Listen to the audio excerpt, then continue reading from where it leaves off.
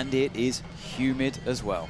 Yeah, possibility of rain, and when it rains here, boy does it rain. You just saw the 88 Mustang, the black and gold car. Ben Keating, the Texas car dealer and multi-class racer, returning to World Endurance for this one-off in his home state and driving the 10th different car that he has in his Le Mans and World Endurance Championship race racing in the Ford Mustang. Clement Mathieu will start the D-Station Aston Martin.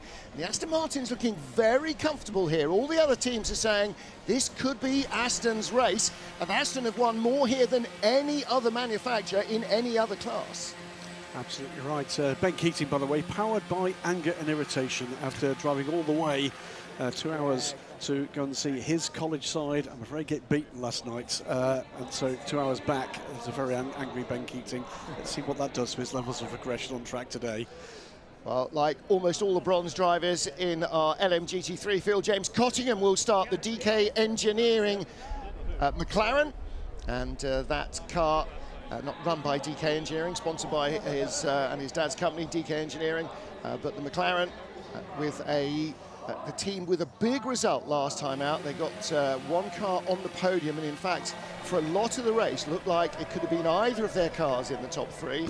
So they definitely look like they've got on top of the issues they had at the beginning of the season.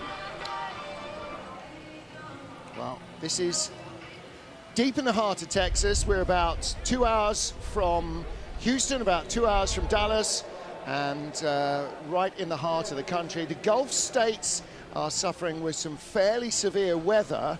Louisiana certainly has had a lot of flooding, a lot of heavy rain. It doesn't seem to be coming this way, but we might catch the edge of it.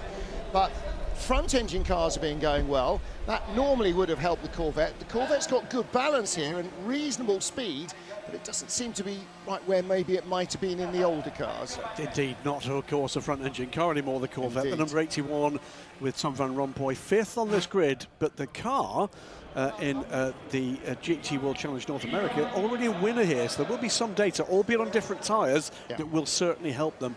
Here is the number 92 car. This is the championship-leading Monza Pure Racing Porsche. Alex Malikin will start this car, and we've been enjoying through their endeavours this year the sounds of the Lithuanian national anthem on the podium. Well, there you can see the Ferrari drivers. Not only do they have aircon in the car, they have cooling seats that blow cool air through, much as in your sort of executive saloon, but they're also using the cool suits. For Cadillac, they're using pure old-fashioned suck it up.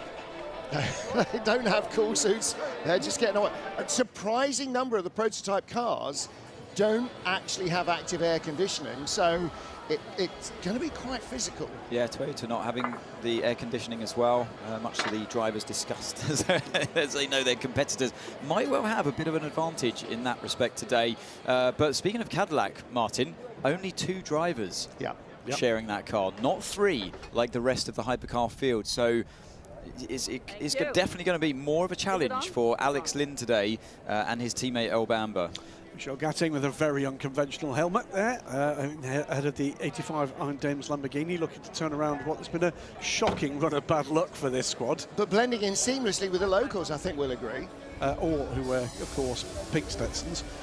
Just in the background, by the way, we also saw the one remaining Ferrari at the moment on the grid, the 55 car. That car will start from 3rd on the grid in the hands of Francois Rio. It's Francois leaning on the rear wing. We will bring you news as soon as we hear it, most likely from Bruce, of what the prospects are for seeing the 54 car. I can update you, the team are changing the clutch.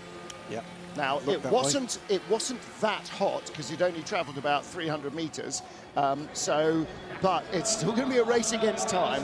You know, your local Ferrari dealership would probably want to have the car for a couple of days, understandably, but here they're going to try and do it and get the car out, probably not at the start of the race, but before the end of hour 1. Pole position in LMGT3, and a first pole position for the Heart of Racing squad and Ian James in this LMGT3 class. The 27 car, cracking stuff from the Englishman, now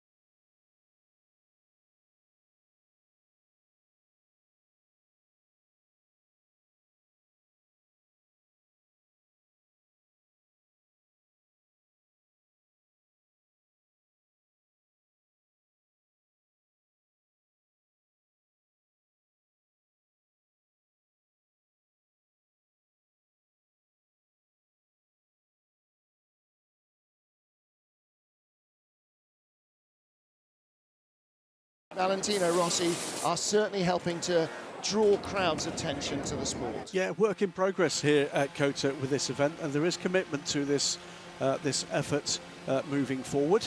And great to see some really engaged fans. We had a long chat with some of them the other evening, Martin. That was great fun. For them, obviously. Absolutely. Yeah, having me talk at you for an hour, who doesn't? Yeah, okay.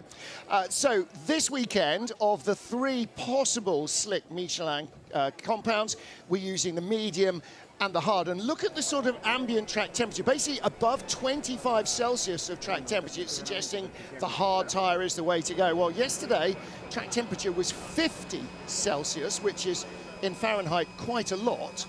112, 114, so extraordinarily hot, but they made the mediums work, not just on a quick qualifying run, but quite a number of the cars are making the mediums work potentially as a double stint race tyre. And the stints are going to be long here as well. It's going to be hard for the drivers.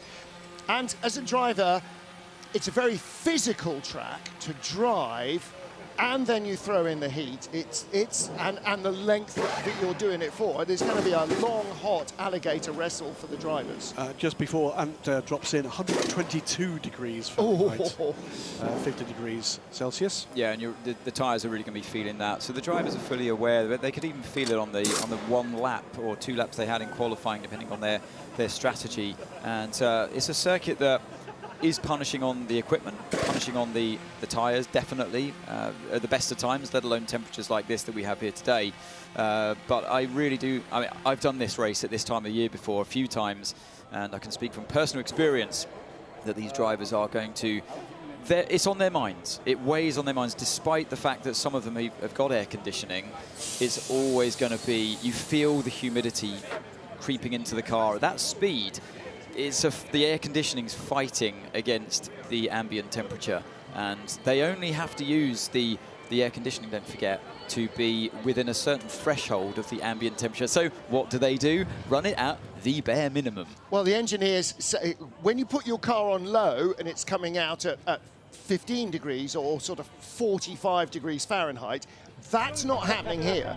All it needs to do is keep the cockpit temperature within a maximum of 7 degrees above ambient air temperature. So if the ambient air temperature is, as it is today, in the high 90s, low triple digits, then, quote, air conditioning isn't really that. Yeah, the issue, of course, aboard these cars is they are effectively a greenhouse, and yes. A greenhouse heated by a very high-performance engine just behind the firewall. In which... So it's not the easiest of tasks to keep it within that window. We are working our way up, by the way, through the hypercar grid. 18 cars here, of course, and a stacked top-class entry. 18th is the Lamborghini. The number 63. Then the 38 Hertz Team Jota car, the 99 Proton car, the 94 Peugeot we've already seen. This is the number 6 Porsche. It is the championship leading car, but it's had a troubled weekend so far, other than actually their long stint pace looks good. Well, no, not so much troubled. It hasn't had woes or been off the road or anything's broken. It hasn't looked... It broke a damper. It broke a damper. Yeah, okay, so it hasn't looked quite as competitive in qualifying as they would have liked, but you can't always be the fastest. That's why it's called motor racing and not motor winning.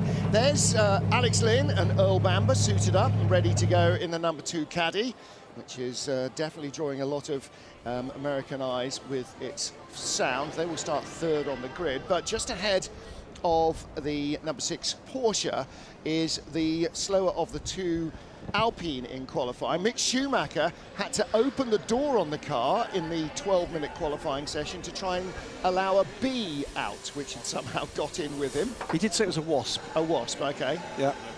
It can sting you multiple times, of yes, course, not indeed. just the one, so yes. yeah, even more dangerous. You're looking at the rule book. I mean, this is very unlike me, but I'm holding the 2024 FIA World Endurance Championship sporting regulations before we get to the anthem. Basically, to cut a long story short, the temperatures inside the interior of the cockpit, the driver, if they're deemed to look like they're suffering from heat stress, can be checked by the chief medical officer at the competition.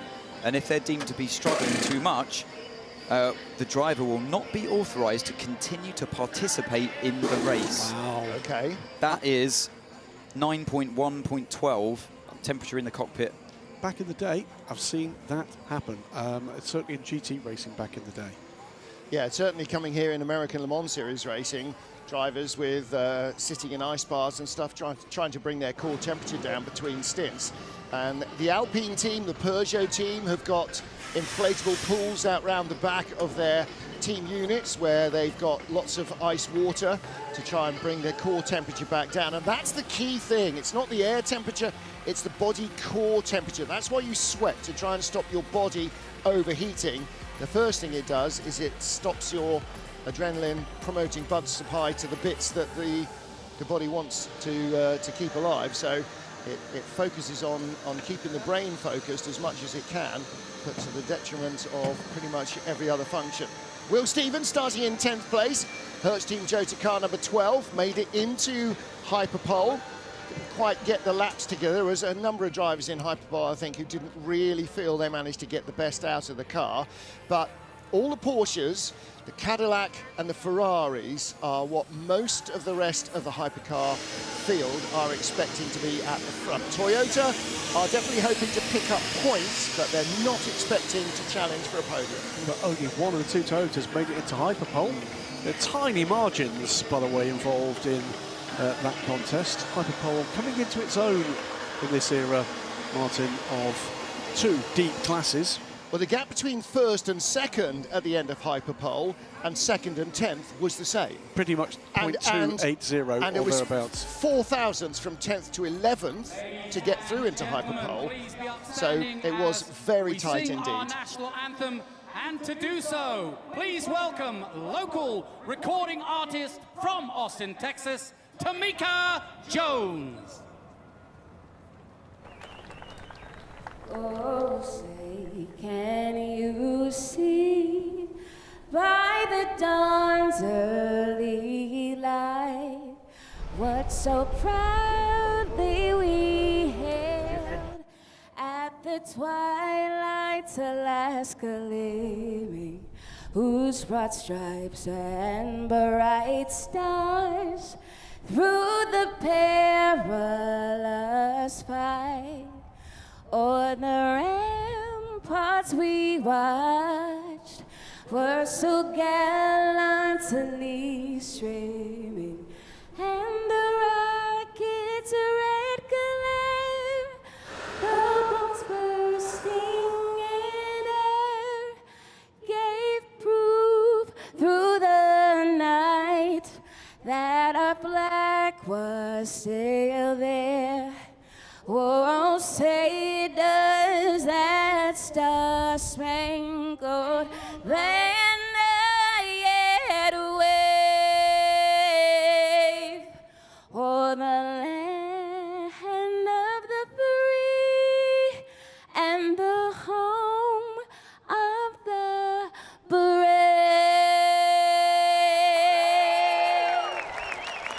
Let's hear it for Tamika Jones. A fantastic rendition of the American anthem by one of our upcoming local stars here in Austin, Texas. Austin is a big music town, famous, of course, initially as the home of country great Willie Nelson, and it's a very cosmopolitan, international feeling place. It really has all sorts of different influences here, and that their motto, "Keep Austin Weird," is about all you need to know about the place. It's got everything going on.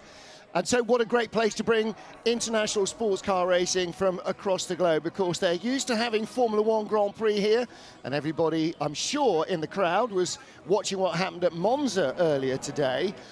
So our question was, with Ferrari expected to be among the front runners, has Ferrari ever won a Formula One Grand Prix and an international sports car race on the same day? And we think it's unlikely in the extreme. Anyway, let's wait and see what the rest of the day brings us. 4 members of our team today. In the booth, Graham Goodwin, Anthony Davidson, me, Martin Haven, who you've already heard from. Sweltering already, I'm sure, in the extreme temperatures of the pit lane, where it is already in the 90s, is Bruce Ioane. Bruce, there's one car in with you, the 54 car. Have you got any more about that you can tell us? I think he's dancing. Either that or he's just been overcome with heat and emotion. All right, well, we'll catch up with Bruce in a little moment. It's a great overhead shot from the drone. There's the 50 car, Martin. This is actually the least well placed of the 3 Ferrari 499Ps, back in 5th place. It was quite the qualifying session for Ferrari against, well, Alpine, as we'll see in a moment, and Cadillac, but the 50 car edged back by a couple of challengers. As the grid begins to clear ahead of the start of the race. There we are aboard the number 35 Alpine. Charles Malaysia it was that put that car this high up the order. And the 35 car looking quick. Yeah, they look very good, didn't they? Very quick, very composed. Cars seem to be able to ride the bumps and the curbs nicely. And there are quite a few places on this track, even though turn 1's been resurfaced, where it's pretty chattery in the braking areas. So that compliance that the car clearly has over the bumps has worked well for them. Number 2 Cadillac, well, Urban was saying in the pre-event press conference that they really felt they had a car that they could do something with here. They tested here just before the track was resurfaced from the exit of turn 19 up through to the exit of turn 2. So predominantly the last corner, main straight and turn 1. And in qualifying, although they didn't put the car on the front row, they are still the only hypercar team to have been in the top 4 in Hyperpole at every race this season. Cadillac with fine second row start after an excellent qualifying effort from Alex Lynn. Really did trouble these Ferraris at the front of the grid, but it's the yellow 83 privately entered AF Corsa 499P. Robert Kubica it was in qualifying yesterday, and he really did worry for a while the 2 factory cars. But it took an amazing qualifying lap, and Davidson for Antonio Giovinazzi. For those of you who didn't catch up or haven't managed to catch up with qualifying yet, it was a great session, a brilliant lap by Antonio Giovinazzi, basically. And so he put the car exactly where you need to, monitored his lap perfectly. He still had some tyres left by the end of the lap. And it was difficult for all of them, without these tyre warmers now, as hot as it is, to get them into the right window before you could open it up. And his lap was really, I think, something special. And we didn't see all of it in its entirety, but the few corners we did see exactly where you need to be. And to that point, was almost 3/10 faster than Robert Kubica, which is no mean feat at all. And Molina, not Molina, Fuoco, who's always dynamite in qualifying, of course. So it was a one-off. I think a one-off amazing lap by Giovinazzi. And the rest of the field, was it down to Kobayashi and P9 after that 3/10 deficit to... How cool is that? It's all part of the spectacle of racing in the States, isn't it? Absolutely. Yeah. But yeah, just to finish what I was saying, basically the rest of the field, there was the same gap between Giovinazzi and Kubica, and after that, the same gap from Kubica down to Kobayashi, who was in P9. Astonishing. And that's a mark of the quality of that lap, without shadow of a doubt. Got a quick view a moment ago as the 30-second board is about to go live of the flag waver we've got this weekend. There is the 54 still undergoing that clutch change. They are not going to make this start. They've an hour, I believe, by regulation to get this done to join this race. So it's gearbox off the back of the engine. I'm not sure if the engine has to come out as well, but they'll separate the two, hopefully get a new clutch in and get it all back together ready to go, and then hopefully the car will be ready to race. So the leading car will head the field away. There will be 2 formation laps before the start of the race. Frankie Munoz waves the flag. That'll be Malcolm on the edge there. Indeed, Brian Cranston's son, as was back in the day. Malcolm in the middle, been taking part this weekend in the Mustang Challenge, one of 2 one-make series sanctioned by IMSA. It's great to have some of their guys and girls here this weekend. They've been supporting the FI World Endurance Championship. Some entertaining racing with the Mustang Dark Horse R's and the Lamborghini Super Trofeo North America. Among the knowledgeable sports car fans who have come to the track today, the captain, Roger Penske, has flown in overnight, or this morning, from Milwaukee, where he was for the IndyCar weekend yesterday. So he is here to see how Porsche Penske Motorsport can fare on US soil. Okay, Marco, so basically tires look to be around 50 degrees already, so that should be already quite helping to warm the tires up. Just obviously you need to warm up the tires, but the maximum fuel you can save on this formation laps will be beneficial. So priority one, warm up the tires. If you feel like they are in a good window already, please manage the fuel. So about halfway there towards the operating window for those tyres. We've been told 110 degrees for those tyres for the operating window. Which would be Celsius, 50 degrees Celsius in old money, 122 degrees Fahrenheit. So, yeah, they are hot. If you literally, as the slick comes off the car, if you touch it with your bare hand, not only will your hand stick to it, it will burn. Yes. Antonio Giovinazzi leads our field away, and all Ferrari front row. Ferrari won in Monza, spoiler alert, oops, sorry, but not with a black car. Can a yellow car win here today? What about Cadillac? What about Alpine? Now, that would be a story to go home with. The second Ferrari and the better of the two Porsche Penske Motorsport cars on row 3. Then René Rast and teammate Marco Wittmann on row 4 in the BMWs. Mike Conway, the better of the two Toyotas, starts 9th ahead of Will Stevens. And on row 6 of the grid, Nico Müller in the best of the Peugeots ahead of the second Toyota.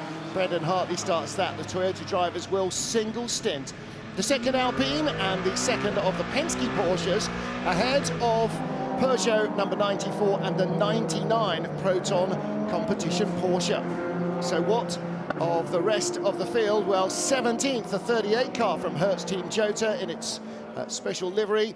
And then we get into our GT field. Ian James and Sarah Bovey, the front row. Aston Martin and Lamborghini. On row 2, the 55 Ferrari and the 92 championship-leading Manthey Pure Racing Porsche. Tom Van Rompuy's Corvette, the first pole sitter of the GT3 era. That car starts 5th on the grid. And the D-Station car with Clement Mateur, the second Aston, starts in 8th place in the class.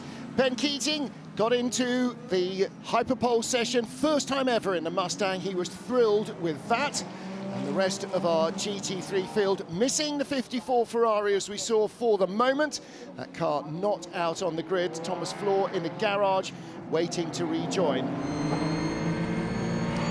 Remember, if you're watching this race here this weekend, you'll be able to catch up with all the stories behind the scenes. I'm sure that will be the dramas of the 54 on the Full Access programme that will be with us in about 10 days' time. Getting ready to go green here at the Circuit of the Americas in Austin, Texas. The Lone Star Le Mans 6-hour race, round 6 of the FIA World Endurance Championship.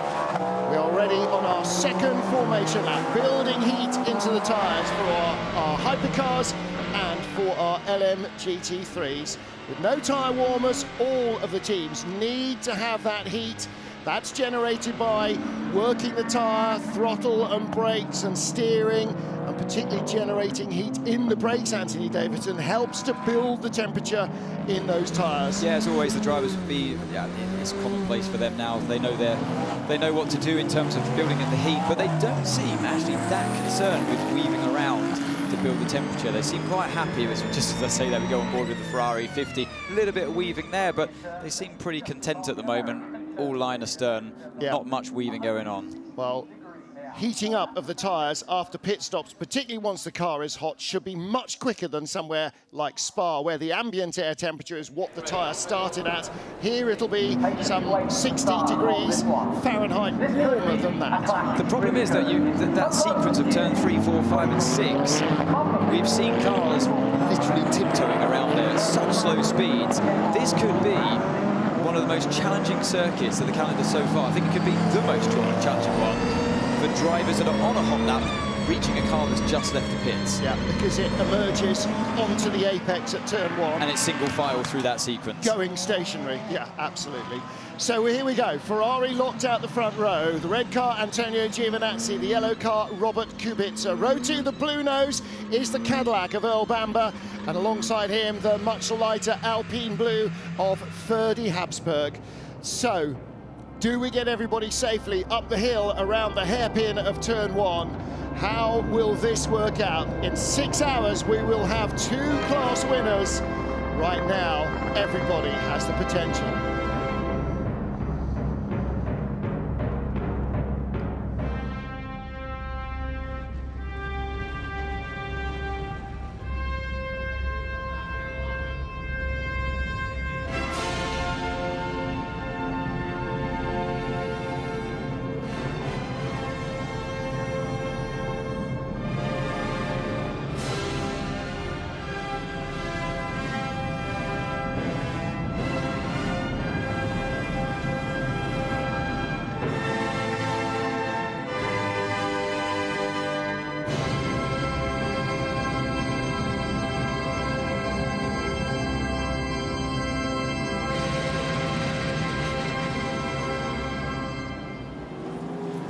The Lone Star Le Mans, 6 hours in the extreme heat of the Circuit of the Americas is underway. Antonio Giovinazzi, the pole man, and right behind him, Robert Kubica tucks in. The second of the Ferraris, the red car up the inside, looking for 3rd place. That's a really strong start. Aggressive from Miguel Molina. Lots of handfuls of opposite lot from the BMWs, but it is Molina up to 3rd. Ferdy Habsburg in the pale blue Alpine down to 4th place. We ride on board with him. He's got one of the BMWs and now ahead of the Cadillac. And everybody through safely, and move up into 2nd place from Francois Heriot in the silver Ferrari, right behind Ian James in the Aston Martin. The Lamborghini goes around the outside of the Toyota. Aggressive stuff. Who started the Lamborghini? The 63 car is Edo Mortara. He was really up for the race this morning. Can't quite get the job done. That's one heck of a start for the Lamborghini. Started from the very back of the grid in hypercar. I think he's passed about 6 cars in the early corners. Yeah, and a strong start for both BMWs as well, making positions, but it was Kobayashi, one of the Toyotas, I believe, got pushed out or lost control momentarily through the chicane at the start, and I think that's how he lost out to the Lamborghini, who's now on the attack once again. But it's a 4-way fight down towards turn 12 and contact with the Cadillac and the Alpine there. Yeah, the Alpine just turned in on the Cadillac. That's Ferdy Habsburg, and he's gone off. So too has Earl Bamber, and he's back on, but Habsburg dropped back in the 35 car in amongst the Porsches, the Toyota and the Lamborghini. Yeah, briefly also off there in that melee was one of the BMWs. Moved down the inside from car 5 there. Porsche just getting through on the recovering Cadillac. So that's Fred Makovici, and he's jumped up from his qualifying position as well, up to 7th place. Kobayashi passed the Alpine. That was obviously the car that went wide in that bit of contact with the Cadillac in turn 12. So 2 positions regained after losing them for Kobayashi, for Conway, sorry, car 7. In fact, Fred Mako started 6th in that Porsche, got shuffled back in the first turn, and he's now made one of those places back up to 7th. Into the pits though, car number 5. Wow, drama on the opening lap and on the formation lap. So Makovici in the pit lane. Conway being under the attack there, maybe passed by the Alpine. No, Conway's just going to hang on to this one. But yeah, that was some aggressive driving from the Alpine as the Peugeot's into the pits as well. Car 94. Well, dear me, also looking at the back of that battle, look at Edo Mortara in that Lamborghini. He was in such fine form this morning. He was really chomping at the bit to get into the car, so he's looking forward to this. 99 has moved itself up a couple of spots, the white car with the green highlights. Proton Porsche of Harry Tingle. Left rear puncture for 94 Peugeot, so contact in the field for Stoffel van Dorn. And there are the 2 Hertz Team Jota cars, one with the white livery, one with the black livery, celebrating Mobil One's 50th anniversary. Part of the partnership in Hertz Team Jota. Yeah, Phil Hansen on the attack with his teammate Will Stevens. Down towards turn 12 they come, side-by-side stuff for the 2 Jotas. Battle for 11th place behind the 10th spot Lamborghini. But the 38 starting from 17th position, so great progress there as well from another of the cars. Going with the Lamborghini Phil Hansen through this field. Yeah, Phil Hansen always starts the 38 car, and he's really moved up strongly, as you said. Looking back from Eda Mortara, and the Toyota trying to get in on the action there as well. Yeah, Brendan Hartley tries to pop it down the inside in turn 15. Nothing doing from that move as Phil Hansen hangs on to the position for now. Toyota started 9th and 12th. Mike Conway's moved up to 8th, but Brendan Hartley has been shuffled back down one to 13th. So a net gain at the moment from Mike Conway, one position further up the field than where he started, but he did lose out on 2 positions, as we saw.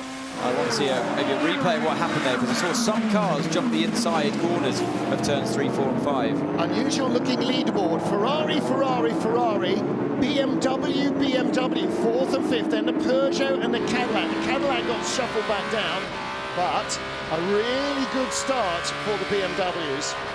Number 5 Porsche was brought in because the pitot tube on the car that measures the actual airspeed in the car, so its actual speed, was left on the car. So Bruce Giovanni in the pit lane. Bruce, a little bit of human error. Yeah, exactly. Car number 5, Porsche Penske, had to come back in because they forgot to take off the safety on the pitot tube, which is the air intake that Anthony can explain what it's made for, so they had to come to remove it. Yeah, pitot tubes come initially from aircraft where you can't measure ground speed. You have to measure your speed through the air, and it's how quick the air rushes into the tiny hole on this little tube that measures the speed. So they don't have GPS that's accurate enough for cars at this speed. And because they're a delicate piece of equipment, and they're quite sharp as well, Yep. they cover them up. Yep. So, yeah, for safety reasons, they needed to take that. What a mistake to make, Well, though. I wonder if that's a safety thing or a regulatory thing, that the FIA measuring the ground speed through the pitot tube as well as the T markers. They use that for correlating their wheel revolutions to the speed, so they know if they're getting too much slip. Meanwhile, sorry, Graham, at the front of LMGT3, Ian James leads in the Aston Martin, the Ferrari of Clement Mateur in 2nd place, and then the Iron Dame, François Heriot rather, then the Iron Dames Lamborghini of Sarah Bovy in 3rd, ahead of Tom Van Rompuy, who's 4th in the Corvette. Further progress, by the way, for Lamborghini into the top 10 by Eda Mortara from 18th on this grid. Great start from the Lambo. And he's saying that they are going to double stint that car as well. They feel pretty happy with it, and it's certainly having a good run. He's got one of the Hertz Team Jota cars, Will Stevens, latched onto his tail. We're behind the other car of Phil Hansen now as we ride on board with Brendan Hartley. So the Toyota team, we are expecting to single stint their drivers. You can't do tyre changes at every stop, but we expect them to change their drivers. We might see a little bit of right rear only, or maybe right side tyres, but this is, although it's an anti-clockwise circuit, the same as Interlagos where we were last month, but it's almost got the same number of corners. It's got 11 lefts but 9 right-hand turns. So it's a fairly even tyre wear across both sides of the car. Vaxivier, I believe he's a little bit out of position here for the speed of that car. He should have been further up the grid yesterday. We talked about the dramas, the problems that Mick Schumacher had in qualifying with that wasp inside the cockpit of all reasons. But yeah, he lost out on getting the car further up the grid. So I feel like Vaxivier at the moment in car number 36, the Alpine, the blue Alpine, is faster than the cars in front of him right now. He's all the way down in P16. Yeah, I'm struggling a lot in all the fast corner, like also T2. I cannot be flat. Okay, is it an understeer problem? Ooh, okay. So he's got a handling imbalance. Well, this track has changed so much. You can see how black the new tarmac is. They relayed the pavement here all the way from between the final corners, 19 and 20, all the way up through turn 1, down through turn 2. The incident between Earl Bamber and Ferdy Habsburg under investigation. So they'll be looking at a lot of incidents on the opening lap, some that we saw and some that we probably didn't. But the change of bright blue sky or cloud cover can make a 10-degree or at least 5-degree change in the temperature of the track as well. So grip comes and goes. Track has been getting grippier and grippier and grippier as the race weekend has gone along. Maybe Alpine have just underestimated or overestimated how much grip might be available today. Except at turn 2, slippery surface warnings at turn 2, so quite what is down there. Debris. So I know it's not a slippery surface, but there isn't such a thing as a debris flag. Normally it might be a waved yellow, so I wonder if the debris also includes somebody who's lost a little bit of fluid there as well. Francois Heriot and Tom van Rompuy battling for third place in LMGT3. The blue Heart of Racing Aston Martin of Ian James is the leader. Sarabovi now up to second place. She's got ahead of this silver Ferrari. So this is the car that was second on the opening lap after a strong start from Francois Heriot. And he and Tom van Rompuy in this battle, they're both planning to do a double stint to use up their entire minimum drive time. Each driver category has a minimum drive time that they must complete to score points. And that battle now being called by the 94 Peugeot. Yeah, that 94 Peugeot, hearing from Bruce in the pits, has got a bit of damage to the rear left. That might be the source of the debris. This will be the change for second, just out braking himself a fraction at the top of the hill in turn 1. Anthony, talk to us about turn 1. As you go up there, presumably all you're seeing is clouds. Yeah, it's a steep elevation change of around 20-25 metres, so you can brake later generally into that corner because of that elevation. This is a great shot. You see, we were just momentarily on board with the BMW. You can see the track rise up in front of you, so you can brake a bit deeper into the corner, but unfortunately for Heriot, a little bit too late, and then the corner itself sits on top of the brow of the hill. Very hard to see the apex of turn 1. Battle for third place, Miguel Molina in the Ferrari with Marco Wittmann right behind him and challenging in the BMW. It is still a Ferrari 1, 2, 3, and interesting, Robert Kubica, now they tried this before in free practice, one hard right rear tyre.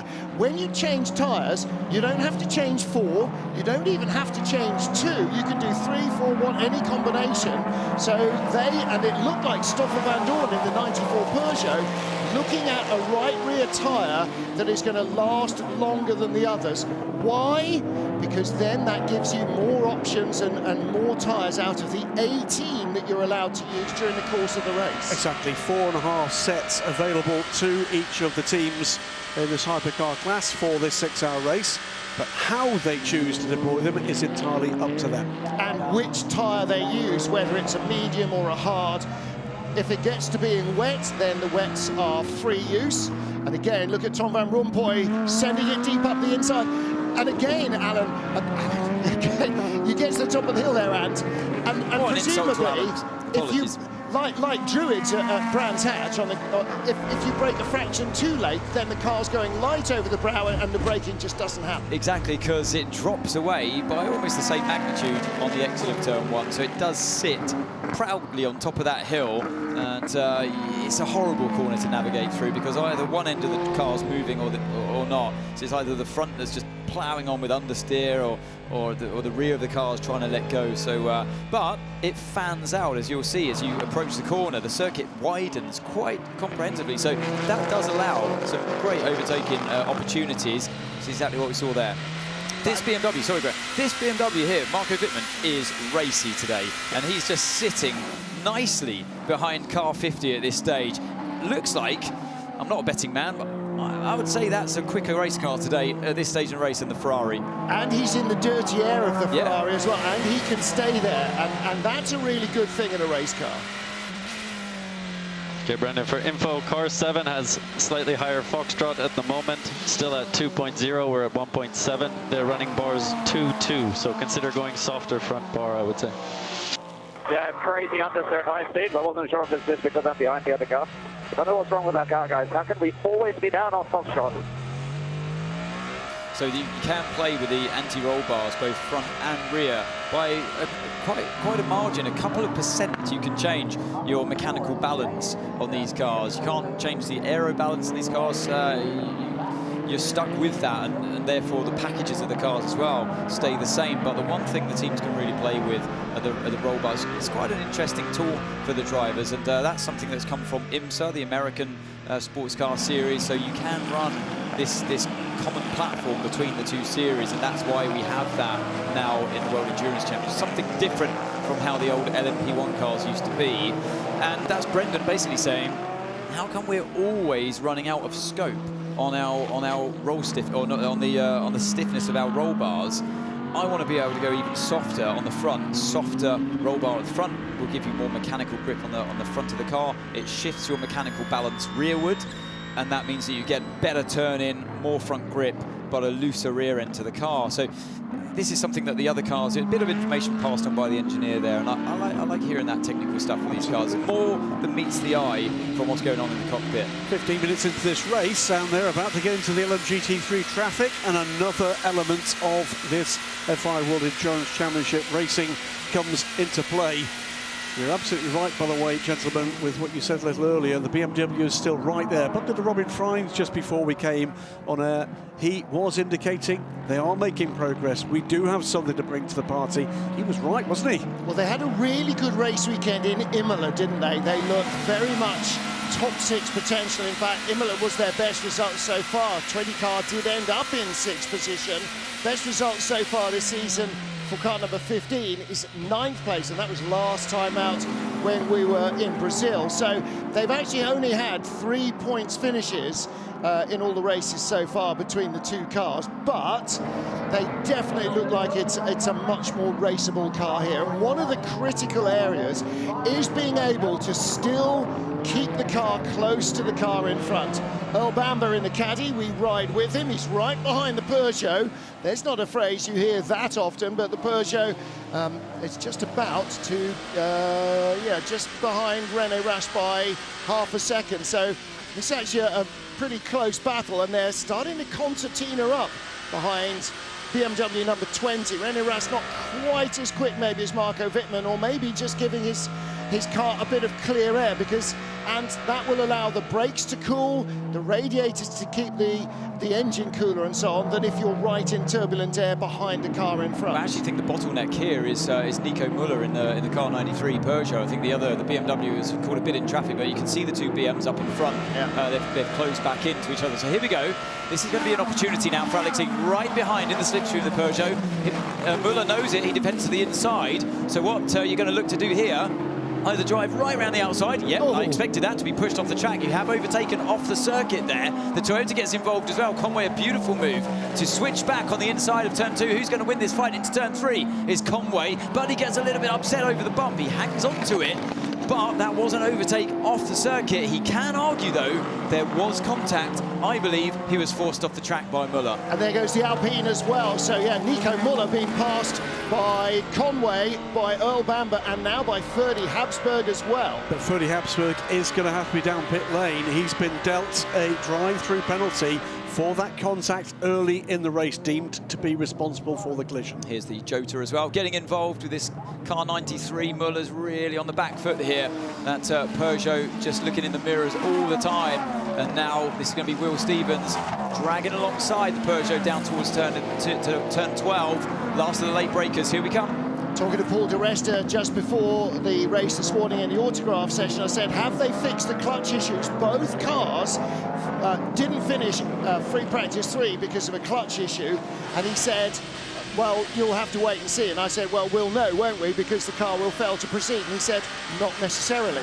Right. But it will definitely remove their competitive edge if they have got a clutch issue. Will Stevens on fire here. Look, he's taken the fight to the Alpine as well, car 35, and round the outside.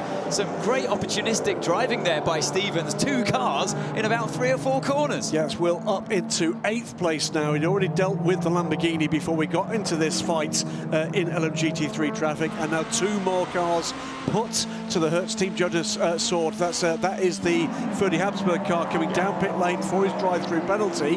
Now imagine being one of these poor GT3 drivers. You're trying to run your own race, stay online, and there's hypercars whistling past both of your mirrors and jumping into gaps that you didn't even believe were there in the first place. Well, one of the beauties of being able to look at different angles when we get some of these highlight shows for Lexus, etc.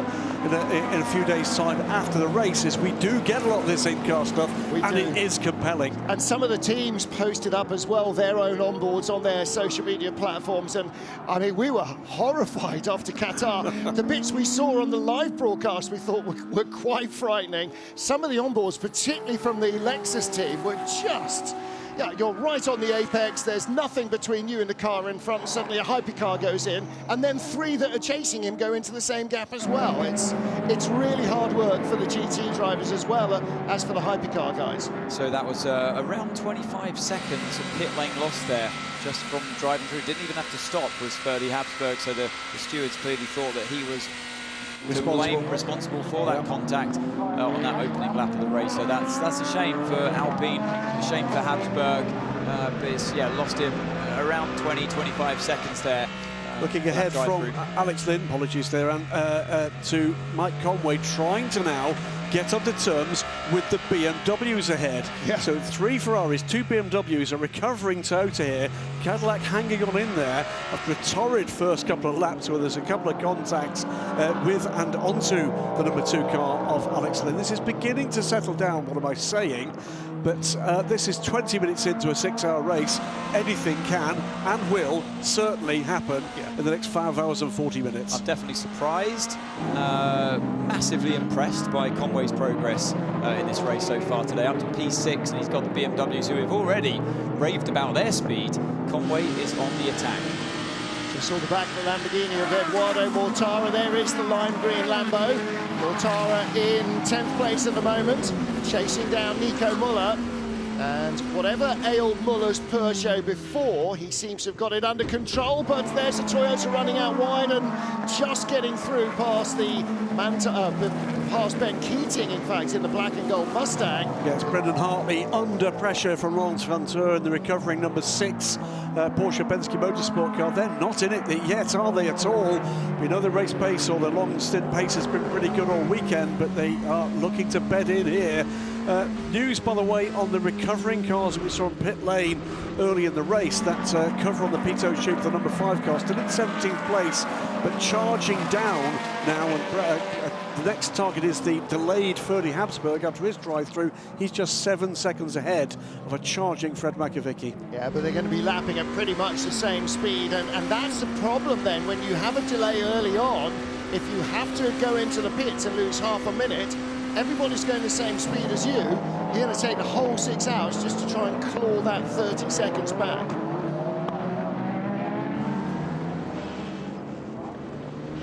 Porsche, Toyota, Porsche battle. And this is Brendan Hartley trying to chase down Phil Hansen in the black and gold Hertz Team Jota Porsche. And we ride on board behind him in car number 6, Porsche Penske Motorsport car of Laurens Vanteur. And again, Vanteur, hands busy there as he turned the car in, and it decided, no, I haven't got that amount of grip. And this is early on. This is only lap 12, 11 of the race for these cars, and already the front end is starting to protest. Yeah, new fastest lap of the race goes to Robert Kubica, as we see the start of the race again, Martin. Yeah, Kubica tucked in immediately on the run-up to turn 1 behind Antonio Giovinazzi, the pole man. The second Ferrari moved up to 3rd place. The BMWs were right in the midst of the pack, and look at LMGT3, 3 wide, 4 wide, lots of cars having to run out wide. Ooh, now the second of the Ferraris, the red car, Miguel Molina, inside the white line. That was a good move, wasn't it, at the start by him into turn 1, right down the inside, and then he's got the Alpine on his outside on the exit. So yeah, that's some good feisty driving, and yeah, a well-deserved round of applause at that moment by his team. That's a proper block pass, isn't it? He parked it on the apex, and it almost didn't matter that he was stationary because it's such a long way round. It's always risky to go around the outside of turn 1 at the start. You're bound to get bullied off the track. Yeah, 2 hits I spotted there on the Cadillac. First from the Alpine. Now, who cut the corners here? I saw some cars. Oh, that was a big old moment for Conway, and that's the moment I saw. Yeah, so it was Conway. So he got shunted by the Porsche, didn't he? Whichever that was. That was 5, wasn't it? And is that where the Porsche picked up its puncture, or was it that? Must have been. Yes, if it was left rear, it must have been. But Conway, there was a bit of contact there, wasn't there? Porsche didn't have a puncture. 5 did. No, it didn't. No, it was the Pito Tube, you're right. That was way too late down the inside, wasn't it, for 35 because of the contact with the... that was, he went for a move, basically, way too late. And the contact was made. So if nobody else was there, he was going to struggle to make the corner, Ferdy. And here's the view from Caddy. of the replay. So that was a third contact on the caddy on the opening lap. That's where the puncture happened for the Peugeot. Yeah. It was contact from Team Cota. That was Phil Hansen, wasn't it? In the number 38, I believe he was behind Stevens. He was behind Will, yeah. So there's our race leader. Second time we've seen him so far, and we're 30 minutes in, nearly 25 minutes in. We saw him up to turn 1, and after that we were distracted by other shenanigans. And Antonio Giovinazzi leading Robert Kubica. The gap between them is 1.6 seconds. The gap to third is 3.8. And Ian James leading in LMGT3 from Sarah Bovey. And now the TF Sport Corvette, Tom Van Rompuy, has got ahead of Francois Heriot. Ben Keating up to 5th place in the black and gold Mustang.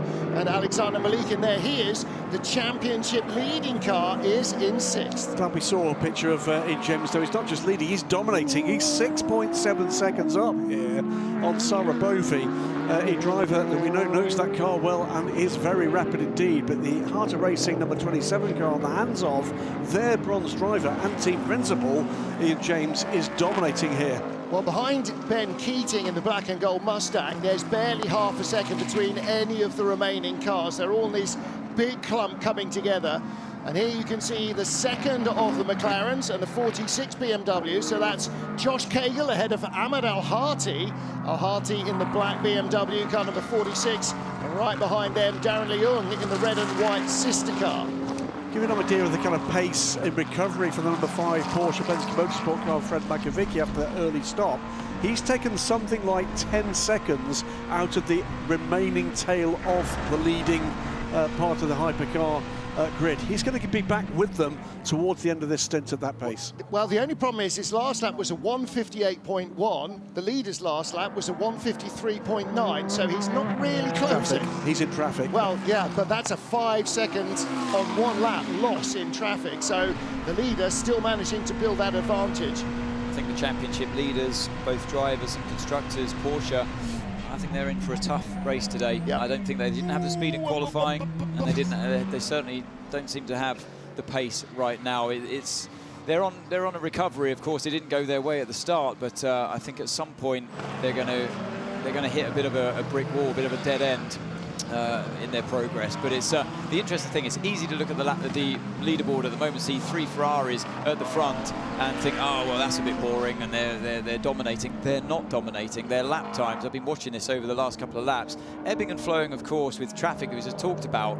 But the 2 BMWs on average, and Mike Conway as well, are definitely able to lap at the same speed in freer air. The other point to make here, and you're quite right, is the biggest gap before we get down to 14th is actually the gap between 2 Ferraris. Everybody else is in a really very close group indeed.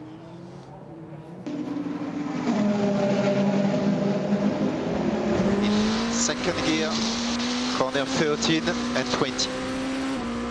So that'll just be the engineers of Ferrari, just seeing what the other drivers are doing in front of Molina, giving a bit of advice what gears to use. Just you're using a higher revving gear, so a gear lower than maybe he's using at this stage. So this is 12, so the corner he was talking about is 13 here, this right-hander. Use second gear into this one, not third, or maybe he was even revving it even harder using first. So it's something that the engineers seen that other drivers in the team, in the other 2 cars, part of the beauty of having more than just 1 car. So you would assume that he was in third because he felt they were more traction limited there than they actually are. So you can use second, more punch off the corner because the grip is there.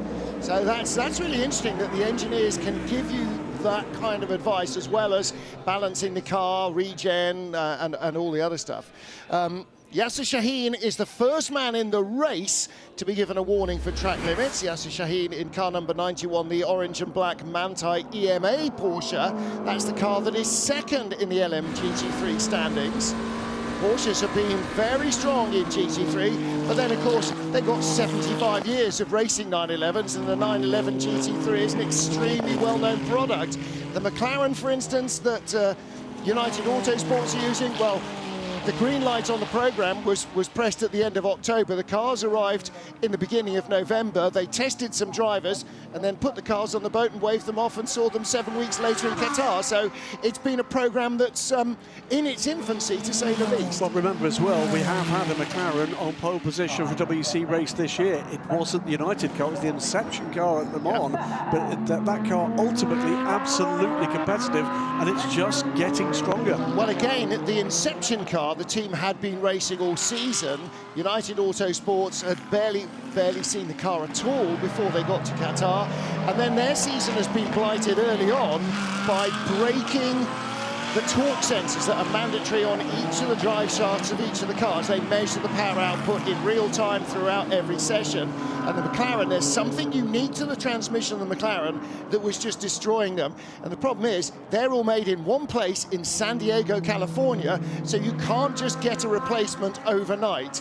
It's, if you're getting through a lot of them, and they were, then that's been their focus pretty much up to Le Mans, to try and get the car not to destroy these sensors.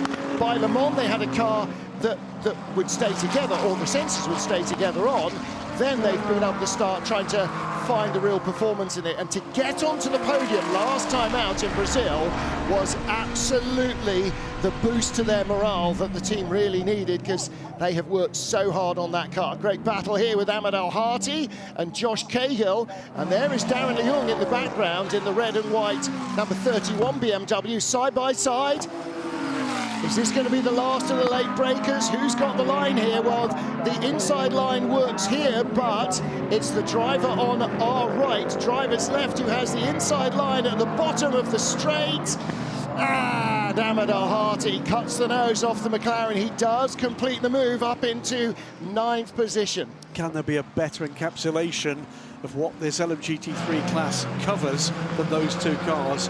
Nobody would say that the McLaren is anything other than absolute supercar, whilst the BMW M4, absolutely a supercar in terms of performance, but a real classic GT car. And for those of you wondering, well, you know, those drivers neck and neck into turn 12, some really late braking stuff. How come none of them locked up? The LMGT3 cars do have ABS, anti-lock braking system, so it's down to the car as the driver just mashes the brake pedal. But still, it's about when you choose to hit that brake pedal. Well, and that's a learning curve as well, because most racing drivers, until they get into these cars, don't race with ABS, and so they need that feel, that sensitivity. It's a bit like having dead power steering. I'm turning the wheel, but I can't feel the tyres. I'm pushing the pedal, but I can't feel the brakes. So Ben Keating, especially on the brake-by-wire in the Mustang, was saying it feels really, really strange. At the leading pair here of Giovinazzi, Robert Kubica, two mighty fine drivers, and Kubica's just been methodical here and just starting to close in on his teammate.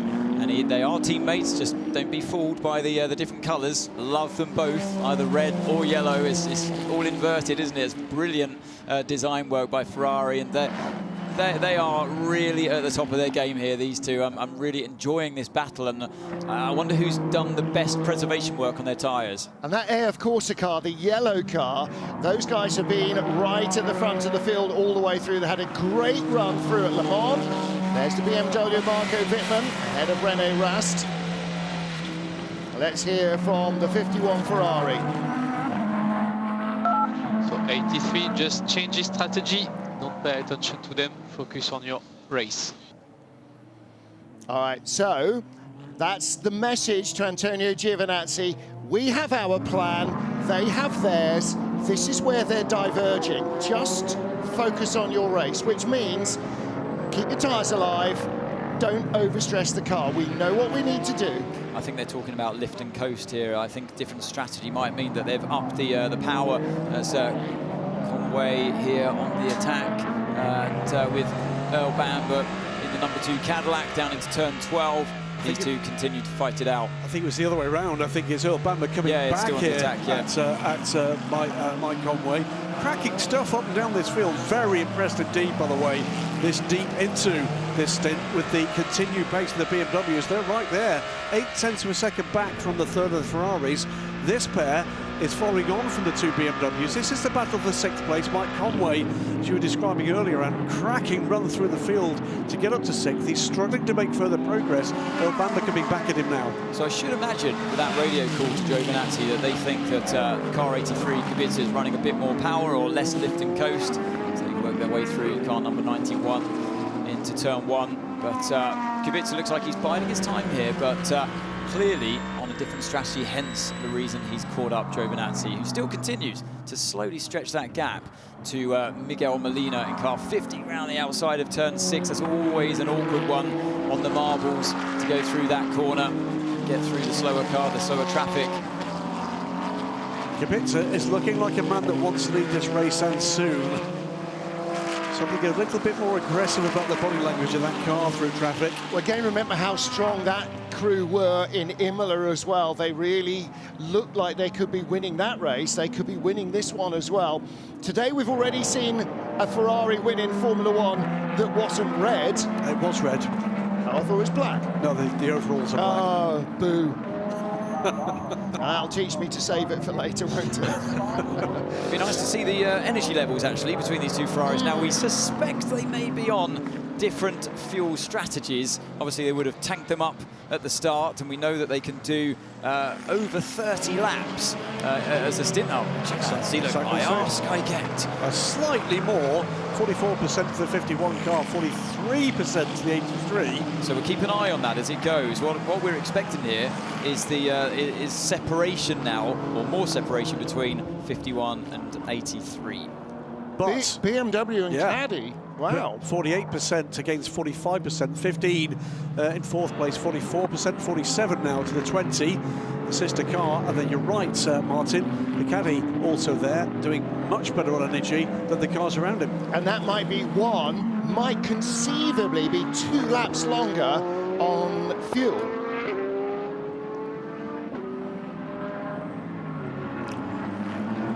...18 laps in and 34 minutes elapsed in the Lone Star Le Mans, round 6 of the FIA World Endurance Championship.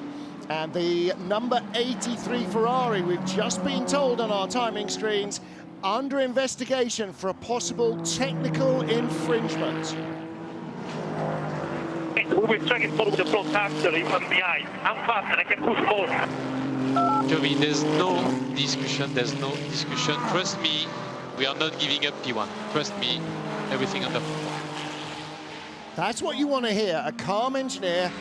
Believe me, we're not just going to wave them by, and that then allows him to do what they need him to do, which is focus on his car and not worry about the mirrors. This is an interesting moment. The BMW is still with Miguel Molina, who's been dropping back from that lead pair, and they've now been caught as well. That is the change.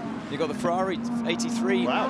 overtaken 51. So just as we were hearing that there's not going to be a change, they're not giving up P1, they have actually somehow, or Kubica's found his way by. Did it happen in traffic? Did Giovinazzi slow down intentionally? Didn't sound like he wanted to, or was going to. I think we might see here. He did. He just backed out the throttle. All right, so maybe there was a subsequent message. Okay, stick to your plan. Was Kubica's pace taking him out the window he wanted to be in for their strategy? We've got a notice on the timing screens that there is investigation underway for a technical infringement for the 83. That quite often could be something very minor. It might just be a warning or notation. We'll keep an eye on that, but it is now. There we go. There's the Brains Trust at of course, Robert Kubica jetting off into the distance now. Looking behind here at this battle, Molina, Whitman, Rast, Conway and Bamber. Well, René Rast in that second BMW, just keeping his distance behind the cars in front. And Earl Bamber riding on board with him, the Cadillac, not quite as far up the field as he would like to be. 7th place, don't forget the car qualified 3rd fastest. They really got muscled out of the way by everybody else in the opening lap. 37 minutes though, and only 10 seconds separating those top 7 cars.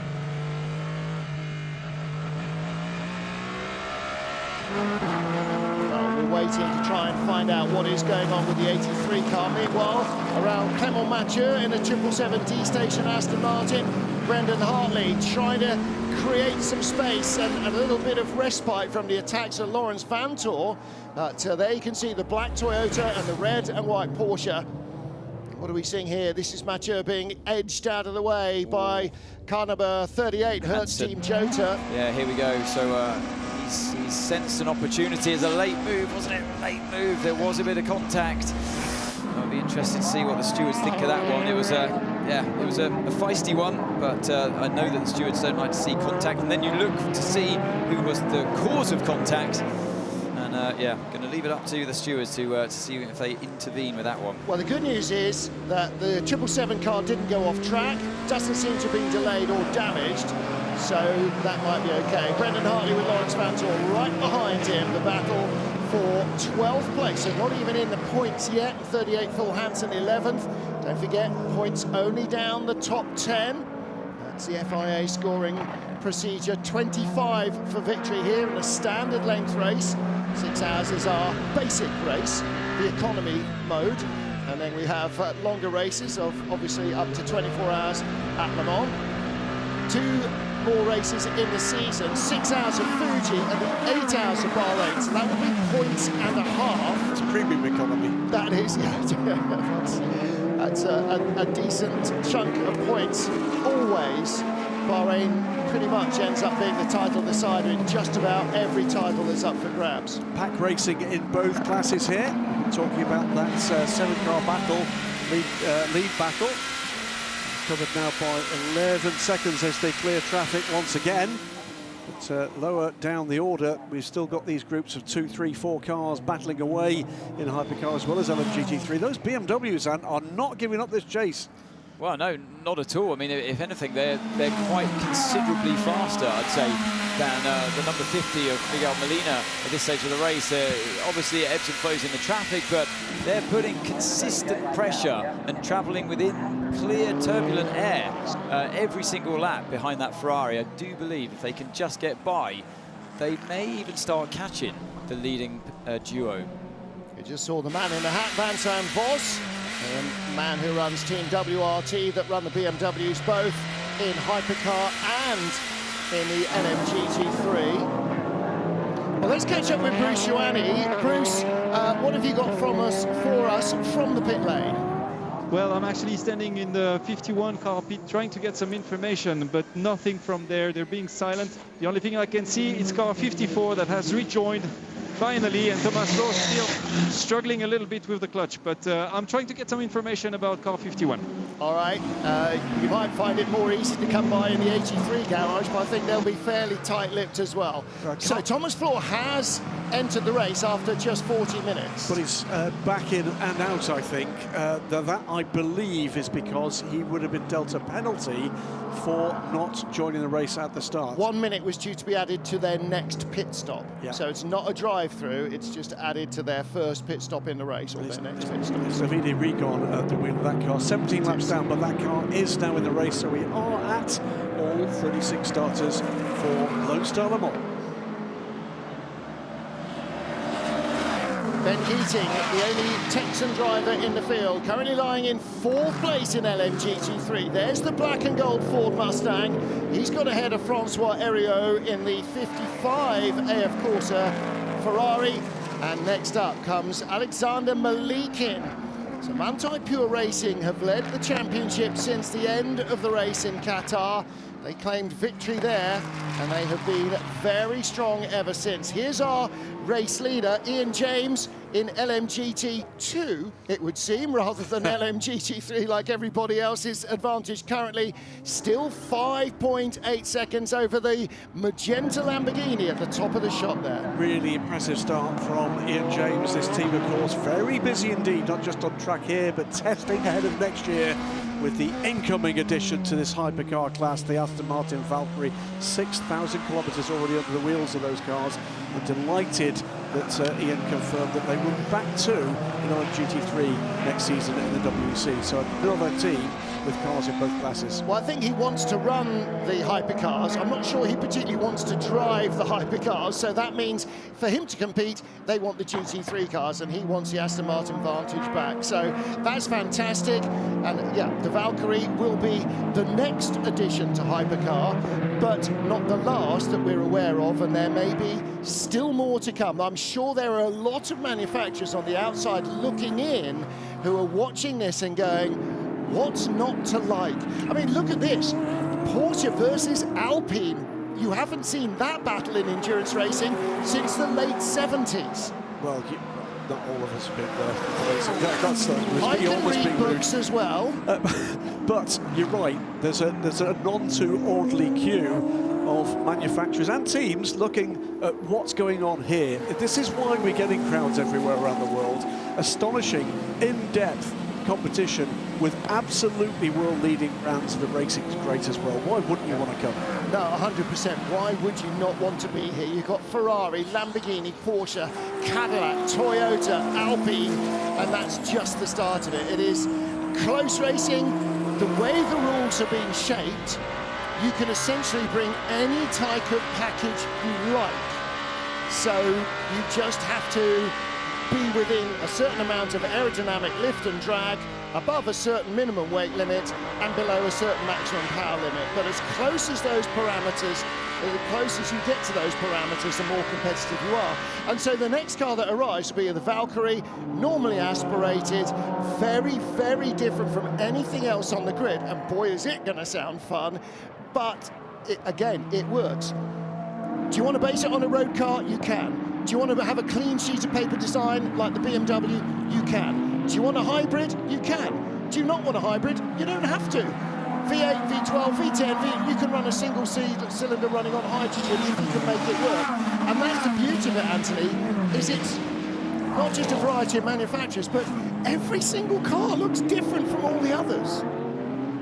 Yeah, exactly. It does open up that opportunity for the manufacturers to have a bit of their own style and design cues. As you can see, the massive grille on the BMW, for example, as they head towards us, still putting pressure on that Ferrari number 50. And we talked about the different possible strategies between 83 and 51. And now with the fuel remaining, you can see the energy left 25% compared to the 26%, still that 1% difference. But I wonder what they're doing, with number 50 Ferrari as well, because he's on the same strategy almost as 83. But look at the BMW, 7% more energy than the leading 83 car. That is, by the way, on a tear. It's a new fastest lap of the race for Robert Kubica. It's a 1:53.250 as he begins to stretch that lead out 4 seconds now from Antonio Giovinazzi on what is a very different strategy. Miguel Molina may be falling off the back of that lead too, but he is doing a great job of rear gunner against the BMWs, the Cota and the Cadillac that stretch this field down to 7th. Well, let's hear from Bruce Ioane in the pits. Bruce, what do you know? Well, basically, I know that we all had that question, was the change of position between 51 and 83 to possibly annihilate a potential penalty for car 83, but it's not the case. It's just racing openly between the cars. All right, well, the cars, the Ferraris are fairly similar on fuel, but BMW's fuel in hand, or energy in hand, because that's hybrid energy, which a lot of the cars use, and the BMW certainly does, as well as internal combustion engine energy. Look at that, 6% more. That's at least 1 lap. That's very nearly 2 laps more. And we've probably got another 6 or 7 laps before the cars are pitting. They'll probably go 2 laps longer than anybody else. But it's still Ferrari that dominates this race. It is a Ferrari podium right now, with BMW hunting them down 4th and 5th.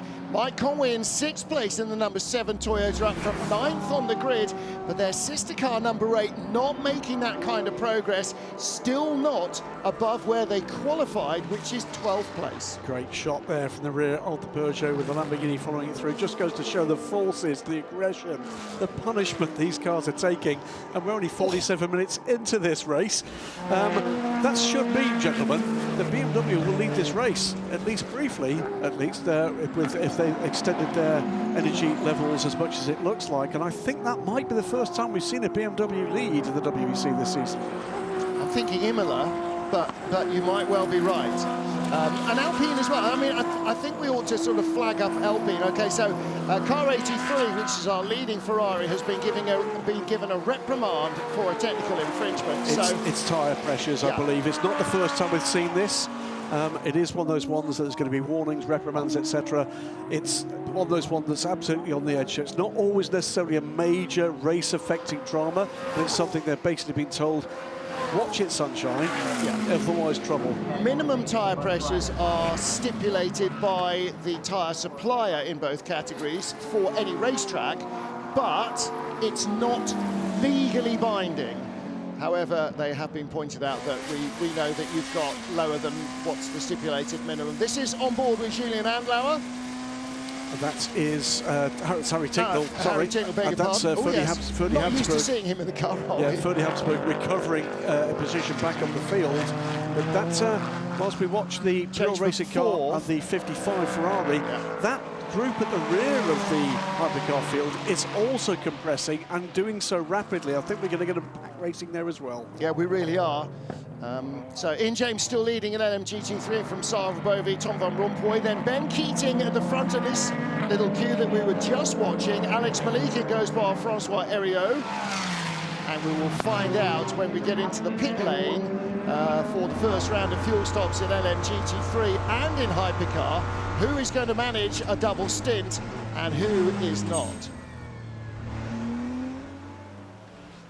Vincent, great start of the race, great form of the cars. It's the first time that you guys are running so close to the lead, and it looks good. You could even probably be leading the race at some stage.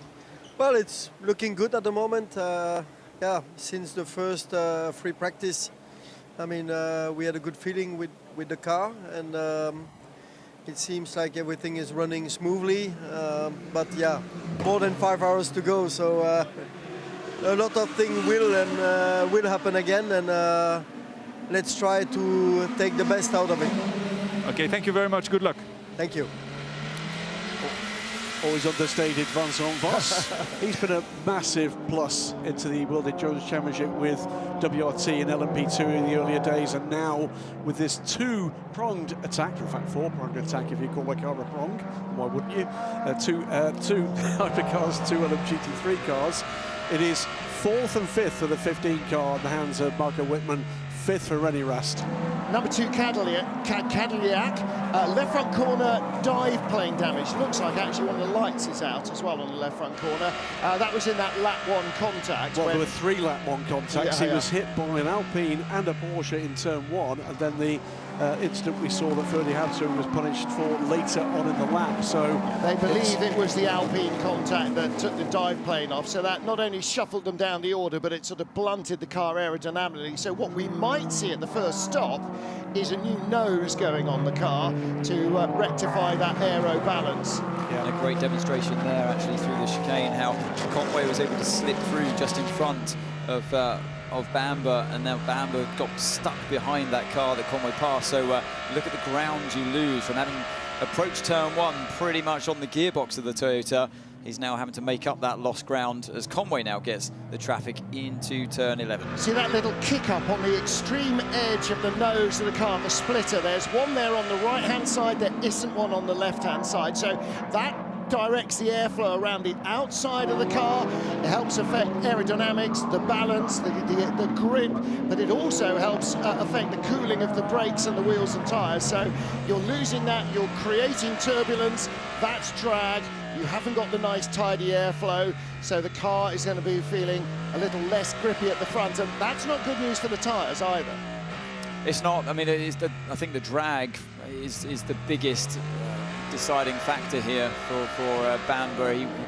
The balance, you can deal with that small amount of damage to the car, but the drag it causes can cause bigger lift and coasts and things like that. So it'd be interesting to see if they bother to change that nose assembly on the front of that Cadillac the first round of pit stops or later on in the race. Great view from on board when you're looking forward in the Cadillac. You can see, like a Series 1 Land Rover, the cooling is basically a hole with some mesh on the inside of it to stop most of the big bits of muck coming in. So it's not even directed at the driver, it just comes in. First of our LMGT3 fuel stops. This is for the 777 D-station race, and as Aston Martin. Yasser Shaheen is in for Manthey EMA in Porsche number 91. 78, Anna Robin, who started the 78 Lexus, is in as well. So our first 3 fuel stops. Energy stops. Energy stops. And it will be energy only for both Corvettes. They will stop at the end of the current lap. 5 seconds is going to be added to the pit stop time for Philip Hansen in the 38 car. That is the incident at turn 6, 13.38. That was the was that the impact with the 777? Yeah, it was the D-station. You see the planks grounding out. That's the bump in the middle of turn 3 down at the beginning of the S's section. I spoke to Buemi actually about this on Friday, and he said it's really savage to go over that part of the track.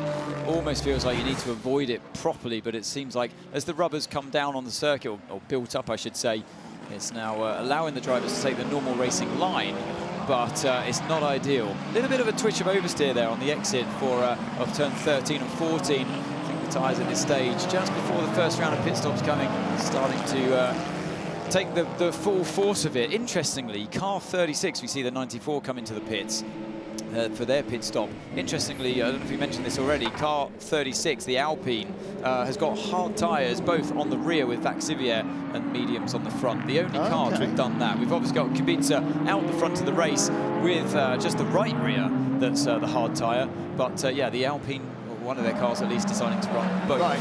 LMGT3 leaders are in, Ian James, and you just saw Sarah Bovey. Tom van Rompuy in from 3rd, Alex Malikin in from 5th. He was right on the gearbox of Ben Keating in the Mustang, so Keating goes through. He is our new race leader. Keating leads in Texas aboard the Ford Mustang. Stop the count. Absolutely. United No, we're having too much fun. Cottingham and Ahmed Al-Hati follow through. They too run on pits on this cycle. We are 55 minutes into this race. Here's the Cadillac. Driver change.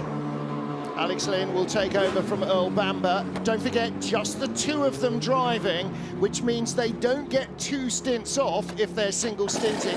They get 1 stint off, part of which will be debriefing, part of which will be in the garage ready for 10 minutes before the car comes in, and the remaining 20 minutes we're trying to cool down.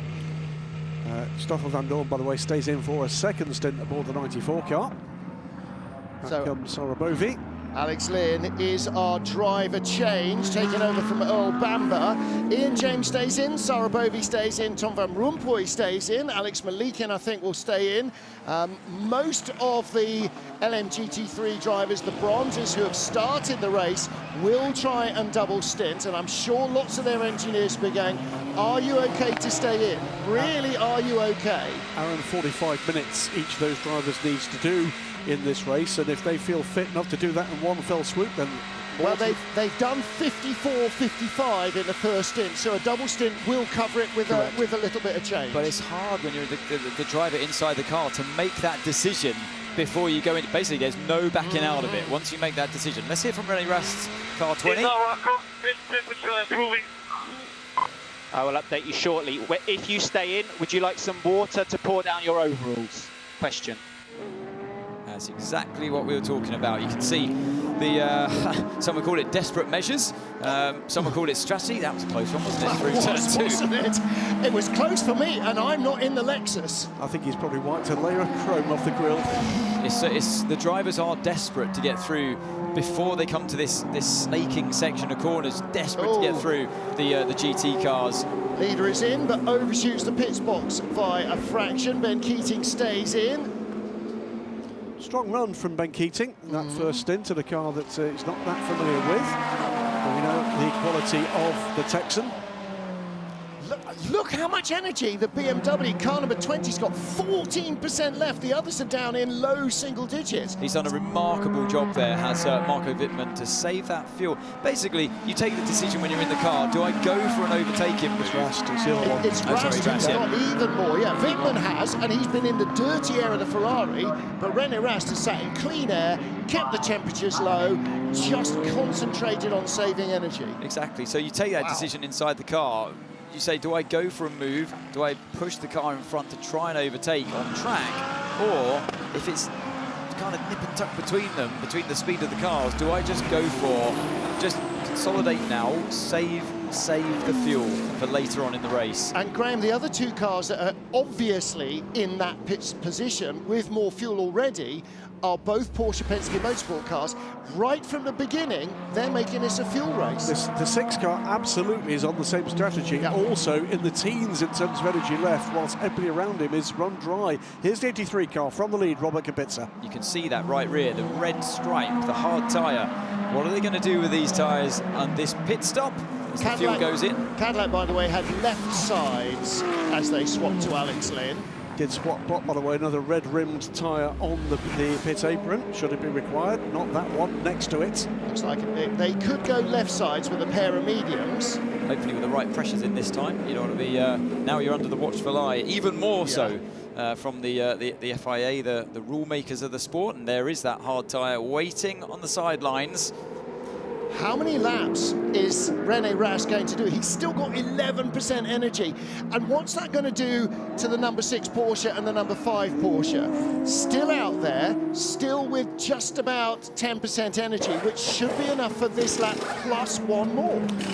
Potential trouble ahead here for the Lamborghini. Eduardo Mortara under investigation for overtaking off track and a lasting advantage at turn 10. That's some 20 minutes ago. And my guess would be that would have been a Dunlop GT3 car, because I don't think in that window he went past another hypercar. Now, did we see the stop? Because I've just got a message from Ferrari saying that they were going to change all 4 tyres on 83, but we're still 3 mediums and a hard right rear. 120 on pit road, and that is more than a fuel stop. That sounds right, yeah. That does sound right. It is 5 seconds added to the next pit stop for the Lamborghini for that overtake off track and lasting advantage. Okay, so new tyres, the ones on the left, 5 laps, that's not race tyres, that's tyres that did hyperpole. Exactly. Because they did more than 5 in qualifying, so that will have been half the hyperpole set. And although you say 5 laps of hyperpole activity compared to just doing a normal speed of 5 laps, it's a very different situation. Well, so he might be a little bit slower, therefore, in this stint, so we could possibly expect that. But yeah, interesting on the Cadillac car too, with now that driver change to Alex Lynn.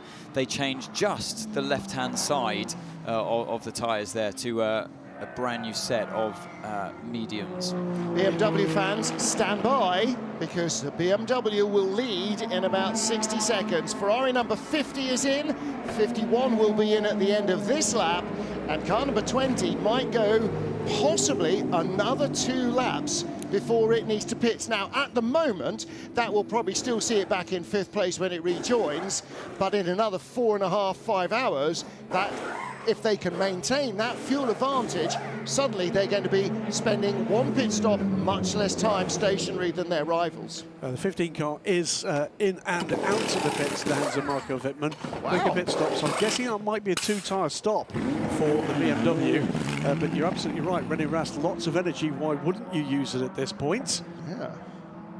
So, really interesting strategy. What have we had so far, gentlemen? We enter the second hour of this 6-hour race after a first lap that looked a little bit like the jostling you'll get on a metro at the rush hour. But after that, it's been good, hard, clean racing throughout. Yeah, it really has. 83 comes out ahead of the 50 Ferrari, but only a couple of metres in front. Of course, the 50 car's on colder tyres now, so that gap will grow. 36 is in as well. Where are Alpine going to end up in this? This is going to be very interesting, because the Alpine didn't have the best of fortunes in the opening laps, but they are quick. 51 is in. This is our current race leader, and before he gets to his pit box, no, not before, but as he gets to his pit box and the pit stop starts, then the BMW will come across the line, and it still has 6% energy, so that's good for a lap. So too is the number 6 Porsche. Porsche are going to drive themselves in. Why are they doing that? So what we're looking at for here hang on. That will be a shorter stop. So are they going to try and jump the car in front in the pit lane? What we're looking out for here, speaking of jumping positions, the main race to look at the moment is the number 51 versus the 83. So the 83 probably had the undercut there by pitting earlier, and the advantage of 1 or 2 new tyres on the car. At least we see the Jota off down at turn 12. Meantime, by the way, the car that has just taken come out the advantage pit lane, sorry. has taken advantage of having the additional energy left. Porsche Penske Motorsports number 6 car does go through and takes the lead from something like 14th. Yeah, but it's only obviously it's before they do the pit stop, so it's just a virtual race that you're looking at there. They're not genuinely in the lead. Ooh.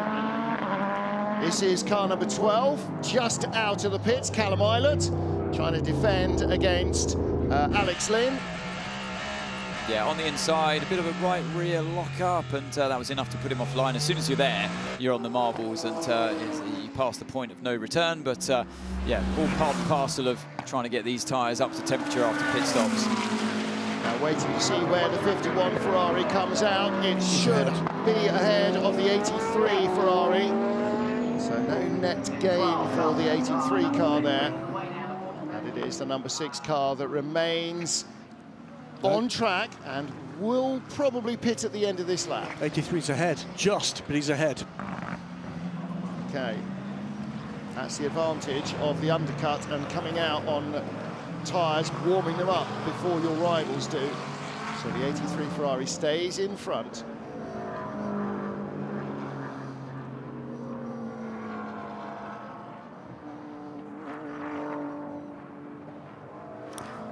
Tour leads the race, owes us a pit stop shortly, but behind it is order restored with the 3 Ferraris. Here they are, and they're a lot closer together than they were. Because the upshot of this lot is Miguel Molina, I think we'll be able to confirm, did not take 4 tyres and is right with Antonio Giovinazzi. So the 2 factory cars nose to tail with Robert Kubica a couple of seconds up the road now.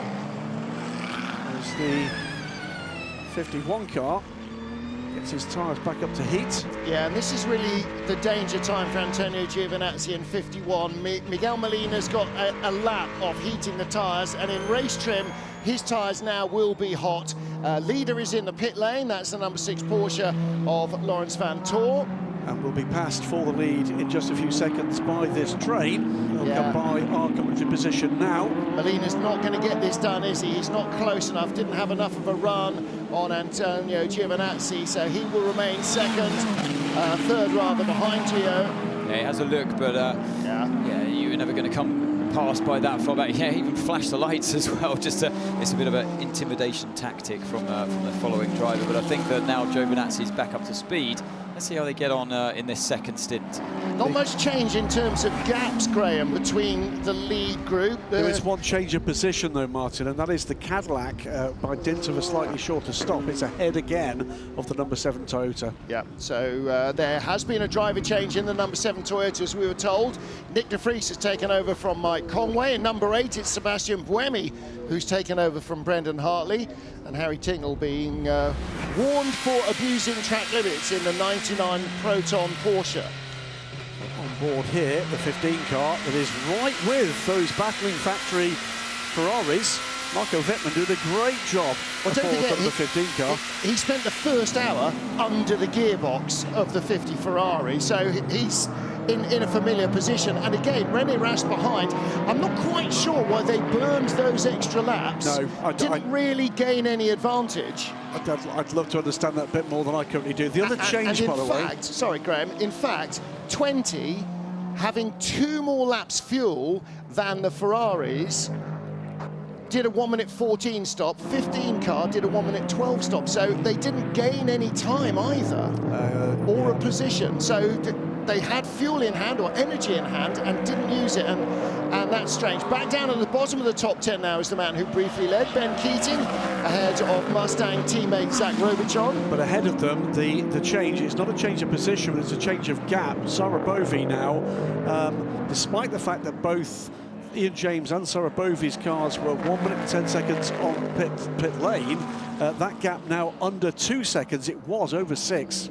Yeah, didn't seem to be any tyre changes in the top 10 cars in LMGT3. So Ben Keating didn't take tyres. There were some who either took tyres or had driver changes. Simon Mann is in the 55 AF Corsa Ferrari, so that's why they had a slightly longer stop. Zach Robichon had a slightly... Ben Keating had a slightly longer stop.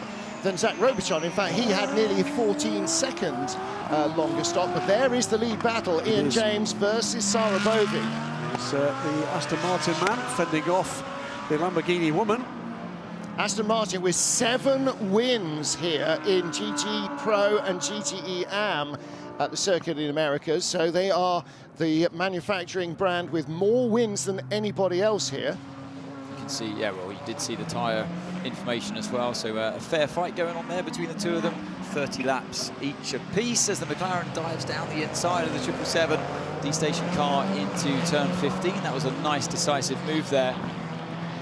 Yeah, and that was Nico Costa moving up in the McLaren ahead of Clement Mathieu. So he stayed in, Darren Leung stayed in the 31 BMW. Maxime Martin took over the 46 BMW though, so Ahmed El-Hati, who was in the better placed of the 2 LMGT3 BMWs, the 46 car there, clearly single stinting. And they've obviously taken the decision early on to keep the driver as fresh as possible and not to risk halfway through the next hour really seeing the performance of the driver drop off the edge. We have 3 track limits, Miguel. 3 track limits now. Yeah, but you should tell me before. That's a good point. Come on, we are in 25 people there. Let me know. Oh, you calm down now, okay? Because the 2 track limits you have done are in the last lap and the previous last lap, okay? So you have just done them now, okay? You had 0 before, so we calm down, we stay behind, we keep the gap, and we go, okay? We look after the tires, the rear right, we will struggle at the end. I love it. That's great. And of course, you know, never forget that the drivers are in a proper fight when you're in fight mode when you're inside the car. It's not like me sitting here with you guys, sit down our aircon commentary box. What do you mean? Exactly. So it's a very but the engineer was right there to fight back, fight his corner, because the driver's in fight mode, a bit feisty. So, well, you could have told me before. And I thought, yeah, that's a really good point. You know, you need to be warned. But if 2 of those 3 warnings come in 1 lap, then there's nothing that the engineer could have done. And yeah, I think in that case, rightly so, put the driver back in his box. Absolutely right. But you have to have that relationship that the driver understands it's not personal, it's just, no, you've just done it. So that's why we didn't tell you. Never personal, it's just, it's that relationship that you have with your engineer. Right, looking here at the battle for 4th place, and René Rast behind teammate Marco Wittmann, looking like he might want to make a move. An hour into the 6 hours of Cota, the Lone Star Le Mans race, round 6 of the FIA World Endurance Championship. Sweltering temperatures all week, all month here. All right, it's only the 1st of September, but all August in central Texas. The city of Austin welcoming back the World Endurance Championship after an absence of 4 long seasons, and a great opportunity to race on this fabulous roller coaster of a track. Racer and actor Frankie Muniz waving the field away, and all Ferrari front row. Antonio Giovinazzi on pole, Robert Kubica in the yellow car tucking in right behind him. Ambitious start as well from row 3 of the grid by the 2nd Ferrari of Miguel Molina, moved him up to take 4th and then 3rd into corner 2. Ferrari like that. And the Cadillac team not quite so happy. 3 different contacts with the caddy on the first lap, not the least of which was Ferdy Habsburg whacking into Earl Bamber. What are you going to do? Trouble for Porsche as well. A safety cover on their pitot tube left on the number 5 car. That was an end of lap 1 pit stop. There was one for the Peugeot as well. After this contact with the Hertz car, coming in with a damaged left rear, Nico Muller on the back foot with damaged bodywork there as well. In LMGT3, Francois Heriot's Ferrari struggled to get up to pace right at the beginning. Ian James led in the Aston Martin. Sarah Bovey got by, and so too did Tom van Rompuy. Drive-through penalty for the 35 car of Ferdy Habsburg for that contact, and 46 BMW Ahmed El-Hati moving up the order into 4th place in the LMGT3 category. And then the change for the lead, 83 Robert Kubica getting in front of the 51 car of Antonio Giovinazzi. working on a different strategy to the red cars. Contact in the S's. Phil Hansen making contact with 777's Clement Mathieu. Received a warning, but no major dramas for either car. There were battles all the way down the order. Harry Tingle back in harness for the Proton team.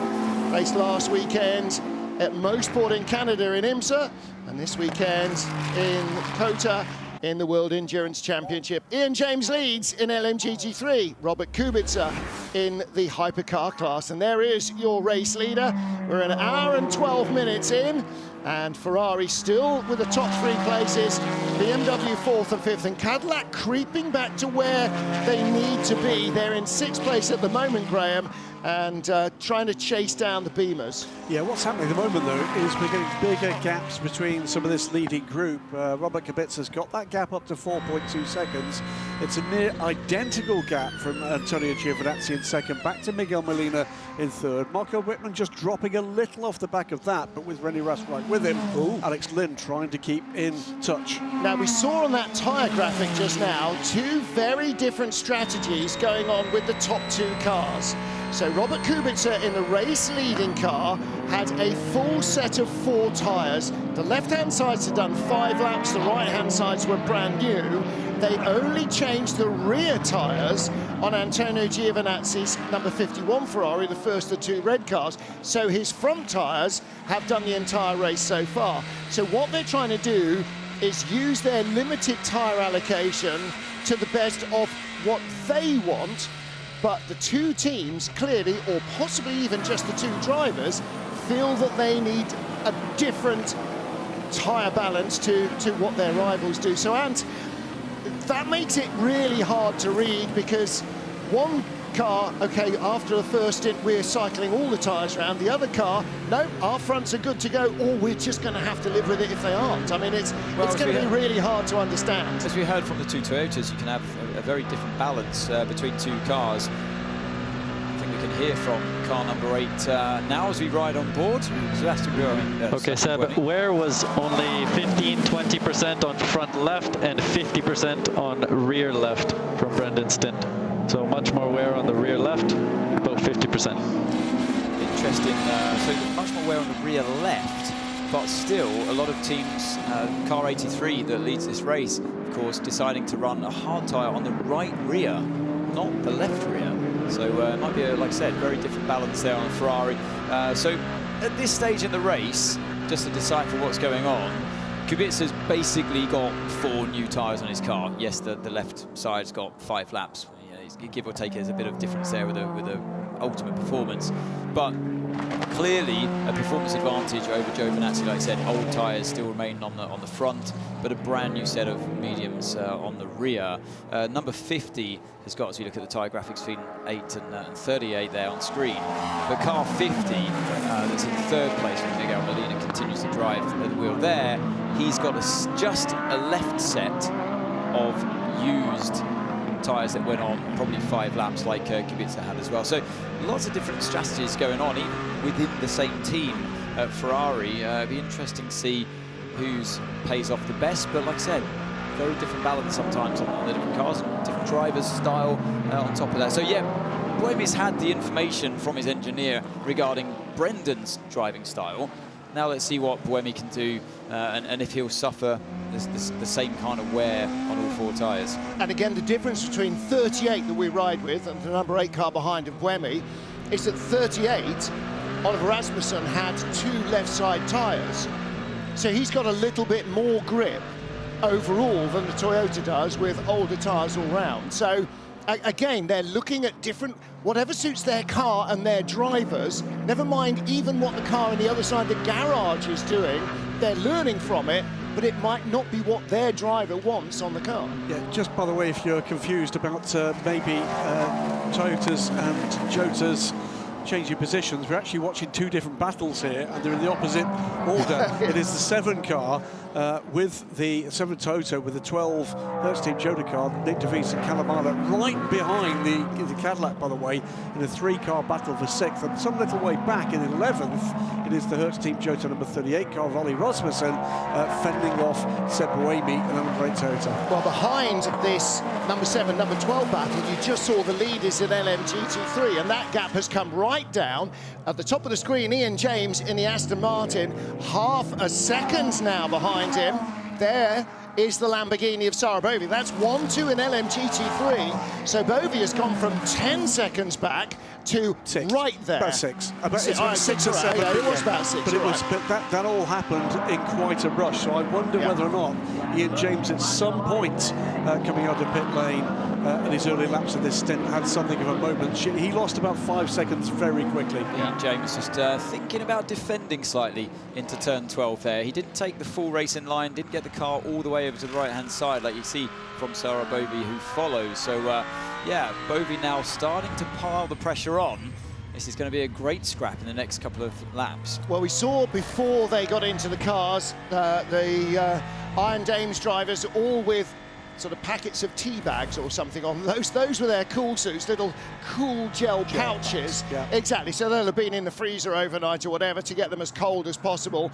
And the idea is that hopefully having that cold outside of your fireproof underwear just helps you maintain that body temperature. But it is going to be, I mean, in the garage with the fans blowing, it's hot. I mean, it's really hot. So inside the cars, must just be purgatory. Well, having the fan there is blowing just hot air on you, but inside the car, despite having the AC blowing at you a bit, the air is just so static in these closed cars, and that's the biggest problem. This is the battle for 10th place. Nico Müller trying to fend off Ollie Rasmussen with the 38 car, and not far behind, just under 2 seconds behind. Seb Buemi trying to close the gap again. Just dropped off the back of the Hertz Team Cota car with the Mobile 1 branding on for that 50th anniversary celebration this year. Oh, plenty of pace still in the Peugeots, by the way. Stoffel van Dorn in the other Peugeot, although he's last in hypercar at the moment. Car number 94 just set its fastest lap of the race, 1:54.7. That was some busy moments on the track there. Oh, it's off. The Peugeot's run too deep. Way in deep. Up 1 and down 2. Didn't find a ladder, he found a snake. Yeah, as he went off onto the inside of the corner, picked up some marbles and just suffered the front lock-up. So, yeah, lost a position, 2 positions there to the cars fighting him, but there's been a damage as well on that Peugeot. The front right dive plane just wobbling around, spotted through the bumpier parts of the track. There's now Rasmussen, but the thing with Rasmussen there, really properly sent the car off the track. 1 car to the inside, 1 car to the outside of the Aston Martin, and I think that's what caused the bit of confusion for the Peugeot as he rejoined the circuit, immediately darted back towards the inside. Sarah Bovy was probably watching these cars come up behind them and wondering whether she'd get a chance to get by Ian James, but she didn't. The Peugeot far too deep down the inside, defending, and that's the pressure from behind, forcing him offline to defend in the wrong place, and the car just wouldn't stop. But he was only really forced offline and under attack into that corner because of what he did on the outside and going all 4 wheels fully off the track to overtake the GT car. That's definitely one to look at. Yeah, no, I'm not in position to attack. I don't have enough force to launch an attack, so let's try to be smart to stay here until he doesn't mistake. Copy. Yeah, go on, don't decide whether to attack or not, just attack, see what you can do. What is she? I don't have enough what to attack? Enough power or enough grip, or just not quite enough of everything. And they're both on the same tyre strategy. They both had brand new tyres on the grid. Well, let's hear from our race leader, Robert Kubica.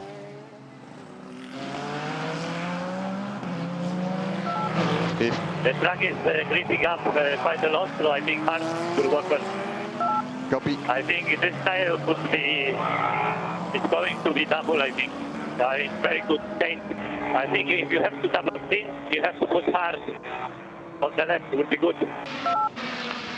Robert, if we could double stint this set of tires, we are considering to let you to stay in the car.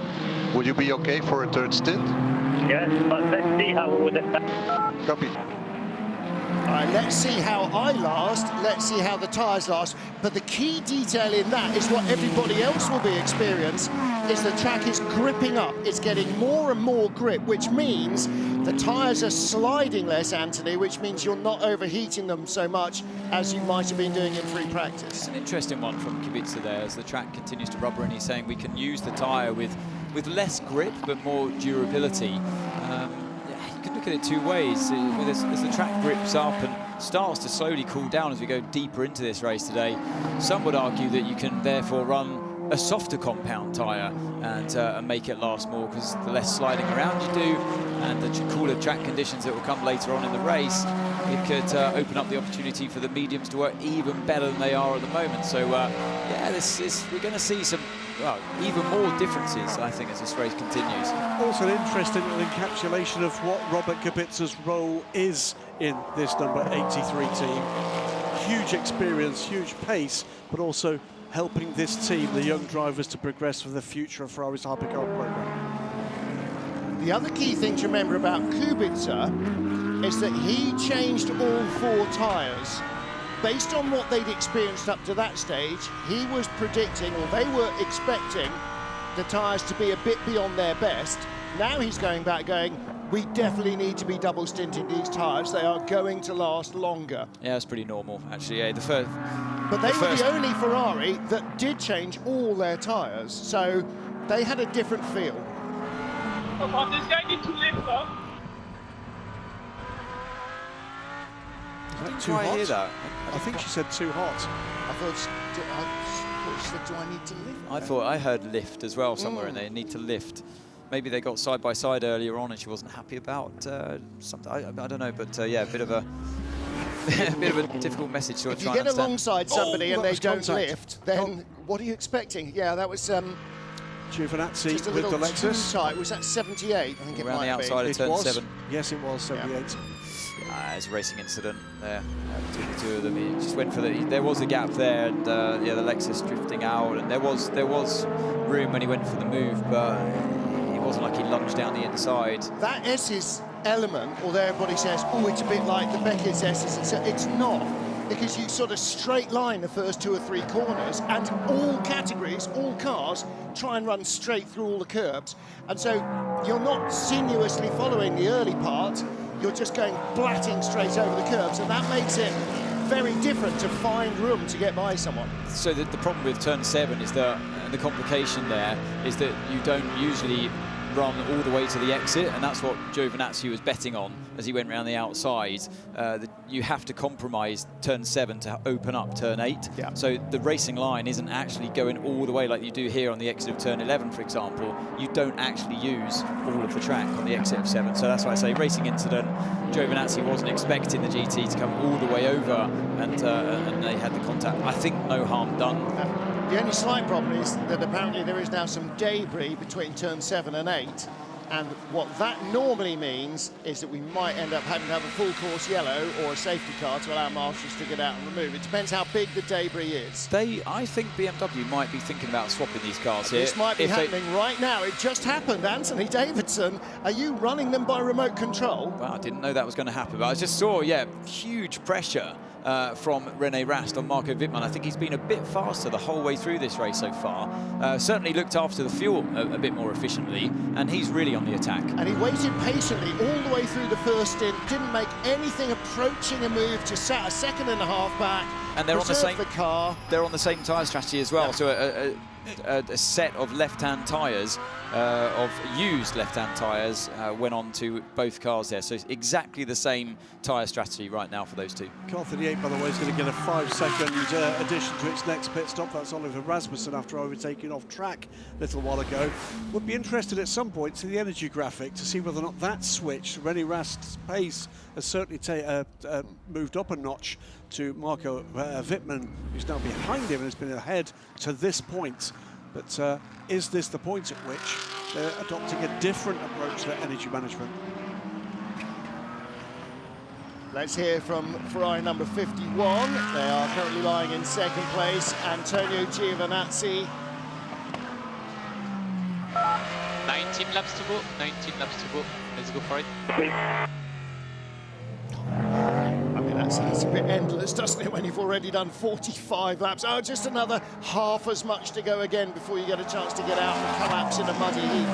Ollie Rasmussen is going to get 2 time penalties for 2 separate overtaking off track and taking advantage. One at 14.10, one at 14.19. The first is 5 seconds, as we just said, an additional 10 seconds. He will be 15 seconds longer stationary, and that's going to hurt. Need to give him a copy of Cars, the movie, so he can absorb the words of the great Doc Hudson. Stay on the grey stuff, son. That's what it's there for. Give you an idea, that is going to cost him 3 positions in this race as things stand right now. Yeah. And he has to take it at the next stop, so it will all be served in one lump. Indeed. Yeah, so, yeah. And track limits exclusion on the last lap as well, so he's really not winning friends and influencing people. Lead 2 in LMGT3, Ian James and Sarah Bovey, still within a second of each other, 6.5 seconds back to Tom van Rompuy in 3rd place, and another near 5 seconds back to Maxime Martin in 4th in the 46 BMW. Copy. Right, well, that was very enlightening. Yeah, copy that. What? Anyone? I didn't quite catch the answers on a postcard. Didn't quite catch Will Stevens' message there, fortunately. Calamina behind Nick de Vries. And you can see their relative progress. Nick has been just knocking on the door of the number 7 car has, by Conway started it, knocking on the door of the top half dozen. Not quite able to get in there. And there is Calamine at car number 12. Coming past. And then that's a battle between the 777D station Aston and the 777 and 77, Clement Mateur and Zach Rubichon. They are currently battling for 8th place. So what has happened to Ben Keating? Well, he's dropped a couple of spots behind them and behind Darren Leung in the 31 BMW. So Ben Keating's Proton competition car, the black and gold 88 Mustang, is now down to 11th in LMGT3. Very rash, by the way, since the BMW positions were reversed. It's pulled away by 4.5 seconds. He's a second behind Miguel Molina in a growing battle, in fact, at the moment for 3rd place. The BMWs have been revelatory here. Yeah, really strong, and there's clearly something about this track that goes very well with them, and whatever it is, don't know. The IMSA program, BMW North America, have been running the cars for a year longer, but they don't race on this track, Graham, so it's not like there's a phenomenal backlog of data about the setup that works on this track from the IMSA team.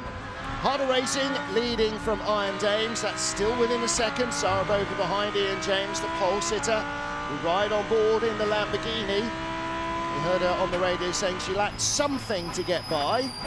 She's just never enough to attack, I'm being told. Thanks very much to James Hewitt through one of the Discord channels I keep an eye on through these races, but he tells me that's what he said. She doesn't have enough to attack. Yeah, she said she was going to sit behind him and just keep piling on the pressure and to try and make him make a mistake, and that's what you do, Anthony. If you don't have a speed advantage, then you have to just try and relentlessly pressurise somebody in the hope that they're distracted by a quicker car, make a mistake, and leave the door open. Yeah, you have to either, it becomes a bit of a high-speed chess game, really. You have to look at how the traffic as they come past you with the hypercars and try and just take advantage sometimes, if you're lucky in the traffic, take advantage of the car in front being put offline somehow by an overtake that happens. And or you can just start to save fuel as well and attack later on with that advantage. So we spoke about earlier on with the BMWs, but they seem to have cancelled that out. Let's try to stick on this plan to double stint this set of tires for now. You still think this is possible? Well, I don't have a strategy, but everything is possible. Depends on the brains. I love Robert Kubica's positivity. I don't have the strategy, but anything's possible. If you want me to try and slog it through a 3rd stint, I'll try and slog it through a 3rd stint. I mean, the question is, right, he gets to the end of a double, why not just leave the tyres on and hand it over to another driver? I wouldn't say it's positivity, it's more, Robert's always been like this as a driver his whole career. He's just incredibly, sometimes painfully matter of fact. Maybe that's just, maybe that's his way of speaking English. I mean, look at this though. We got a fight here with the Cadillac number 2 and the 15 BMW. So yeah, a pass into turn 1. And in fact, the Toyota's right there as well. Nick de Vries is right with Marco Wittmann. So suddenly, what's happened here with Wittmann then? So either Marco is dropping off, or his tyres are dropping off, or both. Because suddenly he has been caught by Alex Lynn. Last lap, he was 1.5 seconds slower than Alex. Yeah, there's clearly something on him. His teammate, Rast, suddenly had the speed over him. They swapped positions, and now he's going back and back. We're hearing could be a slow puncture. All right. Again, it's... Hello, why is Harry Tickle in the pits? It's a drive-through penalty, back minutes. So Harry's is in pit lane now, will be driving through, rejoining, and that will cost him a single position. Now drops behind Mick Schumacher. It's either way though for car 15 for Marco Wittmann. Yeah, such bad luck to be losing that performance that he had. And he's got so half an hour to survive on that tyre, because what they desperately don't want to do is be forced to pit, but they might be if he's losing so much time. Well, let's hear from the team what they've got to say. The rear is all over the place. Okay, copy Marco, hang in there, hang in there. As soon as the pit window opens, we'll box. Yeah, so that's what they're waiting for, the pit window to it. They know at this stage the strategy wouldn't fit. Despite him going rearward, the strategy doesn't fit at all if you had to put more fuel into the car for later on in the race. In fact, as we heard it, you saw the back end of the BMW step out from the point of view of the chasing Toyota of Nick de Vries, who's looking to be high as soon as he possibly can. And that was the move. And is that why René Rast was suddenly up and past him? Absolutely, yeah. So he's clearly losing performance to his teammate because René Rast's lap times are still incredibly competitive to the front runners. And to everybody, and he's losing time to everybody else as well. But there's that lock-up in the left, inside left. Well, that's unladen as you go over the brow and sort of hairpin down the hill again. No, so that was a good move there by Alex Lynn. He could see the opportunity and around the outside, off the track as well for the BMW. He could argue that was for safety reasons, but as we've seen, cars earlier on in this race getting penalised for that exact manoeuvre. Nick de Vries got through. Callum Islet did get through as well. So lost 2 positions that, did that in amongst the lead battle for GT3. Further penalty coming, this time for a second place car. 5 seconds added for the instant in turn 7. That was the brush with the Lexus at 14.23. Yeah, so they look at the cause of contact and yeah, I mean, I saw it as a racing incident, but the stewards really don't like it if you see contact between the cars, and I think, no, yeah, that's another view of that move. So yeah, I think seeing as we've seen another car have a penalty for that and the precedent is set, I think that poor old Marco Wittmann's afternoon might go from bad to worse. He's dropped down now in pretty short order from a fighting 5th to a struggling 8th.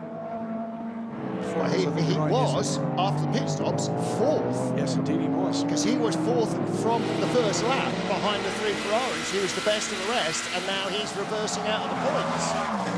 And they're saying, OK, I mean, when does the pit stop window open? How close to the end of the stint do they think that they can actually stop him? Because at this stage, how much is he losing a lap? His last lap was a 1 minute 57.6. That's 4 seconds slower than the leader is going. That was around the outside and really not sure where the Lexus was left to go there. It was actually after the corners. The overtake was almost completed, and it was as he moved back towards the racing line. Basically, if he had stayed straight, and that's probably what the stewards are looking at, if he had stayed straight and didn't move back towards the left-hand side to open up turn 8, I don't think there would have been the contact. Yeah. That's what it was all about. 96 minutes into the Lone Solomon, the 6-hour race here at Cota, round 6 of the 2024 FI World Endurance Championship.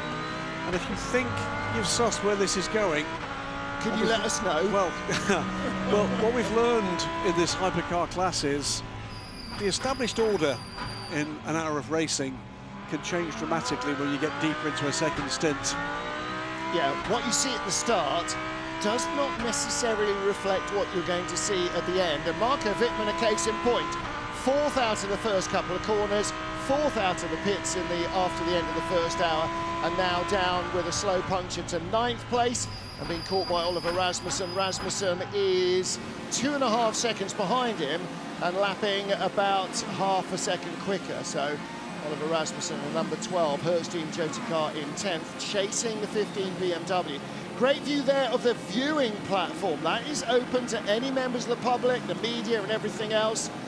Probably should have our commentary position up there, shouldn't we? In the open air. See what else we've got? It's spotters up there this weekend. Yeah. And you can see a lot. You don't just see the triple right-handers below you. You can see the 2 corners before them, the end of the straight. So you see 12, 13, 14, 15, 16, 17, 18, 19, and 2, 3, 4, 5, 6, 7, 8, all the way down just the other side of the fence. James stretching his advantage over Sarapovi at the moment. Well, that happened in traffic.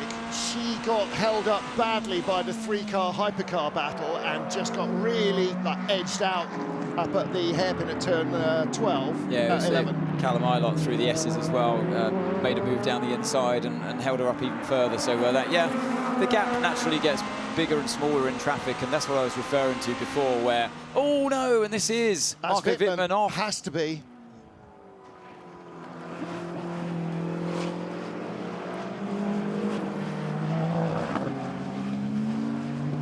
More laps, you can do it, mate. You can do it 5 laps. Pressure increasing, I'm done. I'm really done. Yeah, I'm reducing. 5 laps to go. 5 laps. Yeah, but if the cars, that's not driver error. That's just no air left in the tyre. Just have a look at this running on board. There's turn 6, feed the car into 7. The car was really fighting him a lot there, and it was almost inevitable before even turning into the corner that the rear was going to let go. But was he talking about his own physicality? I think there? he was. I think that sounded to me like it's fatigue. The mental fatigue of wrestling a car that's oversteering so badly. Not mental, but I think he's physically fatigued. And it's going to go from bad potentially to worse. It's also an investigation for overtaking off track and lasting advantage. That would have been the overtake from the LMGT3 as he was overtaken by the other 2 hypercars. Well, that was 5 minutes ago. He didn't gain an advantage. He lost 2 places. He gained an advantage over the LMGT3. He took the LMGT3 off track and rejoined. That's the overtake they're talking about. Exactly. The gaining an advantage is basically he didn't have to slow down to overtake the GT3 car. So in effect, it is, but they see it as an advantage. But he lost 2 places to his own rivals while lapping. Okay, all right, that's a bizarre one. That does, however, move the Cadillac of Alex Lynn up to the top 5, and Marco Wittmann is in the pit lane. Also in the pit lane is Bruce Joanny, and Earl Bamber has cooled down enough from his first stint to talk to him. Earl, not too hot at the beginning. The first stint was not great because you had a contact with the Alpine, but now he's recovering, your teammate's recovering, and it's going pretty well. Yeah, I mean, we had really good pace. It's just a shame that the Alpine missed his braking point, and then he hit us to avoid hitting the BMW, so that compromised us a bit and we lost some track position, but our pace is good. Alex is doing a great job with the tyres at the moment and about to jump in for the next stint. You look pretty fresh.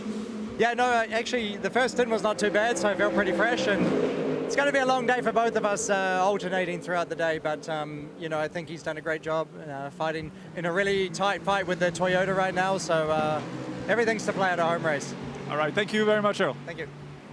So Earl Bamber feeling fairly positive, and that problem for Marco Wittmann has meant that the Cadillac's moved up into 5th place. It is still the number 20 BMW of René Rast in 4th, behind a Ferrari 1, 2, 3, and Raffaele Marcello has taken the number 15 BMW out of the pits. Here is the battle for 3rd place now, the 50 Ferrari. That is Miguel Molina, our Le Mans winning team, right behind René Rast in the number 20 BMW M team run by WRT. And this BMW really looking quicker than it did at Imola, its previous best race.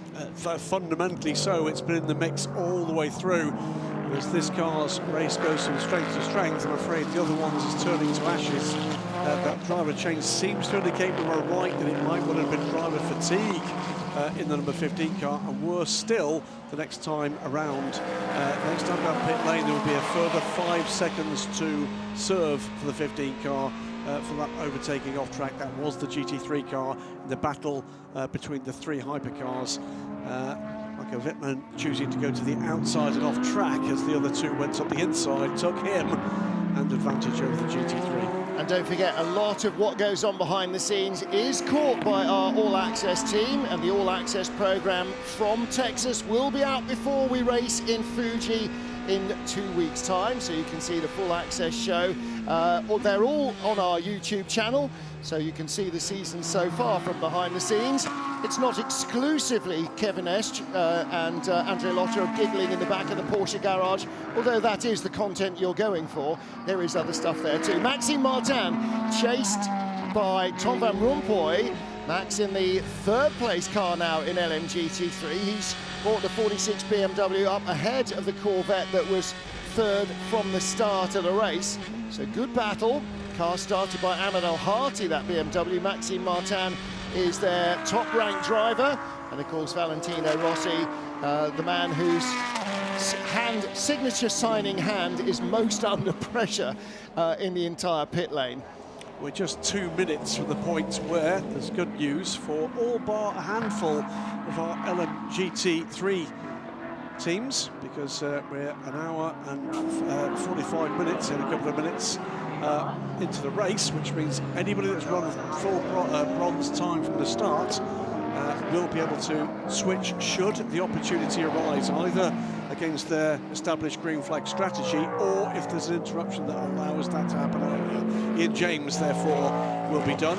He's got a cracking run. He's had Sarabovi still with him, 1.5 seconds behind Tom van Rompuy, Alexander Malikin, and looking further down, Clement Mathieu, Darren Young, Ben Keating, Josh Cahill, Arnaud Robin, Yasser Shaheen, who's just, by the way, had a drive-through penalty for track limits, Hiroshi Kazumi, Takeshi Kimura, and the luckless Thomas Fleur, although he will have to wait a little longer, will be done with their driver time. Yeah, Thomas Fleur will have to start his drive time because he didn't begin the race. So this is his first stint. Looking here again at the action with the Toyota Hertz Team Jota. Nick de Vries ahead of Callum Eilert. So 7 and 12 battle for 6th position. And that's where the car, 3 places up from where the car qualified. They started in 9th place, and the sister Toyota now into the points in the top 10. It is all about maximising your potential, not necessarily always trying to get the car on the podium if it isn't in that sort of position, but trying to get what you can out of it. And now Maxime Martin in the 46 BMW, right up behind Sarabovi in the number 85 Iron Dames Lamborghini. And that black BMW on the march. 2:07.7 his last lap, 2:09.2 for race leader Ian James, 2:10.44 for Sarabovi. So she is the slowest of the top 3. It looks like Maxime Martin is about to try and make it up into 2nd spot. Well, this is why, because she's under pressure, she's in defensive mode now from platinum-rated Maxime Martin, rather than an attacking mode, which she was struggling, as we heard a little earlier, to get onto terms and attack Ian James in the leading car. It's been a stellar opening spell from, well, 3 of these top 4. So Ian James in the car from the beginning, as is Sarabovi still in 2nd at the moment, with Maxime Martin looking to get by. And Tom van Rompuy still right there with this pair. Up the inside, is Martin going to make it through? We go the long way around the outside, but he runs out of traction and luck. Has to settle for 3rd place for the moment. Oh, trouble! That's the 51.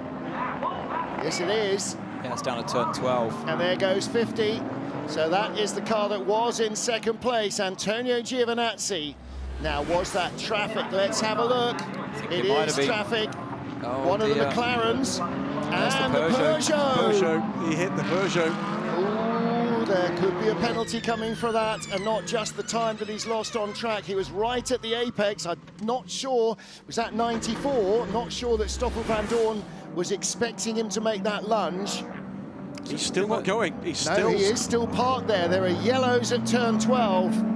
The Ferrari is stranded. Meanwhile, back with the battle, change for second place. Up has gone Team WRT. Maxime Martin, I'm sure, will stay in, and the Ferrari is still stationary. He will get it going, yeah. He's making a bit of progress now, I think. But yeah, that was just, I think he's still looking down. It's still, he's got an engine. Hearing he's stuck in gear, but yeah, they'll figure it out, I'm sure, as yeah, his teammate looks on, Alessandro Pierguidi. Oh, such disappointing scenes there for car 51, and I think he felt like the Peugeot was going to give him room as he was getting closer to the corner, because the Peugeot was a bit late turning in. And I'm not sure. Sounds like he's stuck in neutral. You can hear him revving the engine and nothing is moving. Well, the bad news for him is we've been full green from the start. He is tumbling down the order, down to 15th already. From second place at the point at which that incident occurred. That's before we see whether or not, and Davidson, there's a penalty to come as well. Yeah, I'm still yet to see if there was actual contact between the two cars. From the off-board, it looked like there might have been, but it was a bit obscured by the off. Yeah, he's finally got to go in again now. I thought it would be just a matter of time. They're quite complex things that if you're stuck in gear and you've stalled the engine to get it back into neutral. So he is on his way, but when I went to the onboard shot, or when we looked at the onboard shot, it looked like there might not have been the contact I was expected, but still, they're out of the race, or at least out of the running for fighting for a win today. Mike, a lot happening right now with number 51, who just spun avoiding the Peugeot, so anything can happen, and you guys are doing pretty well at the moment, running 5th, steadily going back up. Yeah, it was quite a jungle, to be honest, at the beginning, so just trying to get through that unscathed was tricky, but yeah, managed to gain some positions. And then, yeah, Nick's doing a solid job as well, and obviously now some issues with some of the Ferraris, so we weren't sure what was going to happen this race. We knew the Ferrari was very quick, but yeah, unfortunately now they're hitting some trouble, so brings us back in the game, which is good, and yeah, let's see, long way to go though. Thank you very much, have good luck. Cheers, thank you. Right, LMGT3 pit stop. So Sarah Bovey out, Ian James out, Tom van Rompuy out, Simon Mann will probably come out as well after a single stint. Elwin Bata has taken over the D station car. Sean Galel has stopped. Mikkel Pedersen is in the 88 Proton car. Nico Pino has taken over 95 at United. Whole host of stops, but the big story is the 51 Ferrari. He was power cycling the car to try and get it to restart, but that is in limp home mode. That is not good news. Now, the good news is he was close to the pit lane and he's got in there, and then they can get the laptops plugged in and try and persuade the car to play ball. The bad news is they're last and they're off the lead lap. I reckon he might have been in electric mode coming back. I think you're probably quite right. I think all of those LMGT3 cars all pitted, believing that this race might go to caution, full course but yellow. it didn't, and then we can see it's order restored between the previous leading three leading cars. But anybody who started has completed their minimum 1 hour 45 drive time by 3 minutes. So that was absolutely the time that they all thought, okay, that's it, we're going full course yellow. And actually, had he been 2 corners further back, we would have gone. And that's the end of his energy. If we see the energy graphic now, I bet that is on absolutely 0. They're going to have to use human power. Jovi, you stay in the car for 5 seconds and then you jump out. We have a 5 seconds penalty, so stay in the car for 5 seconds. At the end of my countdown, you jump out. Not move, I don't know why. Okay, let's see the energy graphic if we can, because I guarantee that's on 0. He has brought it home on electrical power, I'm sure you're right, and is now stranded halfway between the fire lane and the working lane. So those 4 Ferrari mechanics, because it's not warm enough, are now going to have to push his dead car. I don't think he's out of energy. I think he's got a significant problem here. Yeah. They can't go that far on the electrical power. No. Can't get it to first gear. Can't get it into first gear. Well, you can't bump start it anyway. So disaster, the smallest of errors and the largest of consequences for the car that was comfortably in second position here. And you have to believe, by the way, if it had continued in this order for another 4 hours and 10 minutes, that there's no way that Ferrari would have allowed that order to stay the way it was. Going by some of our other LMGT3 cars that have stopped, including Ian James Harter Racing, including Maxime Martin. So for the second time this race, a Mustang leads. This time it's Zach Robichon in the turquoise and white 77 car. Because they've switched to one of their pro drivers in that car, of course. His pace, like Maxime Martin, who's now on pit lane. Now you got to do your 5 seconds once it's into the pit box. So yeah. All right, let's hear what the radio tells us. Try to put first and then second gear. Stay neutral, wait for the car to be in front of the box. Well, the body English as Antonio Giovinazzi got out of the car tells you everything that he felt, absolutely crushed. Meanwhile, the remaining red Ferrari, Miguel Molina, under pressure for now second place. The dominoes at the top of the pile are starting to fall. The BMW in third now, it was in fourth, best of the rest, and the best of the Toyotas already up to fifth place. Well, all of a sudden, the tortoise of the Ferrari trio has to be a hare. And has he got a strategy that allows him to do that? It's an astounding performance here from the BMW. Yeah. So it started the engine, you can hear there under my voice. Which would normally be the cue for him to leave. We heard him start the engine before, and it was revving, and he didn't move. It's not getting gears. Yeah, still struggling to get into gear, and I think the way that their system works. Yeah, Ale switched it off. So the way the system works, I think the car can still be driven even though you're not in gear on the electric mode. Right. You dip your clutch. You dip the clutch and then you can drive in electric, so that's probably why it's stopped in the pit lane. And then now the engine's running, you're trying to get it back into gear, but yeah, the car's on the wheels, it's going back into the garage. Hello dollies, I'm afraid. What a shame. All right, so away it goes. So people at home might be thinking, all right, he's already a lap behind or 2 laps behind, wherever he is now, 3 laps behind. Why bother? What's the point? There's 18 cars, only 10 of them are going to score points. Clearly, they're a long way from that. Well, the point is that if it happened to them, it can happen to anybody else. And also what we know historically, having raced at this track before, is that there can be weather, and that can be carnage. Right, the car is in gear. All right, well, yeah, Bruce Giuliani is down there, so let's see if he can find a little bit more ferreting around. There's the Heart of Racing Aston that leads. Daniel Mancinelli has taken that car over. Zach Robichon in the pit lane in the Proton competition. Mustang having led the race, but it is still the Iron Dames who are in third place behind Team WRT. Bruce Giuliani, what's the look of the garage down there at Ferrari?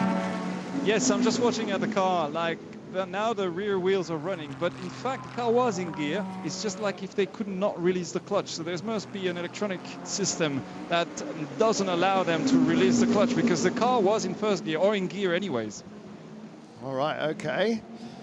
Yeah, well, the other thing that happened, of course, with the 54 Ferrari was that car left the pit lane going to the grid and had a clutch problem that was electronic related.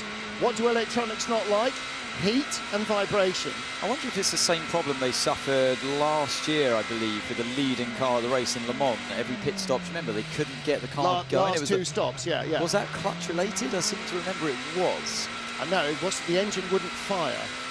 And that was a subsystem that they had never had malfunction before, which they have since changed. So that's not repeated itself. But again, with so much sophisticated electronics on these cars, in sweltering temperatures, they seem to be having an issue. Here's our battle for second place then. A 50 Ferrari, BMW number 20 just having his nose cut off by the silver AF Cota GT Ferrari, and right behind, look in the mirrors, there's the blue nose of Earl Bamber. So and this is concertina up. The black nose of Tota. It is going to be a 4-car battle for second place very shortly here.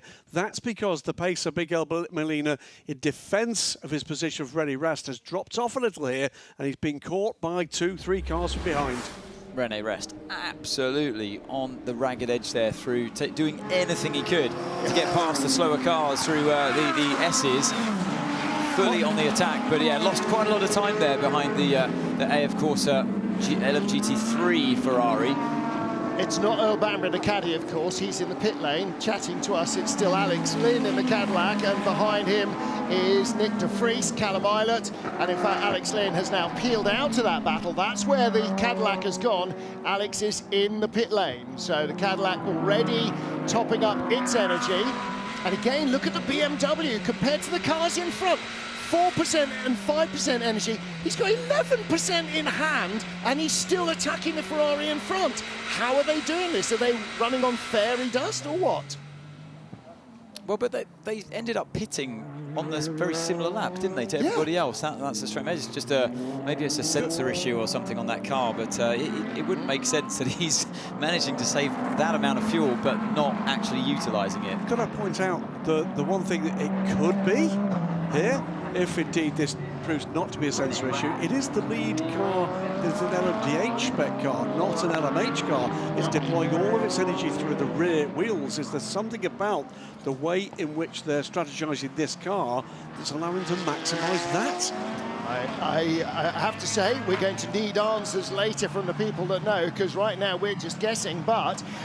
there's touch. That's going to make a change here. No, now the BMW has to go the long way round, 3 wide, and here he comes. He's got him. And this is for second place. BMW up to second, and in fact they will lead at the end of this lap, because look at your graphic. Our race leading yellow Ferrari of Robert Kubica is in the pit lane. The BMW won't need to stop for at least another 2 laps, and again it was a slower traffic this time that gave him the chance, and there was contact with the Ferrari, so that will be a penalty. Yeah, it'd be a penalty for the GT driver there. What happened there, actually, the GT went to the inside to defend its position from car number 20 from René Rast, and in doing so outbraked himself and ended up hitting the car that's in second place overall of the race. So yeah, that's you often see the GT drivers want to defend that, and rightly so, defend their position, because they decide where they do or don't get overtaken, but you've got to keep your nose clean at all times. So that, I'm afraid, it's going to be a penalty coming their way. René Rast leads the race for BMW. The 50 Ferrari in second, Toyota up to third. In the pits, Bruce Ioanni. Yeah, I have bad news for car 51. Even though the race was very compromised, it's now over. They are stopping and retiring the car. Yeah, that had all the hallmarks of not going much further. Thank you, Bruce. 12% energy left for the BMW. He's already running away from the Ferrari and saving energy. But that might have dramatic effects on Ferrari's bid in the Manufacturers' Championship. They need the points right now, so that's very bad news indeed for the Ferrari manufacturer points total. Yeah, because 2 cars score, so they'll only have 1 dog in the fight. There is still fight in that dog. Miguel Molina in that 50 Ferrari, also now being warned about exceeding track limits, trying to stay ahead of and now stay in touch with René Rast in the BMW. We saw Robin Friens helmeted up and ready to go at BMW, and he is obviously going to be looking forward to getting into this car. The Ferrari will stop possibly at the end of this lap, the Toyota with it, and look at Nick de Vries. Yeah, Nick de Vries right in this fight as well. In comes the Ferrari. De Vries goes through, will take that position for the moment. What can he do about the BMW ahead? Wow. Well, we said we thought we might see something thrown at this race. We talked about Alpine, we talked about Cadillac, we talked about, so we didn't talk about Lamborghini. Alpine Lamborghini, that's for 7th. Lamborghini hangs on there, the lime green car. Mirko Bortolotti took it over at the last stop. Mick Schumacher is in the 36 Alpine, so they're single stinting their drivers as well.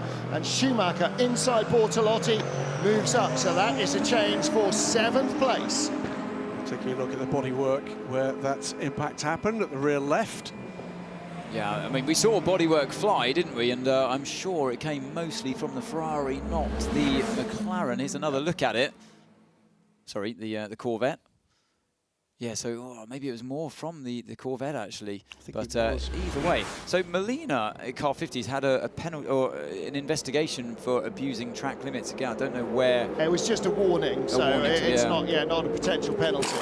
So we saw 4 hard tyres, we believe, go on to the race leader, Car 83. What are they going to do this time around on Car 50? A hard goes there on the right rear.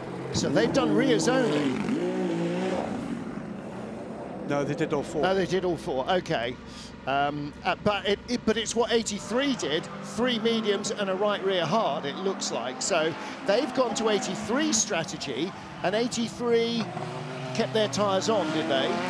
So as we look at René Rast, this, my friend, is what it feels like to be unleashed. Right. Gone is the dirty air, and you now got a free track in front of you. And a Hunter Killer Toyota behind. 83 went for 4 hard tyres. And here is a change for second place in LMGT3. For third place, rather, Rahul Fry having just taken over from Sarah Bovey, and Rui Andrade up the inside. That's a good move by the Angolan driver. This Corvette beginning to come on strong. Brand new car, remember, at the start of this season. Racing around the world. And the Cadillac put in pressure down the inside. He's going to have a look here, but the Ferrari moves to the inside just to defend it at the last minute. Can you go around the outside? I think he's made it work there. So the colder tyres, even if it was just on the rear of that Ferrari, we believe it's enough to penalise you ever so slightly on that outlap, and that was enough. That's all it took for El Bamba to make his way through. Being told by BMW there was no puncture on the number 15 Ferrari, so it was Marco Wittmann who had just run out of energy.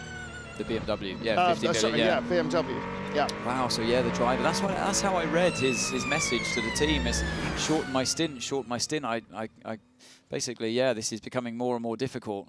What are we looking at here into turn 15? We got the Lamborghini down the inside of the 46 BMW. Well, this is the BMW trying to take another place away from the Iron Dames. So that was Ahmed El Harti back in the car for his second stint, which will be his last, but trying to get up into third place where the Iron Dames Lamborghini is. And they're not too far ahead of the battle for fifth place, which is Manthey Pure Racing's Joel Sturm ahead of Francois Heriot in the AF Corsica, and James Cottingham close to them in the number 59 at McLaren. This is where it all sweeps back, doesn't it? The teams that have put in a more highly rated driver to single stint their bronze are now suffering with the bronze back in the car, as Ahmed El Harti takes over from Maxime Martin.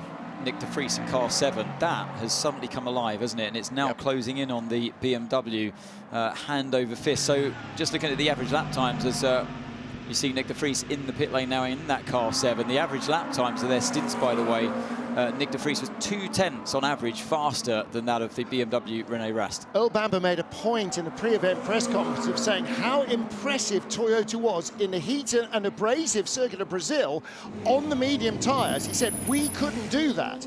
And Toyota was saying how quick the Ferrari had been on hards that they couldn't make work. So, again, different cars, different thought processes in the design. And Conway back in. Well, maybe they're just, Mike Conway still suffering with his ribs, but... Maybe Kobayashi's just pulled rank. No, I'm going to wait till... Oh, look. Oh, hell no, there's a big... Now, that doesn't look pretty. Is it going to affect cooling?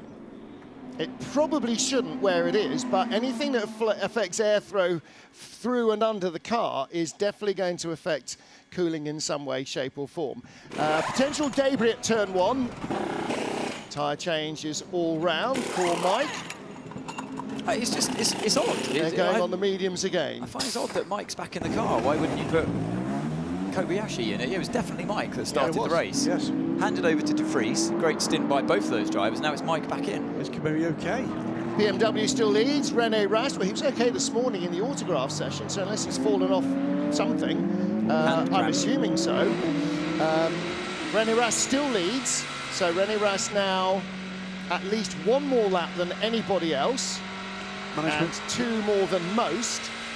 Could be a management Zoom call, PowerPoint presentation. PowerPoint presentation.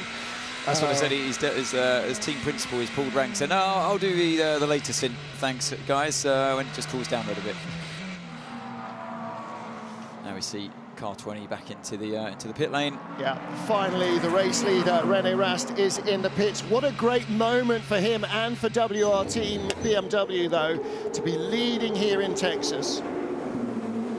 Don't forget, this car is the product of BMW North America.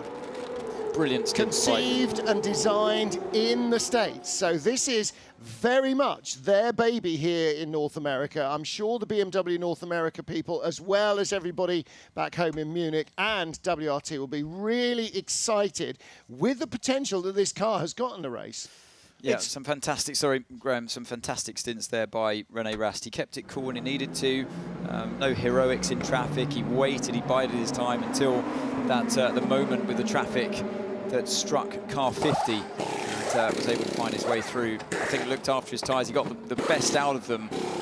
Following cars as well, very difficult for his pretty much entire double stint there.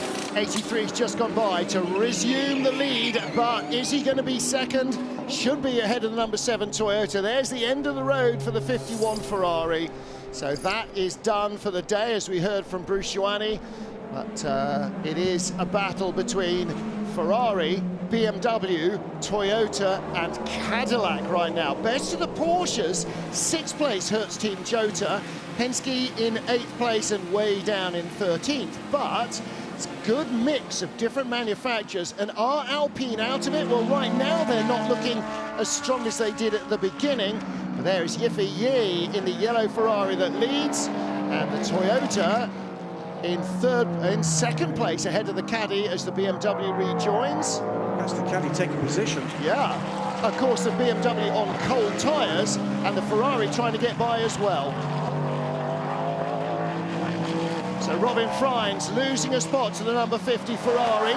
He's just taken over the car. He's got cold tyres. It's his outlap. They're brand new. He will have a very slender advantage in another lap in terms of the ultimate pace of the tyre, but on cold tyres, through goes Earl Bamber because he's back in the car now and he's up to 3rd. Mike Conway up to 2nd in the number 7 Toyota, and the BMW that led and ran faster and or longer on fuel than anybody else is now back down to 5th place. Bamber judged that beautifully well. He was thinking about going to the inside of turn 2, saw the BMW just start to drift to the inside of the corner, changed his mind and went to the left-hand side and was just given enough room to carry on with that momentum that he gained out of turn 1. That pit stop, by the way, from Toyota Gazoo Racing for the number 7 car, 5 seconds quicker, 4 or 5 seconds quicker than the 3 cars around it. That has gained them 3 places with that quicker pit stop.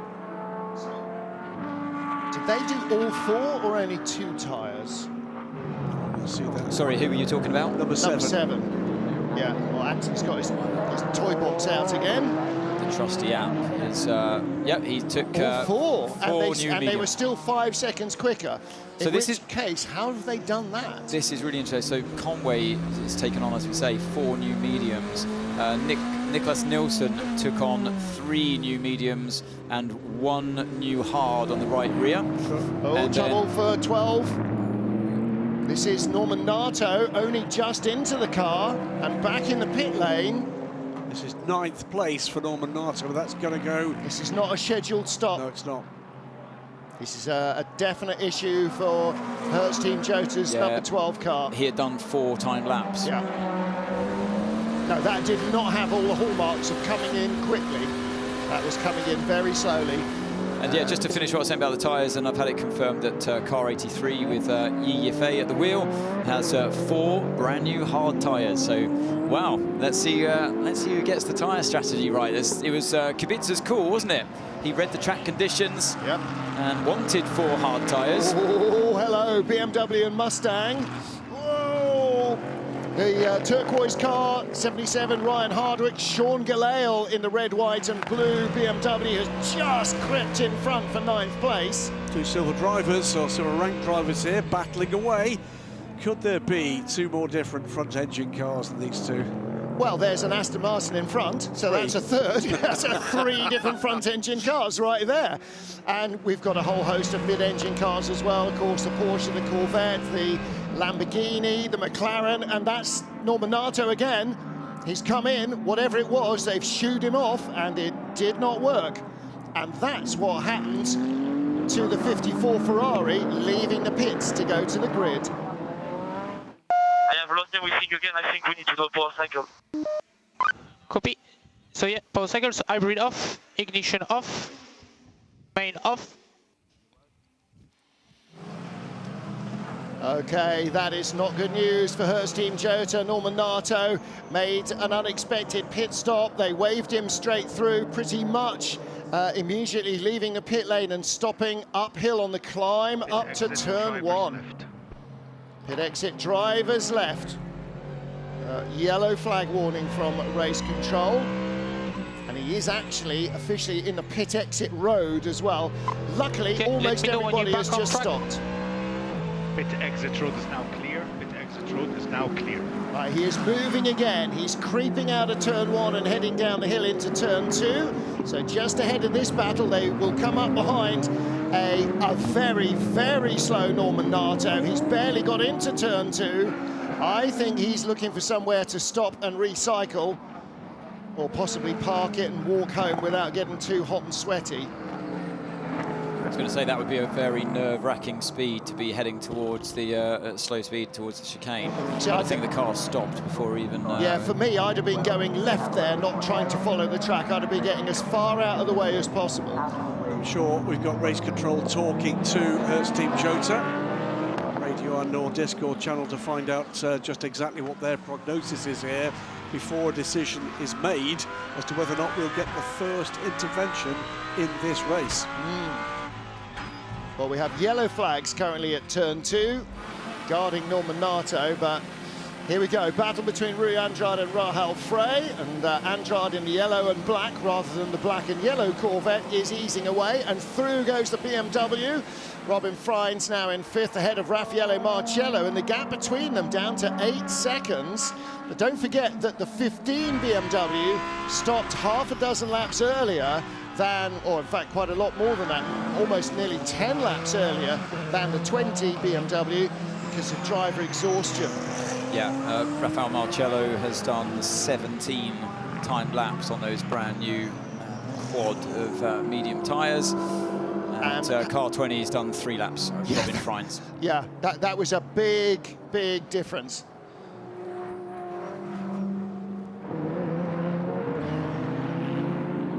Okay, so stand by Norman. We're trying to fix the car. Every time I go again, like everything switch off. Like I lose everything.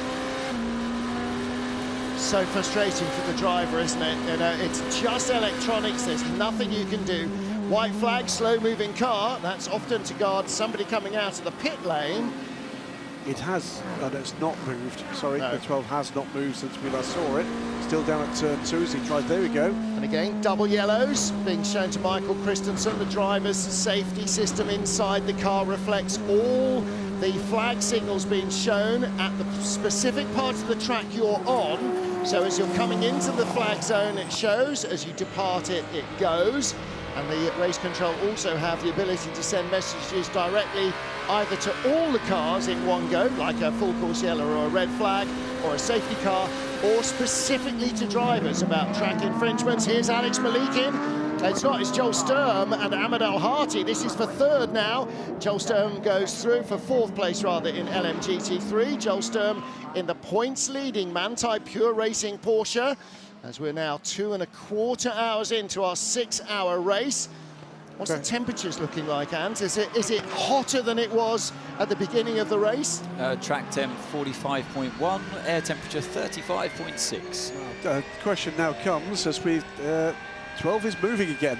12, I was just about to say, how long will they allow this to go on? It was in a, I would deem that as quite a dangerous position. So they were, the officials would have been having a very watchful eye on that car's progress, and good to see it moving again into hopefully a less dangerous part of the track if it were to stop again. So air temperature for those of a Fahrenheit persuasion, just 95 degrees Fahrenheit of air temperature in the shade, and there ain't much of that here. Track temperature is around 115 degrees Fahrenheit. So warm enough. Warm enough. I can tell you, by the way, Norman Nato has now cleared the S's. Down towards turn 10, turn 11. So Anthony, if you want a cup of tea, if you left a cup of water on the track, it would boil faster than a kettle on 110 volts. we learned that. Our own scientific experiment there. I just threw America under a bus. You have to respect the 20 kph, if not we don't have enough energy to make it back to the box. Okay, copy. Okay, so try to bump start carefully, We don't have enough SOC to make it back to the box. As we suspected earlier on with the Ferrari, if it was on electrical power, they're very limited in how far they can go, and so they've put a 20 km/h restriction in place there at Porsche and Cota. Relaying that information to the driver is something that they would have gone through many a time in the debrief before the race. In terms of like a damage limitation process, but it's easy to forget when you're in the heat of the moment. He's on the back straight. He's doing a pretty decent job of getting it back. Lights off again, though. I think he's recycling once again. Well, he can recycle as many times as he wants. The key message there that we heard is that if he can't get the combustion engine working, he's not going to make it to the pits. Yeah. Not enough SOC, state of charge, was basically how much juice is left in your Duracells. So yeah, for any of you out there with an electric car, he's going through range anxiety right now. Big time. And he's not alone. When you're doing it in your car, waiting to try and find a charger, you're alone. All his teammates are watching him. It's like you're on FaceTime to all your family and friends while you're desperately trying to get the car to move. I think he stopped again. Yeah, he has. Yellows down turn 11. Yeah. Exit C, that's midway down that long back straight. I wonder how many chances the officials are going to give them to keep stopping the car and restarting. But yeah, the complexities of modern day machinery. The limits are pushed, of course, in motor racing more than any other. This was a sort of position up at turn 1 between number 36 and car 5. Michael Christensen finding his way by Nico Lapierre. So A, of course, as 83 leads this race by 12 seconds now, AFA from Mike Conway. Old Bamber 3 seconds back from Mike Conway's Cota in the number 2 Cadillac. The other 1, 2, 3 with Nicholas Nielsen in the 50 Ferrari, now 4th. Then the 2 BMWs, 20 from number 15. Porsche Penske Motorsport 6. The second Toyota, the number 8 car. Hertz Team Jotas surviving healthy 963, and the 93 Peugeot completes the top 10. Earl Bamber in the caddy in 3rd, and Robin Freins in 20 BMW in 5th have both just set their fastest laps of the race so far. 153.3 and 153.5. The leader did a 154 dead. There's Ye. Just going back to that scrap between Michael Christensen and Nico Lapierre. So the 36 car has done 5 laps on a set of used left-hand side tyres and continued on from the stint before to double stint the right side of the tyres, whereas Christensen had a set of brand new medium tyres and he's done 11 laps on them. So quite a bit of a tyre advantage there, and would explain why he's found his way by. But look at where the Alpines are. They're 12th and 13th. In the first hour, they were way up inside the top 10, knocking on the door of the top 5. Actually, that explains why he found his way by, because on top of that tyre advantage, Nico Lapierre just opened the door, rolled out the red carpet and put some LED signs with big arrows on it. That was a gimme, wasn't it? And unfortunately, that's slightly tired tyres. We'll tell you, by the way, number 12 is on the move again, slowly still. This doesn't look great, does it, I'm afraid, for Norman Nato. Well, you sort of think, down at turn 14. If he gets to the pit lane, probably like the 50 Ferrari, or 51 Ferrari, that's as far as he's going to get. I think he may be stopped again at turn 15. He is. Yellows come out as I speak. Right then, Mr. Conway in car number 7, Toyota, with your best lap, or theoretical best lap of a 1 minute 54.1 on your medium tyres. You are catching Ye at this point. So and he's just set a 153.3, so his theoretical best lap has just been blown out of the water. Toyota come here to look for points. Right now, Mike Conway might be contemplating the fact that the top step of the podium isn't that far away. There's only one car in front of them. Yes, the Cadillac is there and still very close and still lapping at very nearly the same speed. But Earl Bamber in third. You know, Mike Conway is definitely having a race, I think, that Toyota did not expect at this stage. Yeah, us as well, because we were sold the story that they weren't going to have the speed when I spoke to the drivers, but we expected this car we're riding on board with to have the speed in the race today based on their free practice performance. And Earl Bamber's theoretical best lap time, 1 minute 52.9. Wow. So if obviously like they are your best sectors you've done, amalgamated, put together, so it's a genuine lap time that he's done, albeit from different sectors throughout this stint. Which, by the way, would be 0.3 quicker than the current fastest lap of the race. Cadillac looks strong here. They've been looking strong here all week. This is not the race we expected, gentlemen, with BMW in the mix. With Cadillac, okay, we thought might be in the mix, but they've been super strong. With Toyota right up there, and with Ferrari with a couple of problems, one or two of them pretty much self-inflicted. Yeah. It's and here comes Hertz Team Cota. Is that sitting down on the left rear as well? No, that looks to be okay. Yeah, no. Okay. Sorry, my Earl Bamberism creeping in there. In he comes.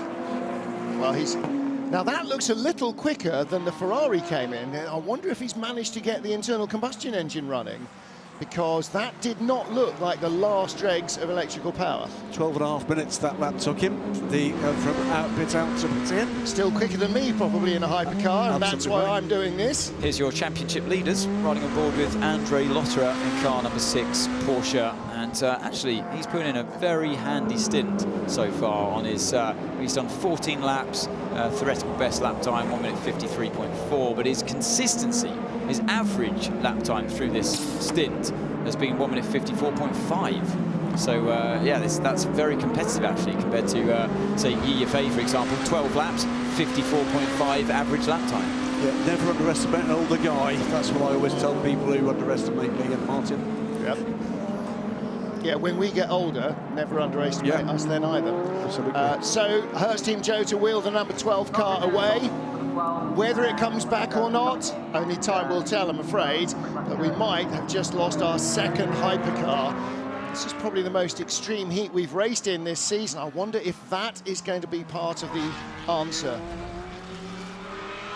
Rui Andrade in second place, battling with Rahel Fry in LMGT3, who ride on board with the Iron Dames, Norman Nato.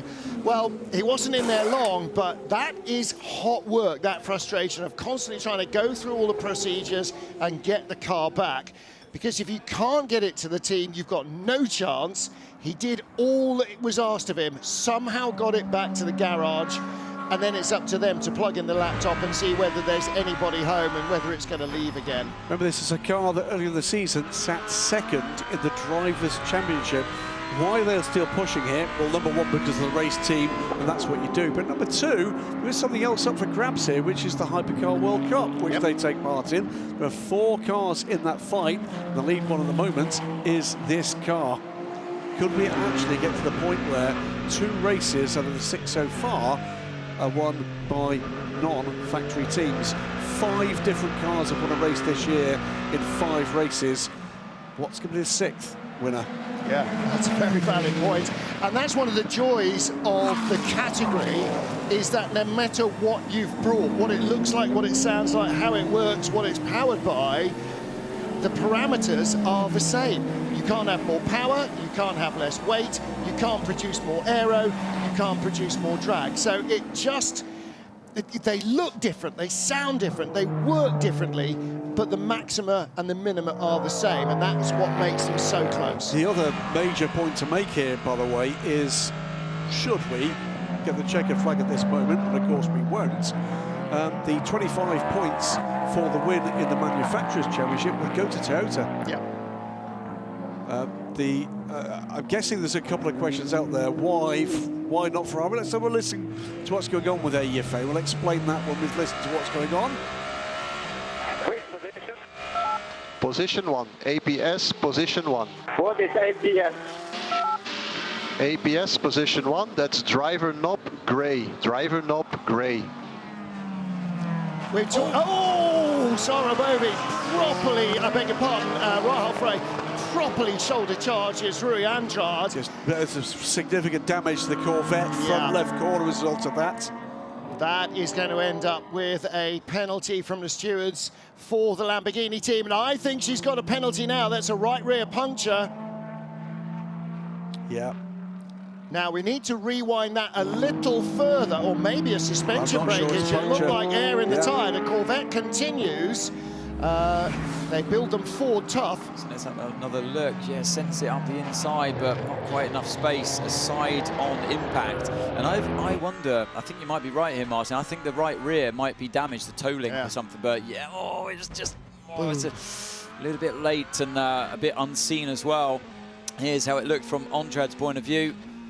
That is the normal racing line, you'd have to say. Yeah. Yeah, I think he's going to have to pit with that damage, or he's going to lose the hood. But I think the right rear suspension is broken. So this is another disastrous race for the Iron Dames. They're having no luck in the World Endurance Championship. And Graham, equally small amounts of luck in the European Le Mans Series. It's just been chaotic, hasn't it? Sorry, Ant. Yeah, sorry, I just don't think she was seen on the inside by Andrade there. Yeah, and there's the damage to the Corvette, and that is... It might last another dozen or 15 laps. On the other hand, it really might not. I'm just going to... I know we don't do this very often, Martin, but I'm going to correct you. Are you? Okay. They do not build Chevy Corvettes Ford Tough. No, that's true. But it's a phrase. It'll work. Yeah. But that, again, has become quite a regular sight of a magenta and white Lamborghini being pushed into a garage. And it looks to me like TF Sport are ready for attention needed to be paid to the Corvette as well. What a shame. It's going to put a wrinkle in their race, but then again, lots of other stuff is going to happen. I think Rahal Frey is a little bit disappointed with herself there. I have to say, getting out the car yet. It wasn't quite as blunt a moment as perhaps it looked at the end of it. There was a gap there for her to go for. It didn't look to me like Rui had the perfect line into that corner. I think he'd left space but then closed it. It was a bit disastrous. He was on the normal racing line, like I said, when we rode on board with him into that corner. But it was basically like a karting lunge down the inside, which you're okay to do. And she did have room when she went down the inside, first of all. But you've always got to look at the reason for contact. That's how the stewards, they try and look at it as emotionless as possible. The reason for contact, if one car's on the racing line and it's a late lunge down the inside, I think they might pass the blame this time onto the car making the overtake.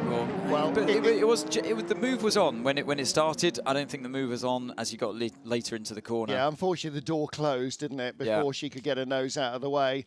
It's always the inherent duty of the driver trying to overtake to do it safely. And you've always got to realise as well, when you're the overtaker, you damn well better be seen. You're in a bright pink car, that's going to help.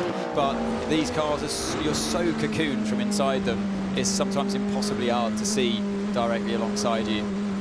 Riding on board with Porsche Penske Motorsport, the number 6 car, now up in the 7th place, Andre Lotterer, chasing Raffaele Marcello's BMW, and the gap under a second now. So in another form of racing, he'd be within DRS range. We don't have that. You have to do it all by your own hard work. I have to say, we're looking at the progress of Andre Lotterer here. This is the championship leading car. Could this be that drive that at the end of the season we look back at? Prepare full course yellow at 15:31. Debris. 30 seconds for full course yellow. Yeah. Right. 2.5 hours in, gentlemen, and the first full course yellow is coming. Who could this benefit? Who is getting full course yellow in 20 seconds? I think we're half an hour away from anybody needing a pit stop. We will go under full course yellow in less than 15 seconds. Full course yellow in 10, 9, 8, 7, 6, 5, 4, 3, 2, 1. Full course yellow, full course yellow. You saw it being counted down to the drivers in the cars. The car that might possibly benefit, depending where they are on the racetrack, is the one that's out of kilter with everybody else because of an out-of-position stop, and that is the number 15 BMW. Don't forget, they stopped early to swap drivers because of driver fatigue. Marco Wittmann couldn't complete the second stint, so they are getting close to the end of their stint. Everybody else is sort of right in the meat of it, and it doesn't make any sense. Well, there's the corner workers running back with the bit of debris. Isn't there another bit on the exit of the curb as well? They've got the main piece, but I can't imagine he'd have left some there and run back. But under full course yellow, of course, it's not all the cars coming by in one go. They come by in the groups that they were in previously. Full ground-up restoration work going on the number 12 Hertz Team Cota car. Why are they doing that? Well, it might be something that they can fix here. The other thing, of course, is that they're going to leave here, go to LA, and then go on a boat to Japan. Yes. So it's not going home. No. It's not going home until after Bahrain, and even then it's not going home because they won't be using it again. They're talking to on the radio to post controllers to find out where the gaps are that they can most safely deploy these heroes, without which none of us would be racing. And albeit you might be at home screaming, "Go and get it, let's go racing," you're not the guy doing it. Look at the speed of that. Look at that. And bear in mind, he's wearing a fireproof overalls and a helmet. It's 95 degrees out. And he's sprinting across a gravel trap. And he's not getting paid. Yes, absolutely. Absolutely. Well done. I mean, you know, goodness me. They're close to the action. Sometimes they're part of the action as well. It's worth saying, isn't it, of this moment before we go down to see Norman Nato. Thanks to everybody in the Marshland community worldwide. But now we're going to go down to Bruce Rani. He's on pit lane with Norman Nato from the 12 Hertz Team Cota Porsche. Norman, you must be disappointed. The beginning of the race, you started strong, and now, yeah, you're unlucky.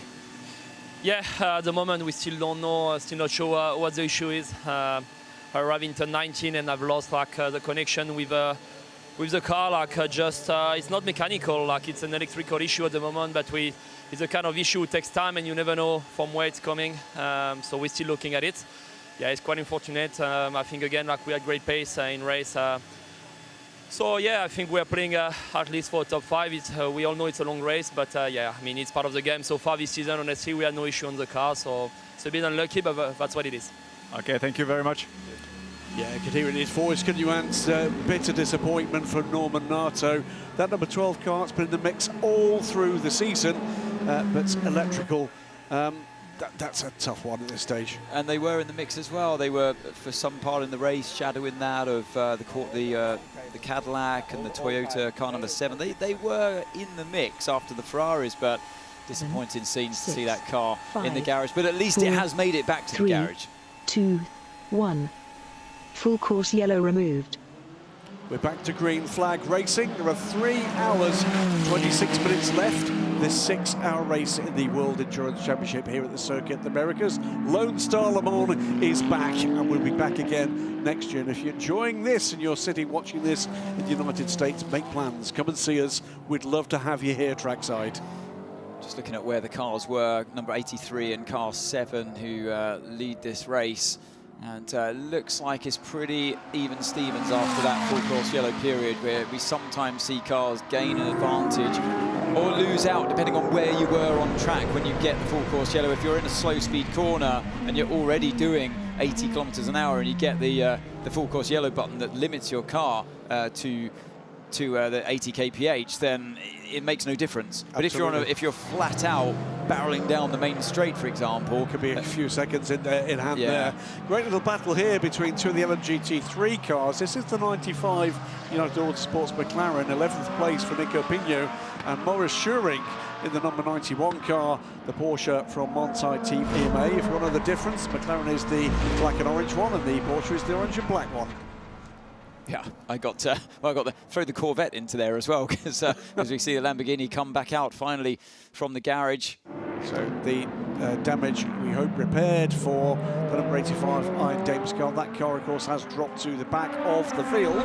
And it is under investigation. The car 85 and 81, that incident at turn 15.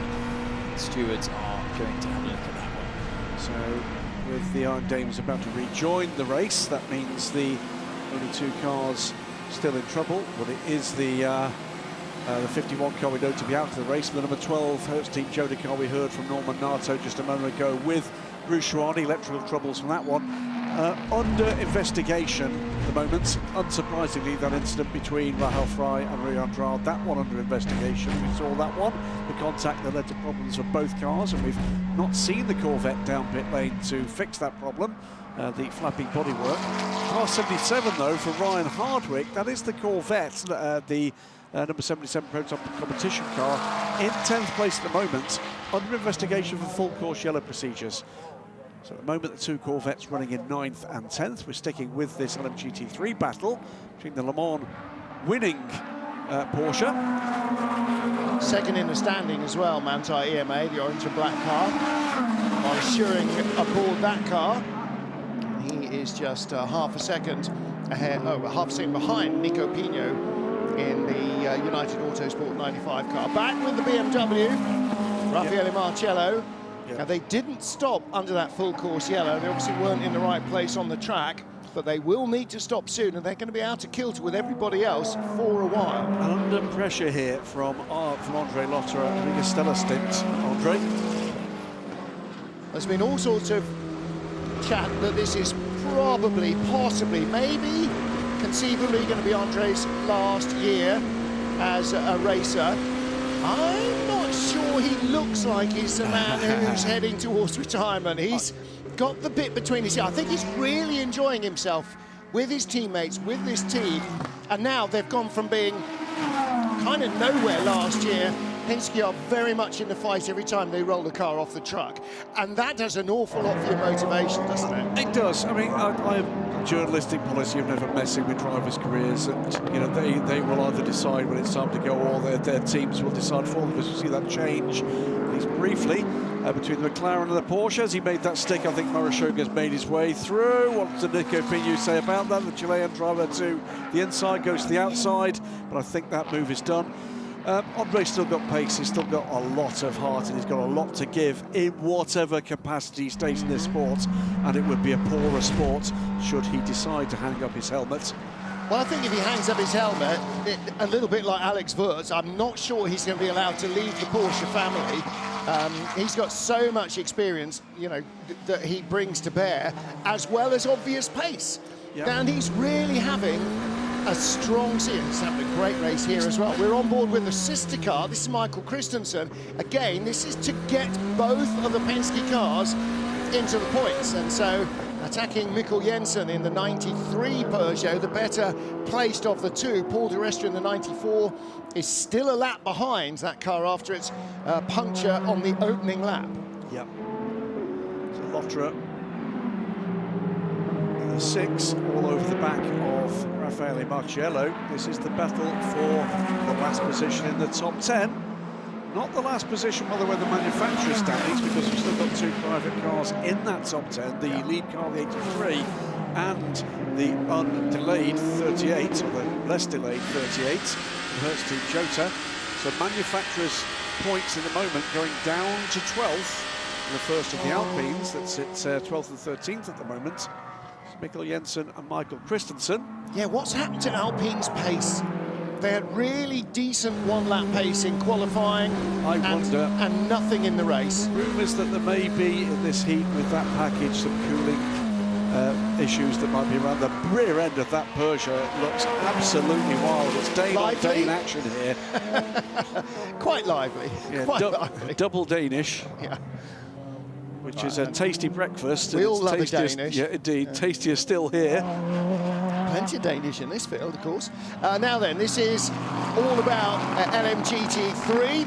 87, the Acodis ASP car of teenager Esteban Masson behind Sebastian Bode and they Sebastian Bode in the TF Sport 82 car. The other Lexus, by the way, has just pitted. Kelvin van der Linde has brought it in from what was 12th place. Drops down a couple of spots. So 2 retirements so far. That's the 51 AF Corsa Ferrari that started on pole, and the number 12 Hertz Team Cota Porsche. But the lead group closing up. Yayafei leading in 83, Mike Conway 10.7 seconds back in second, but Earl Bamber 2.5 seconds behind him, and he took a second out of Conway last time round with the Caddy's fastest lap of the race, and behind him 50, the Ferrari of Nick Nielsen 10 seconds further back, but it too has just set its fastest lap of the race. So heat or no heat, the track continues to rubber in, produce more grip, and this time the Porsche goes for it up the inside. Does he overshoot? Yes, he does. This is sort of like the mirror image of the first corner at Spielberg in Austria. Uphill, hairpin right, tweak the handbrake. Unfortunately, the handbrake didn't really rotate the car enough there. So, yeah. It's an amazing turn. We're looking from the corridor from where outside our booth and looking out the window down pit lane. You see the corridor of uncertainty. It's got uncertainty. This grey wall with red and white stripes on the sides, and you suddenly realise, no, that's the run up to turn 1, yes. And it literally fills the window. It is a remarkable sight. Well, if you're on the top level. floor of the race control building, you're basically looking at the apex, eye to eye. Yeah. And that's 3 stories up, and that's the climb, and it's not gradual, it's pretty steep. I think if you're on the top floor of race control building, you're Eduardo Freitas. That's what you are. It is 3 hours 18 minutes to go, and battling away here, fighting group of LMGT3 cars. Timo Bernhard, we had him in the booth for part of our FP3. And again, we're talking about keeping the genius of Porsche in the family. Another of those well-known names, particularly here in North America, is wearing a Porsche Penske Motorsport team, Alvin Springer. Oh, yeah. And Alvin Springer has been associated with Porsche in North America since he ran Andile, that produced all the engines in the Group C era for the GTP racers in a Camel IMSA GTP program. So he's been involved. He retired over 12 years ago, yes. and yeah, clearly still keeps coming back to work. Mrs. Springer likes him to leave the house. It's a new fastest lap of the race. It's not for the race leader. It's not for the chasing Toyota. It's not for the chasing Cadillac. It's not for the sole remaining Ferrari. It's one of the BMWs. It's Raffaele Marciello with a 1:53.231. It's all right. He got there in the end, Anthony. Anthony was cheering him up there. Who is it then? Who is it? It's Raffaele Marciello. But he must be running almost on fumes, because don't forget, that car is about a third of it, pitted about a third of a stint early. Everybody else has wandered into our booth to eat cake. It's marshmallow. Oh, it's marshmallow. It's no, it's Raffaele not. It's Sam Smith, and that's just rude. So Sam Smith has joined us in the back of the booth to point out our obvious errors. Into the pit lane comes everybody in LMGT3. Joel Stern was in already for, I beg your pardon, Ahmed Al-Hati was in first for Team WRT. The doctor, then James Cottingham, Erwan Batar. Yep, doctor climbing aboard, and that will be the end of Ahmed Al-Hati's drive time, I'm sure. Yep. This is the silver-rated driver, of course, but he's known certainly far more globally as the absolute international superstar that he is on 2 wheels, and now making a reputation on 4. Valentino Rossi, of course. Yeah, not his first season of racing. This is his 3rd season racing GTs with Team WRT. Last year, he and Maxime Martin racing in the GT World Challenge Sprint Series, where he had his first wins for BMW. And he's having a very fun time here in the World Endurance Championship and signing a gazillion autographs for a gazillion fans at every race. Doing it with a big smile on his face at every race too. Team Sport, by the way, left Rear Andrade out with that damage to the front end of the Corvette. It's not going any worse, he's still second. Yeah, he still said it feels absolutely fine. In fact, Tom Van Rompuy, when he got out of the car, said it is the best Corvette they have driven all year long. So it is really, really going well on this track. So that car, as it sort of looked like it might be, does still seem to be very much in the hunt. Yeah, so both the bronze and silver driver graded drivers for the LMGT3 category. In a 6-hour race, minimum driving time is 1 hour 45. Yep. 3 hours, 15 minutes to go. Approaching halfway in this race with just one short interruption to remove debris. James Cottingham? Yeah, with Richard Dean in the white shirts, the co-owner of United Autosports. And James just out having completed his drive time. That was his target for today, to do his double or do all his drive time in a double. And I think that is, or did they? No, he didn't. No. There we go. Let's polish that bit. And my guess is that the race tape might be coming out. Polish that, because that's going to make it look so much better. That's how my Morris Minor gets restored. I just polish the shiny bit and ignore all the broken bits. What, running in a Lamborghini into the sun of it? No, it would have looked a lot better had that happened than it currently does. But whether or not they're going to work on the bodywork, I'm not entirely sure. Not quite sure what the drummer is doing on the front of the BMW there. I mean, obviously beating a staccato rhythm in 4/4, but I'm not sure what else was going on. I wonder if they had... BMW's coming in left, right and centre. That was 15, so Raffaele Marciello, a couple of laps ago, fastest race lap for the car, and it was because he was low on fuel. There is a lot of race tape being applied there. It's not the way Brett Miller built that car, but... well, they should have orange as well. You'd think a big orange bit.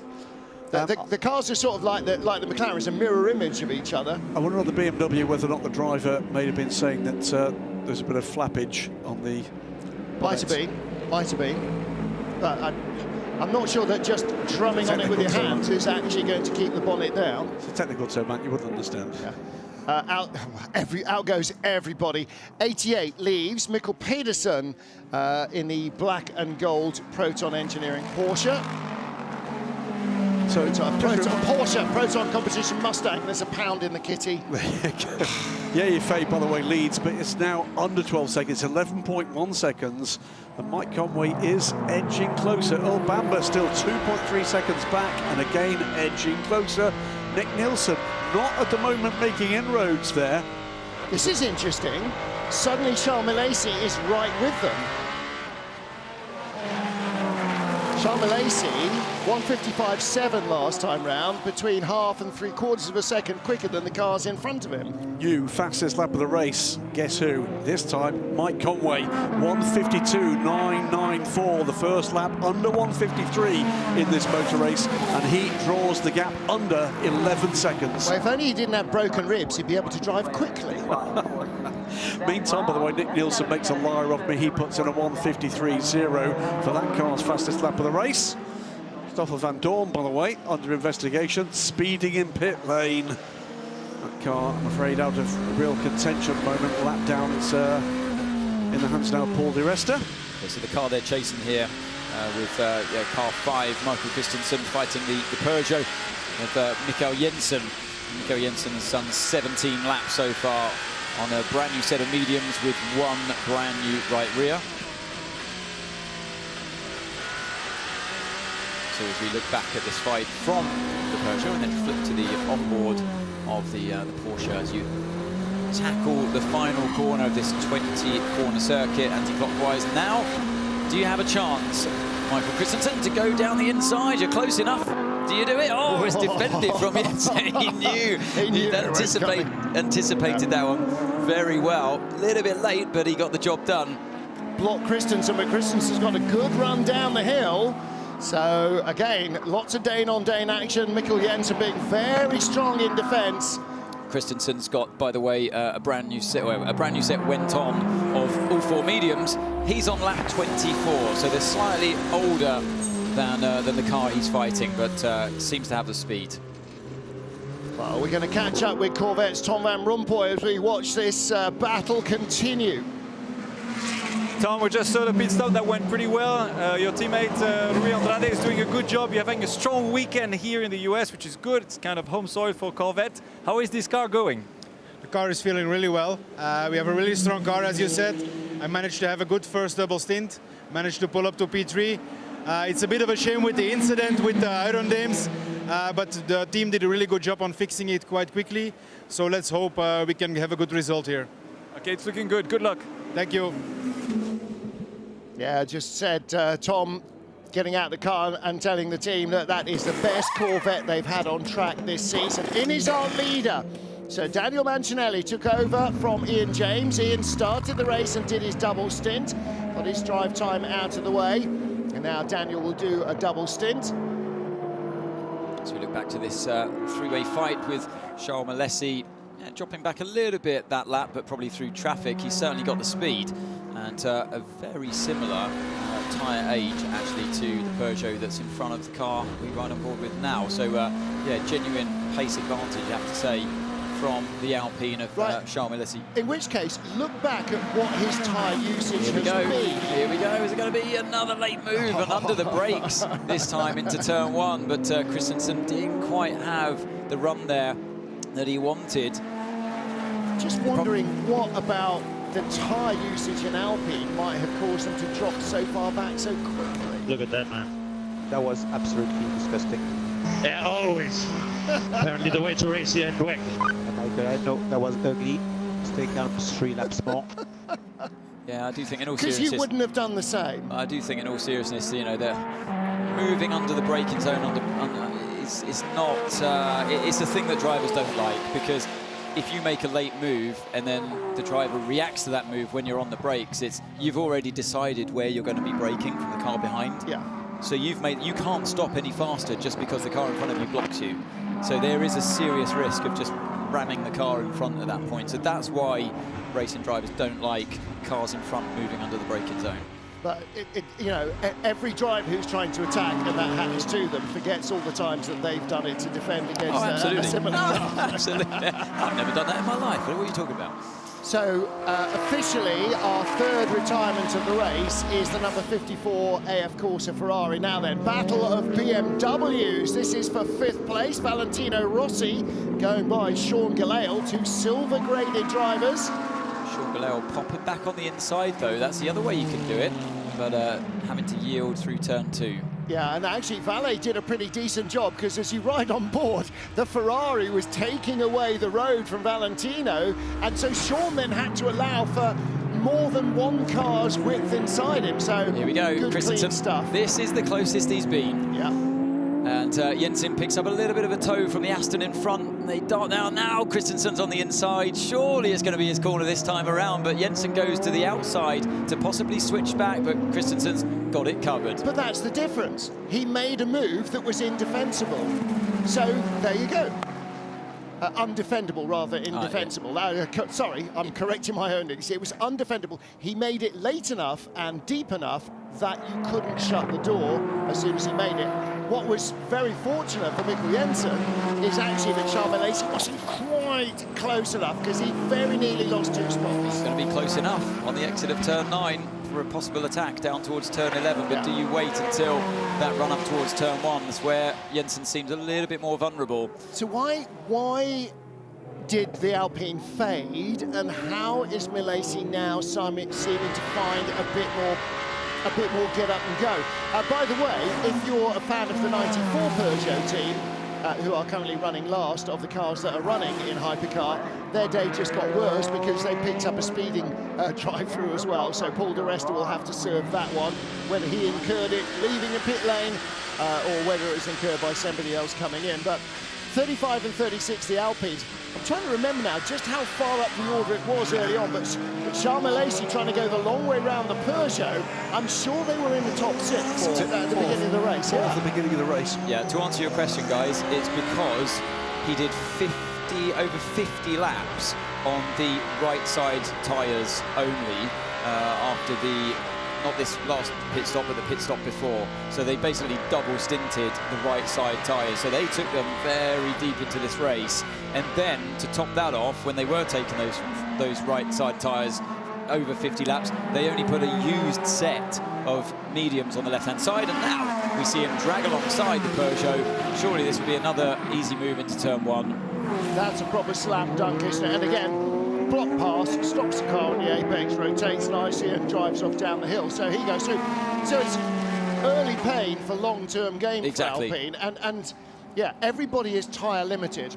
Who's this in the pit lane? Number 5, yep. Michael Christensen. Which means that pass on the Peugeot is for 9th and not 10th for the Alpine. So Charles Malaysia up into 9th place now, as these two Alpines seem to be coming back into their own at the moment, in the same way that the Porsches have seemed to be doing that.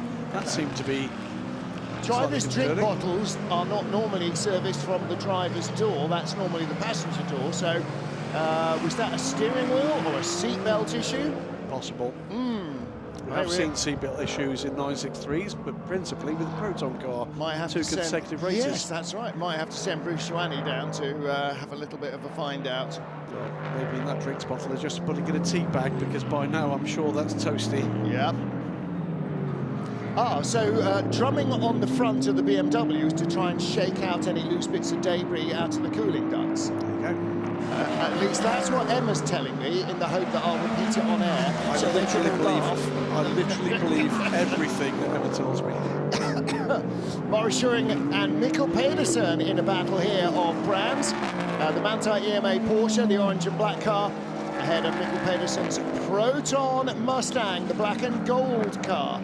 And this is at the tail of the points, 9th and 10th place. I should explain, Emma, by the way, the excellent PR for Team WRT works alongside her BMW factory colleagues here. It's a great conduit of useful knowledge. Closing in on the halfway point here. And Campbell cycles back round to just 15th place. After that last pit stop, that was a minute 16 on pit lane, so whatever that was in the driver's compartment, that would, of course, I think that's a rather change. It probably would have been somebody assisting him with the belts, but that certainly did not delay them. The lead gap, by the way, 9.3 seconds, and Mike Conway continues to edge closer and closer to Yafei. Earl Bamber dropping back just a little from a charging Mike Conway. Nick Nielsen under 10 seconds back now from Bamber, beginning to find his pace again. Remember how Maxime Martin drove the BMW back up towards the front of LMGT3? Yes. Valentino Rossi's doing exactly the same, isn't he? He's just picked off one car and now attacking Grégoire Saucy, and this is to move up into 4th position. And he's definitely got the speed over the McLaren. Yeah, he's got a tyre advantage as well, but so far it looks like he's got into this stint very nicely indeed. You see the rear wing of the BMW just shaking in the turbulence, and he looks to the inside into turn 1. It's late. Now there's a man who knows all about braking late and parking it on the apex, because that is an absolutely classic MotoGP pass here. Raced here several times, never a winner on 2 wheels here. I wonder if it's possible he might end up on the top of the pile on 4 wheels. Yeah, metaphorically got his knee down there, but it didn't quite work.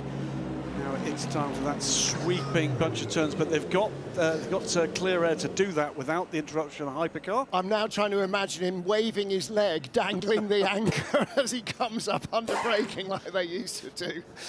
There we go, all right, it pleased me. Andre Lotterer has brought in the number 6 Porsche. Good stint from Andre. Yeah, really good stint. There is Vincent Vos. It was a good stint by Andre. Yeah, I would say his strongest stint so far this season, as the performance has not quite been the Andre Lotterer of the past from the LMP1 era, I'd have to say. I think yeah, Kevin Estre and Vantor have had a slight speed advantage on average through this season, but that was a very strong stint there for Lotterer. 31 laps with an average lap time. Well, they've included the full course yellow, so it's a 1 minute 57 average lap time. But theoretical best lap time, 1 minute 52.9. So he was very competitive. It was the best out there. Sorry, some of the best out there. If you look at the race leader, 52.9 as well, theoretical best lap time. Here comes Valentino again. A quicker car offers up the opportunity. Grégoire Saucy couldn't hold the line he needed to. Valentino Rossi, having initially been held up by the hypercar, then got a chance to close. He is still all over the back of the McLaren. Again, look, 2 very different cars and still racing nose to tail. Porsche on Porsche action. So this is 99 Neil Jarni behind the number 6 car of Andre Lotterer, who has just come out of the pit lane.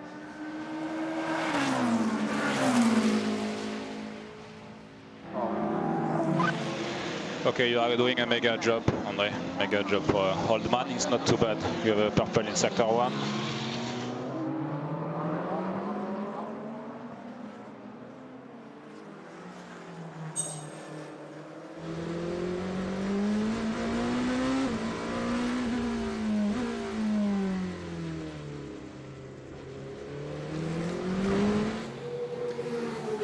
Lawrence, I just heard your engineer telling Andre, not too bad for an old man. He put some purple sectors out there and he's closing the gap with the car in front. You started 14, you're P6 at the moment, so you're doing that magic again. Yeah, Andre's doing really well, and slowly we're coming back. Hopefully we can still gain a couple more positions and especially get ahead of the Toyota and the Ferrari, but might be more difficult. But yeah, we're making progress and so far so good, so hopefully we can continue this. Okay, fingers crossed. Thank you very much. Thank you.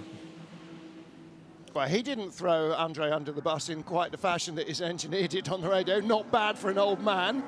Well, no, but I was talking to Andre actually in the driver's autograph session. I said, what's it like in the car? And he said, well, what's the air conditioning like? Are you using cool seats? And I said, the air conditioning's okay. He said, probably as good as it was in LMP1. So the problem is, these cars are so much more physical than LMP1 cars. They were more technical and they were quicker. These aren't as fast, but it is like wrestling an alligator in a sauna.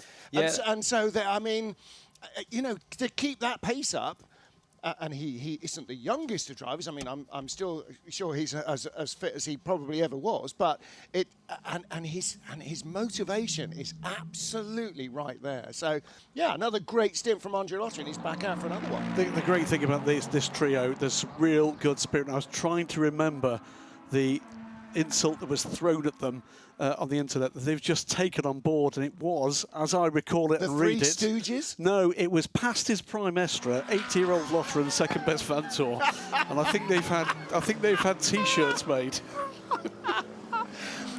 By the way, the trio, by the way, leading the World Championship. Yeah, yes, exactly. Is beyond harsh. And have been since the first race of the championship as well, second race of the championship. So it's a really strong combination. And I do refer to the fact that when we're looking at our full access program, there's always them giggling and sniggering in the back of the garage, either at somebody else's misfortune or especially at one of their own teammates' misfortune. But boy, when you're that relaxed, Anthony, among a trio of drivers, or 6 drivers as they are across the 2 cars, that's a sign that the team spirit is absolutely phenomenal.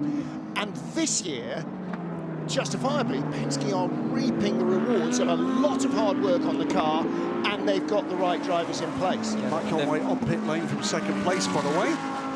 Yeah, he had brought that gap down to 9 seconds. So when they first started their stints, it was over 12 seconds. So yeah, Mike's been slowly chipping away, but I'm intrigued to see how these hard tyres all round going to get on for Yifei as this battle between Valentino Rossi in car 46 and Sosei down in towards turn 13. Can Rossi find a way by? He does have the tyre advantage. Tries to set himself up to a switchback on the inside, but the tyre didn't really like it. They did well not to make contact there. It's a great little battle, this, isn't it?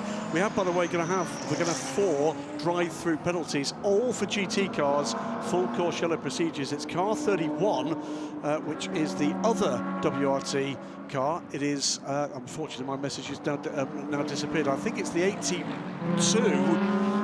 Corvette, the 77 Mustang, and one other 60, I think, Lamborghini. Yeah, I think I think that move that Rossi was trying, I could see what was going through his mind, but the car just couldn't quite take it. And then he had a big snap of oversteer. I think he felt like he might have been in a single-seater for a minute there, but he's going to try again, because he's certainly got the speed over the McLaren in front. As now the Alpine's going to work its way around the outside of turn 2. Can he get both of them before turn 3 is critical? And he does it, because if you sit behind the GTs through that sequence of corners at high speed, you can see how much you would lose by how far he's making progress as the Alpine over these 2 GTs. Look at that, if they come to turn 7, you don't want to be giving up that much track distance. Good stuff. As in comes the lead car in the hands of Yifei. Good stint from him. So fully expecting the tyres just to remain on the car this time. 77, by the way, has just served its penalty, but there's problem for D station. 777 has been in the pits for a long while, actually, several laps. It's now 19 laps behind the leaders, 6 laps behind the Iron Dames Rahal Frey, and they lost nearly a dozen laps. So 777 in the garage, and just hearing from Bruce Rani, in fact, is just being pushed out onto the apron.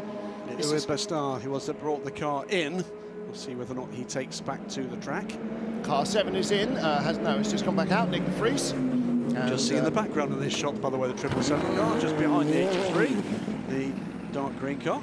So Nick de Vries back in the Toyota, still no Kamui Kobayashi. Yeah, that Zoom meeting really is going on quite a long while, isn't it? Maybe he's just hoping that later on in the last double stint it'll be a little bit less humid and hot. I tell you what, he wants to ride a motorcycle at Suzuka in the 8 hours if he wants to know what hot and humid feels like. I'm beginning to wonder whether or not he may be under the weather. He was fine this morning, chatting to them in the autograph sessions. At 10:30, he was tickety-boo. Nobody's pushed him down the stairs to steal his drive, so... on board, by the way, with the number 7 Toyota, hands of Nick de Vries, chasing hard, as he has been throughout the race so far. GT3, by the way, still led by the Heart of Racing number 27 car. Hands of Daniel Mancinelli. Joel Sturm now, the 92 car, the championship leading Monza Pure Racing Porsche, 18 seconds back from the Aston Martin that's pretty much led throughout. And Rui Andrade in the now rather stickered 81 TF Sport Corvette in 3rd. Well, let's catch up with Bruce Joanny in the pit lane. Bruce, what do you know? Well, about the station car, it's really a shame the car didn't restart after the pit stop. They just pressed the button, it wouldn't go, super frustrating, so they had to bring it back in to fix the starter motor. Starter motor, okay, so not electronics this time, but there's been a lot of it going around, cars refusing to fire. Riding on board with the Alpine. It's the Alpine closing in on Alex Lynn in the Cadillac. Yeah, he does. He's ahead on track at the moment, so he's got the move done there into turn 1. But yeah, the Cadillac, as we know, has had immense speed the whole way through the race. They've now sagged down to 9th place, the Caddy. What's the situation with their tyres, Ant? Still round and black. So the Caddy did have a set of all 4 new mediums go on to do their stint of 31 laps. And well, that wasn't an outlap for the Caddy either. And they've put, no, it wasn't an outlap, but they have put on 2 new mediums on the left-hand side. Okay, well, that was a couple of laps ago. Caddy, well, 9th place, yeah, Nick de Vries in 5th place in the number 7 Toyota, having taken over again. And in comes, okay, so we're now going to start to see most of our hypercars coming in. The Lamborghini is in the pit lane, 50 Ferrari is in the pit lane, so too is the number 36 Alpine. You could see Nico Lapierre hanging up his belts. And fishtailed under braking just before the speed limit zone there. And he's just done the stint that the sister car did before, where they had only put an older set of left-hand tyres on to take the right tyres really far into the race of over 50 laps. Number 50 Ferrari, Niklas Nielsen, out of the pit lane, left sides only, it had mediums fitted on, and no further action for them, or for 82 for contact back at turn 14. That was the incident between the Corvette and the number 50 Ferrari. Yeah, the TF Sport car of Sebastian Bode. Sorry, that's not over 50 laps. It's 64 laps on the right side of the tyres. Hang on a minute, we've only done 96 laps. So he's done 2/3 of the race on that one. But they're going to be sending tyres back unused at the end of the race. At this the 51 stage. car, I'm sure, being prepped for transport onwards in 2 weekends' time. Exactly. It's going to go on a boat. It's going to so you lose a week getting to Japan. This is going to see here. He fishtails here. He almost hit the barrier on the way. Wow, that was. Yeah, on the absolute ragged edge, wasn't it? As Lapierre gave it everything he could. Typical Lapierre style. Absolutely, absolutely. Mathieu Vaxivière taking over the 36 car. Neil Jarney leaves the pit lane in 99, the white and green Proton Porsche, and just getting down to the line. 35, in comes Charles Milesi. How long has that stint been from Ryo Hirakawa? He's on pit lane right now. Ryo Hirakawa. He's only just taken over the car, hasn't he? Did Buemi did a single? No, Rio's been in there a while. Yeah, He's so it's done a single stint. Yeah, because they're singling. By the way, cycling round to the lead at the moment, Robin Frines, but he of course owes us a pit stop shortly. But that stretch of the energy beginning to make an impact here, gentlemen. And who knows what an endurance race will throw at us in the latter part of 6 hours. Could that be telling? They're able to stick it out while others have to pit. But there could be quite the result for BMW this afternoon.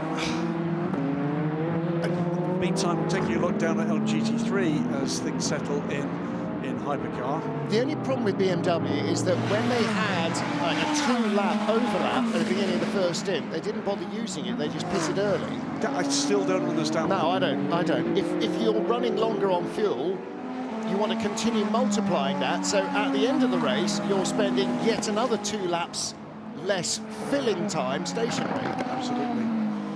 Robin Frans leads. Yeah. Of course, is 83 car still. Hans Yaffe is in second place. Well, either way, this could be a really entertaining battle. The Toyota is definitely not out of it. There are 2 Ferraris in the hunt. Yeah. The Caddy potentially, at least one of the BMWs. And if you could count out a Porsche Penske car from being on the podium, then you're probably not that great. I wouldn't do that, because the pace we've seen for the number 6 car, Andre Lotterer is still at the wheel of that car. We've still got, that's a brush there between the 93 and the other Corvette, the 82 this time. 93 is Mikkel Jensen. At the wheel of the 18, Sebastian Boe back at the wheel of that car. Yeah. Just come out the pits, in fact, and into the pit lane comes 93. So Mikkel Jensen's stint is done.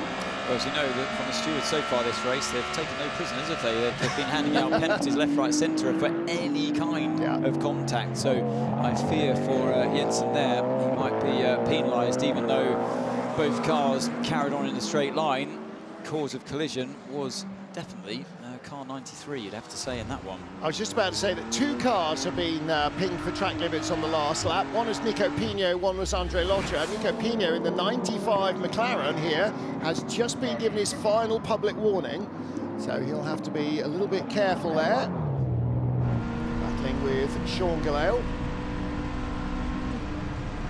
Very close, wasn't it, on the exit? In fact, no, this is Valentino Rossi and Gregoire Sosi. So both United McLarens and both WRT BMWs are battling each other. And the number 12 Hertz team Jota car going no further. It is going back together, but that appears to be the dashboard stuck up in the... Oh, hang on a minute. It might be going back out. So here is, or was, our race leader momentarily, Robin Frines in the car 20 BMW. And... going to be interesting to see what they do with this tyre strategy here, because he was on a brand new set of mediums and he took those for 32 laps.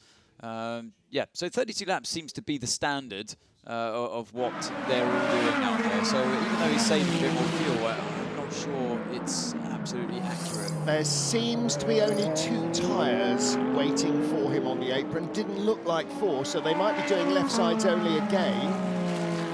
Yaffe back into the lead of the race.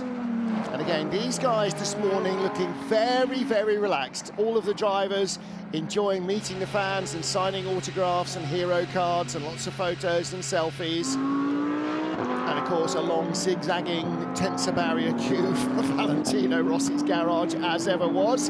Out comes the number 20 car. Robin Frines stays in, or did he take over? Now I'm confusing myself. Out comes number 20.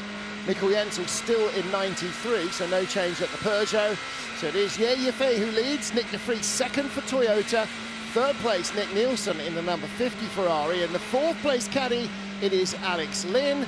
Robin Frines in 5th and Andre Lotterer in 6th position. So Lotterer, after the slightly earlier pit stop, still in the top half dozen ahead of Ryo Hirakawa, Raffaele Marciello's BMW.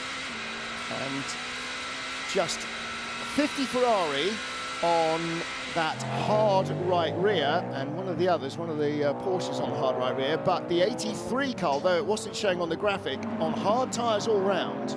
Yeah, it's still on hard tyres all round. So yeah, that was the decision made by the car 83, that side of the garage, decided to go on hards. But yeah, just a reminder of in a 6-hour World Endurance Championship race, you get 18 individual tyres for the whole race. So of course you're limited, and you have to therefore side tyre, you only go for one side at a time sometimes, maybe just put one new tyre on or double stint a whole quad of tyres. Yeah, 3 and out. Oh, so the battle continued through the pit lane and then came to grief.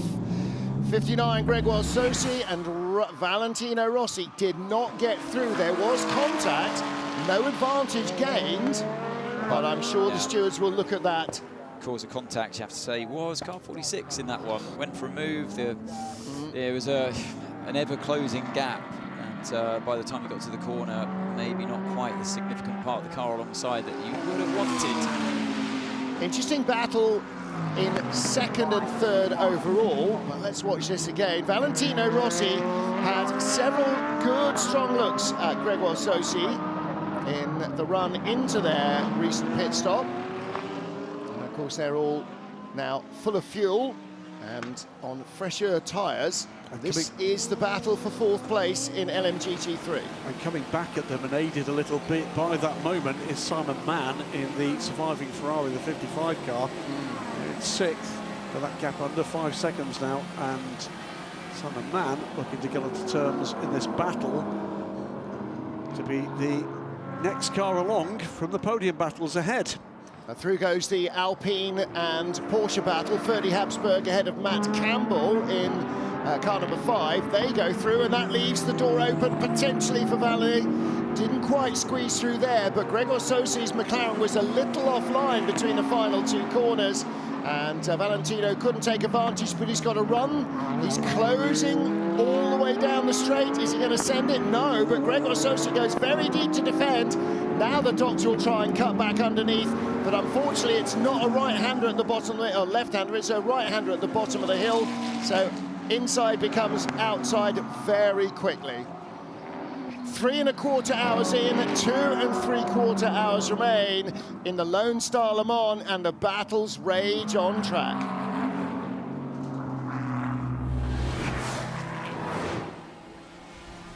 Austin, Texas in the background. In the foreground, the Circuit of the Americas, the venue for round 6 of the FIA World Endurance Championship, Lone Star Le Mans. Everybody getting into the right spirits for the start of this race. In searing temperatures, over 95 degrees on the grid, and track temperatures up to 115 before the start. A bit of breeze to keep the fans cool, and a bit of shade will be very much required, with a nice, healthy crowd on hand here to watch World Endurance return for the first time in 4 years. And right from turn 1 in the hypercar field, it was busy, busy, busy. Contact and cars going off. Cleaner in the LMGT3 crews, but the Ferraris moving up into a 1-2-3 position early on. The Cadillac getting pushed and shoved, not least by one of the Alpine, which also hit the BMWs. And through came car number 15 to go 4th, ahead of car number 20. BMW looking strong early on. Early pit stop for a pitot tube safety cover removal from the number 5 Porsche has left them on the back foot. Contact for the Peugeot gave it a puncture. 94 has been at the tail of the field ever since. They've had other issues as well with that car.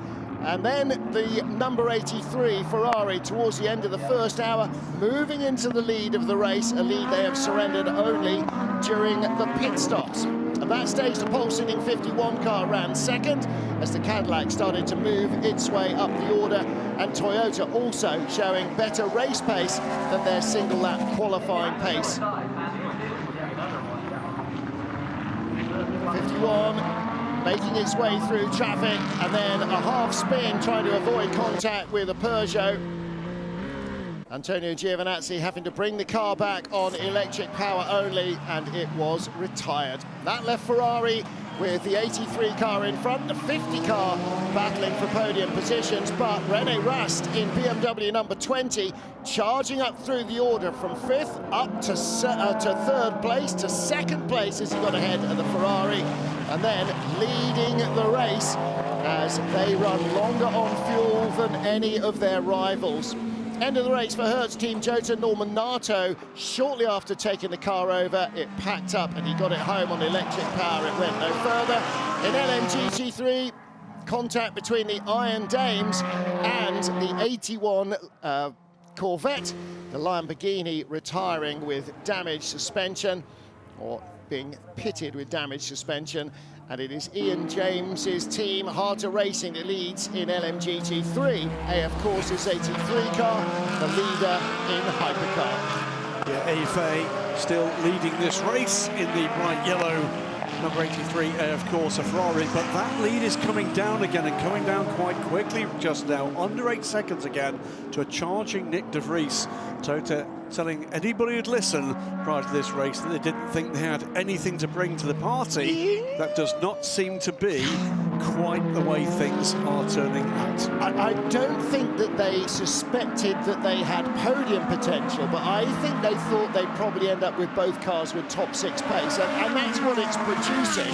At the moment, I think the number 7 crew are really batting it out of the park. They are absolutely bludgeoning that car.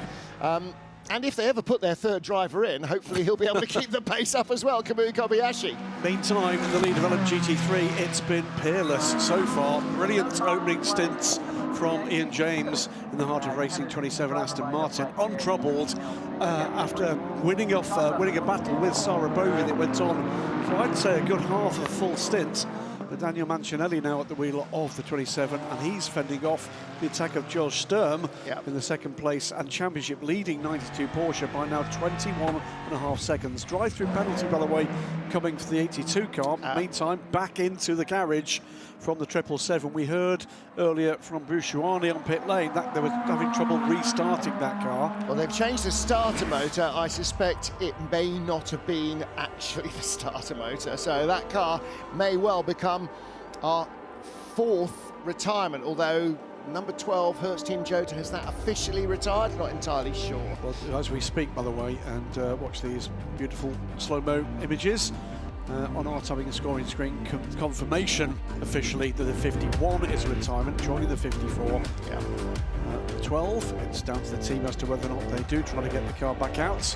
It did look to be being rebuilt, but it did rather look as though Norman Nato was standing there in the anticipation of getting ready to go out. Drive-through penalty has been awarded to Sebastian Bode in the number 82 TF Sport Corvette for abuse of track limits.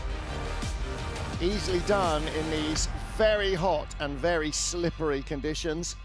Racetrack rubbering in, but also pretty slick once the tyres are cold. Now then, Valentino Rossi has made the move, hasn't he? He's gone ahead of Grégoire Saucy. But look at the 55 car behind, he's caught both of them. Well, that was always shaping up to happen just as we went to our highlights package. So let's see if we can have a look at what happened. Grégoire Saucy and Valentino Rossi under investigation for an incident. That also happened during our highlights package. Who could have predicted that? That was the one on the way the one before. Okay, the one on the way on the pits. So we need to see the pass. So this is the 3 cars for 4th position, 46 in the hands of Ballet. Yes. United Autosports 59.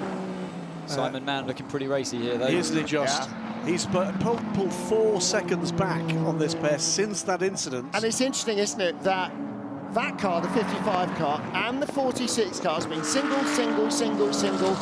Fresh driver equals fast driver. Bludgeoning your way somehow, grittily, through the end of a double stint, but having no pace to show for it is not necessarily the way to go. Astoundingly, in this 2024 FI World Endurance Championship, in LMGT3, so far, neither of the Ferraris has finished on a podium. Oh. Which is remarkable. And actually, we're just thinking, you said earlier, the only remaining Ferrari. How many years have you been doing this, and how many years have we only ever had 2 Ferraris in a GT class? I think the answer is... I know that's the rule now, that it's a 2-car team. It goes back to the very start of GT2, doesn't it, with the Ferrari 360, but the big difference now, of course, is that Ferrari lovers have got the distinct appeal of having 3 cars in a top class, which is not something I've had in my kind of professional career, which lasts for the whole of this century. It's a remarkable era. Yeah, it certainly is. And speaking of the top class, the hypercar category, we watch now car number 8, Brendan Hartley, chasing car number 6, the championship leader, but also championship leaders, Porsche and Toyota are very much in that fight in the constructors. So yeah, this could be an important dice between the two drivers here. It absolutely could. Meanwhile, in other Toyota news, Nick de Vries has the lead under 5.5 seconds now to Ife, my apologies. Yeah, Ife. So he's carried on as suspected. That's supposedly at the advantage of running those harder tyres. You didn't need to put any extra sides on through the pit stop. They've carried on. And Nick de Vries decided on his side of the garage, car 7, decided to put on the left-hand side of old tyres and continues on with the right side. So that's why he's probably catching hand over fist right now, but it's certainly going to be hotting up soon between the two cars out in front. Great thing about this race, gentlemen, is it has got Toyota in it, it's got Ferrari in it, it's got Porsche in it, it's got Cadillac and BMW in it, and the depth of competitiveness in this hypercar field is increasing as it matures. We saw it coming into this season with the Porsches that frankly did not look ultimately competitive, being right on the button straight away, and all of a sudden we're seeing the Alpines beginning to come on strong, the Caddies coming on strong, and boy oh boy, this afternoon the BMW has been right there. Well, we've got 6 brands in the top 10, which tells you all you need to know about the variety, and actually if we looked at LMGT3, probably exactly the same. We've got Nico Jensen, car 93, and Bode in 82, under investigation for that incident that we saw on the run-up towards turn 30. Stewards have been busy today. We can have a listen to what's going on at car 83, our race leader. 19 laps to go, 5.9 gap to Toyota. We can reduce the stint length with 1 lap, we can reduce the stint length with 1 lap, and we can remove lift and coast. Oh, that's the kind of message you want when you're a driver. Oh, thank goodness, no more lift and coast. I can go faster, burn a bit more fuel off. Happy days, but 1 less lap given to you. Now, I said we've got 6 brands in the top 10 in hypercar. We've actually got 7 brands in the top 10 in LMGT3 out of the 8 possible. So, yeah, it's a very good spread of makes. Which means that just Lexus and Lamborghini to the L's aren't doing so well this afternoon, with a variety of reasons behind that. By the way, that message we heard was slightly delayed from the 83 car. 5.9 we heard was the gap, 4.9 now, so he's going to need that lack of lift and coast, I think, to fend off an absolutely flying Nick de Vries right now. And Nick de Vries has really got the bit between his teeth in this car, has he? Especially the second part of this season, from Le Mans onwards, he's absolutely pitching in there with the other guys as well. He and Mike Conway are, and then Kamui Kobayashi is absolutely pitching there as well. They are comprehensively, all 3 of them, quicker than the sister car. Oh, 12's back out. Yeah, well, it did look like they were getting ready to go again. So good to see them about to make it back out there. Good team spirit, fighting spirit, as always, with Team Cota. And yeah, we could see that car. Hopefully, no more problems from here on in. But obviously, out of the race in terms of a competitive result for them. But the advantage they can gain from just more and more track time is often vital. Yeah, the other thing, of course, is it's going back in a container, then going to LA, and then going on a ship, and they don't want to unpack it in Fuji, not knowing whether the rebuild they've done works. This is the shakedown of the car for Fuji. It won't be going on a ship. I think this is the one absolute that we've got to have an air sector because of the short gap we will be in at Fuji. Not next weekend, but the weekend after that. So if you're in that region and want to come along, please do come and see us trackside. But mark those dates in your calendar, because the very same level of entertainment and probably more will be back at the WEC's Japanese home in Fuji in just 2 weekends' time. Yeah, going to be interesting to see just how many mental Japanese Valentino Rossi fans show up, because they always come in great numbers, the Japanese fans, and with lots and lots of sort of fan paraphernalia and replica race suits and helmets and everything else. I can't wait to see what the valet crowd is going to be like in Fuji. Well, Ye Fei still trying to keep that gap open to Nick de Vries in second place, 4.90 seconds now. And de Vries closing by about half a second on that last lap. For anyone thinking that Alpine is a bit of a thorn in de Vries' side right now, it is not for position. Mathieu Vazevier, he's just gone by him. So the second place car putting a lap on the second of the Alpines. And Vaxivier's pretty much had a brand new set of tyres gone in his car. He's done 11 laps, so that's why he's able to really pester Nick de Vries at the moment. But de Vries, you can tell he's just thinking, leave me alone, I'm really on the attack right now, I don't need any disturbances. Looks as though, and indeed, Rahul Frey has headed back out into the fray, and car number 12, Hertz Team Cota, slow on track. That's not what they wanted to hear. Whatever ails it still. Hello. Bit of a meander there from the Alpine. That wasn't for position, was it? Yes, it was. Yes, it was. Matt Campbell, his recovery drive. That was Matt Campbell ahead of Ferdy Habsburg, so it wasn't a meander, it was a defensive meander from Ferdy. So his next target is the 38 Hertz Team Cota car, but that car is a full, 13 seconds up the road from there, from the number 5 Penske car. 83 in the hands of Nick de Vries. It's 3.1 seconds. That's coming down in leaps and bounds chunks, now. Big chunks. That was 7/10 of a second on that lap. Remember, we were told, what was that, 4 or 5 laps ago, 19 laps to go. This is going to be nose to tail if this progress continues from Nick de Vries within the next couple of laps. There is the 12 car, by the way, in the background. Whatever they've done to try to fix that car, I'm afraid it has not worked. 51 Ferrari was retired because of driveline failure after contact with the GT3 car. Well, this race has taken a little while to warm up, but things are really starting to get a bit spicy here with the ever-closing Toyota of car 7. As we sit in our air-conditioned booth, Anthony's saying the race has taken a little while to heat up. I think everybody in the pit lane from Bruce Joanny out is probably disagreeing. Yeah. Metaphorically speaking. More ice cream, Ant.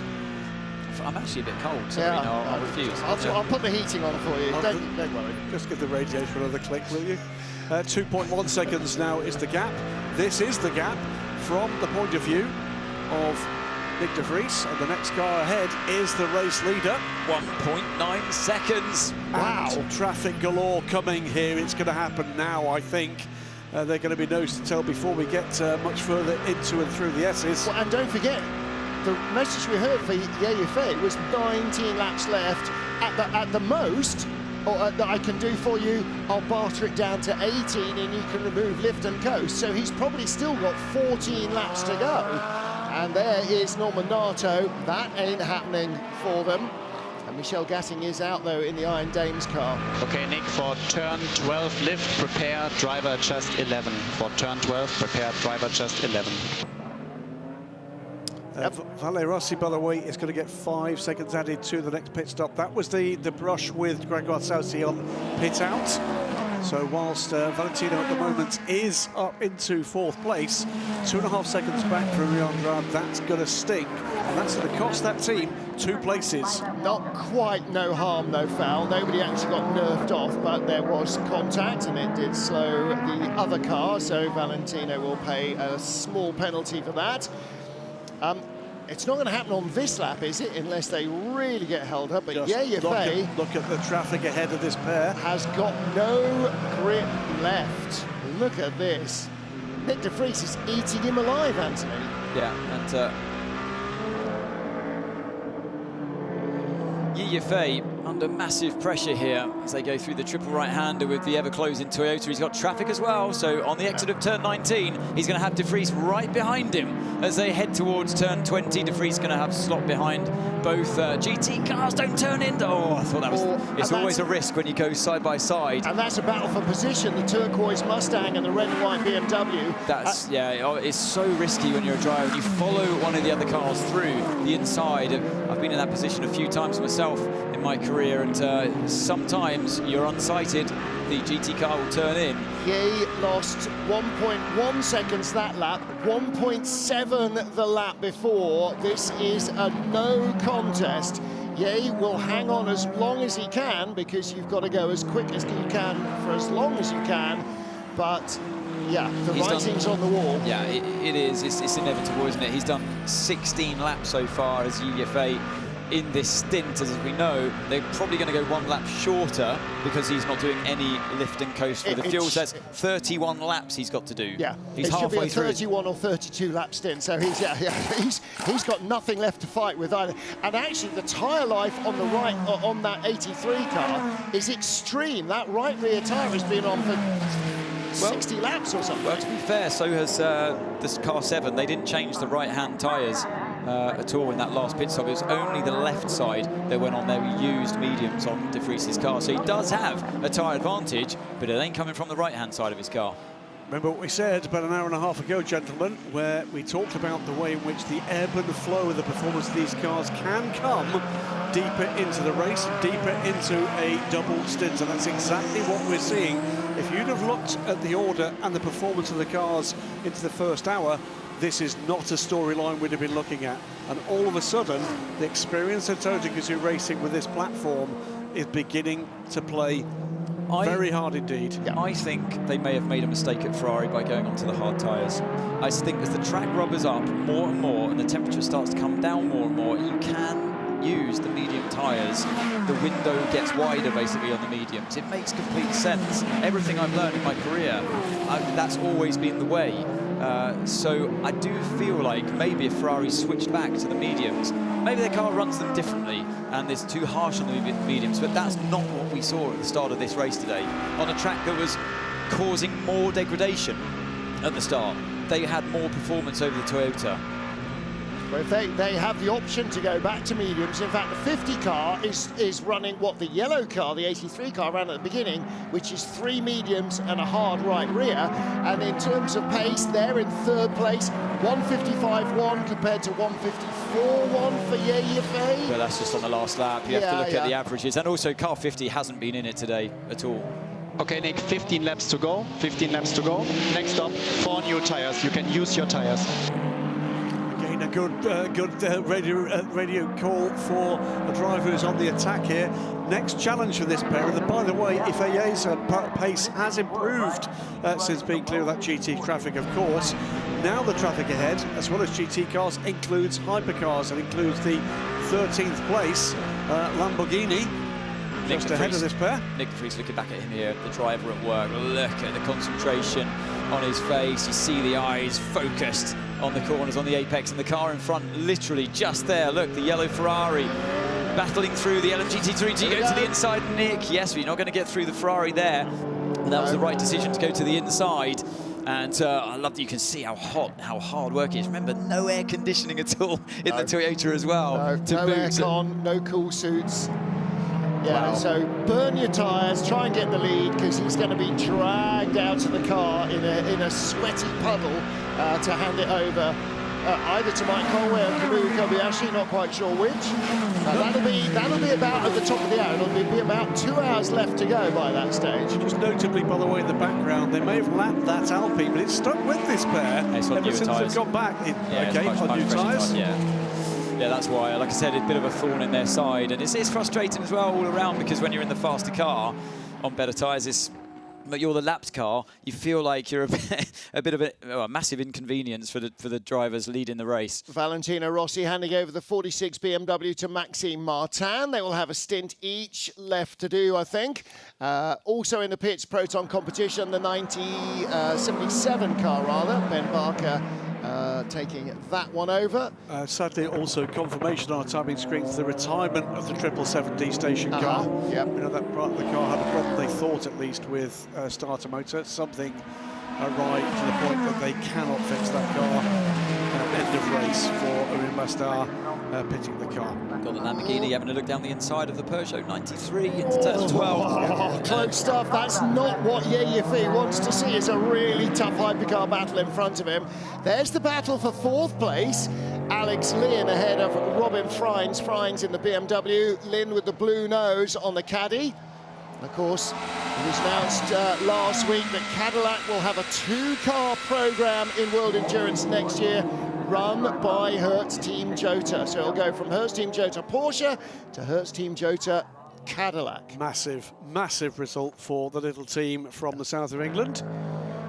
Yeah, the little team that can. They dream big, and boy, they live their dreams. Yeah, Yifei still hanging on, and you're right about the Alpine now trying to put a lap on the... In fact, is that for position, the Peugeot in front? Yes, it is. Yeah, it is. So that's 36, Matteo Vaxivière and Jean-Eric Verne in the background. Vaxivière on the inside, up to the top of the hill.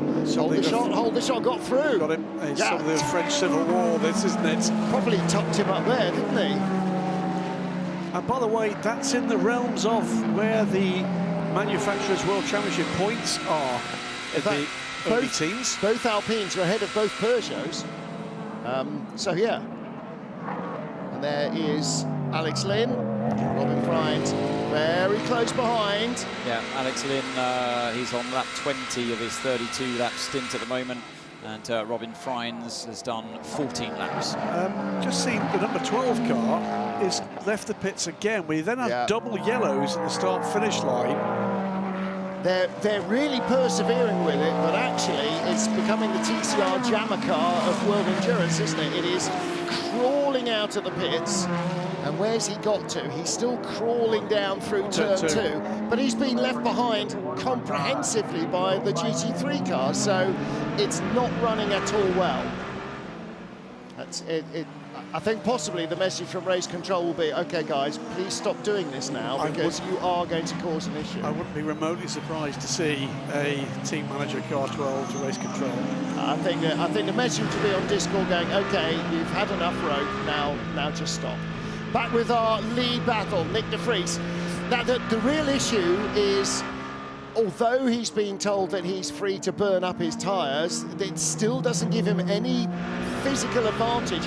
He's caught the Ferrari, but now he's stuck in the rhythm of the car in front of him. Yeah, it's so hard to overtake. Remember, this anti-clockwise circuit, both of their right-hand tyres are the same age, so all of the left-hand corners that they go through, you do get a bit of advantage by running a fresher set of tyres on the left side of the car, but ideally, you would want it to be inverted. You want to be every single left-hand corner to have that advantage of the tyre grip, but de Vries is driving an absolute cracker of a stint here, and well, both him and Mike Conway so far, like you said earlier on, that car number 7 Toyota, they are flying and doing unexpected things, I'd say, for the Toyota today. This is where we thought the Toyota was going to be, with Brendan Hartley fighting the Porsches. For 6th place, that's the battle with Andre Lotterer for 6th position, but even them from 12th on the grid, they'll be happy with that progress so far. I'll take it. Yeah, AFA, by the way, notably having to take more risk in traffic here to stay ahead of the Toyota. Well, there's another dive there where it was safe and it was fine, and it was marginal. I was going to say, you know, for the performance of Nick de Vries, Yifei is doing as good a job as at keeping his nose in front. He's got less grip. Obviously, the car is a lot more wayward, and he's still managing to keep up enough pace that Nick de Vries just can't sandbag him anywhere. Well, very slow run from the number 12. Car we passed on the back stretch, and I should think by the time he gets back to the garage, Norman Nato will probably be saying, okay guys, I've had enough of this is really dangerous and I don't want to do it anymore. If you want to send the car out again, how about you get in? Yeah, it's frustrating, and it's a little bit dangerous as well. It must be nerve-wracking. It is. You're in everyone's way, and you're not in the race at all, and you're a huge inconvenience then too. But they must believe they've fixed it. This is, but clearly there's something that is giving them an indication it's fixed, but then it's failing again.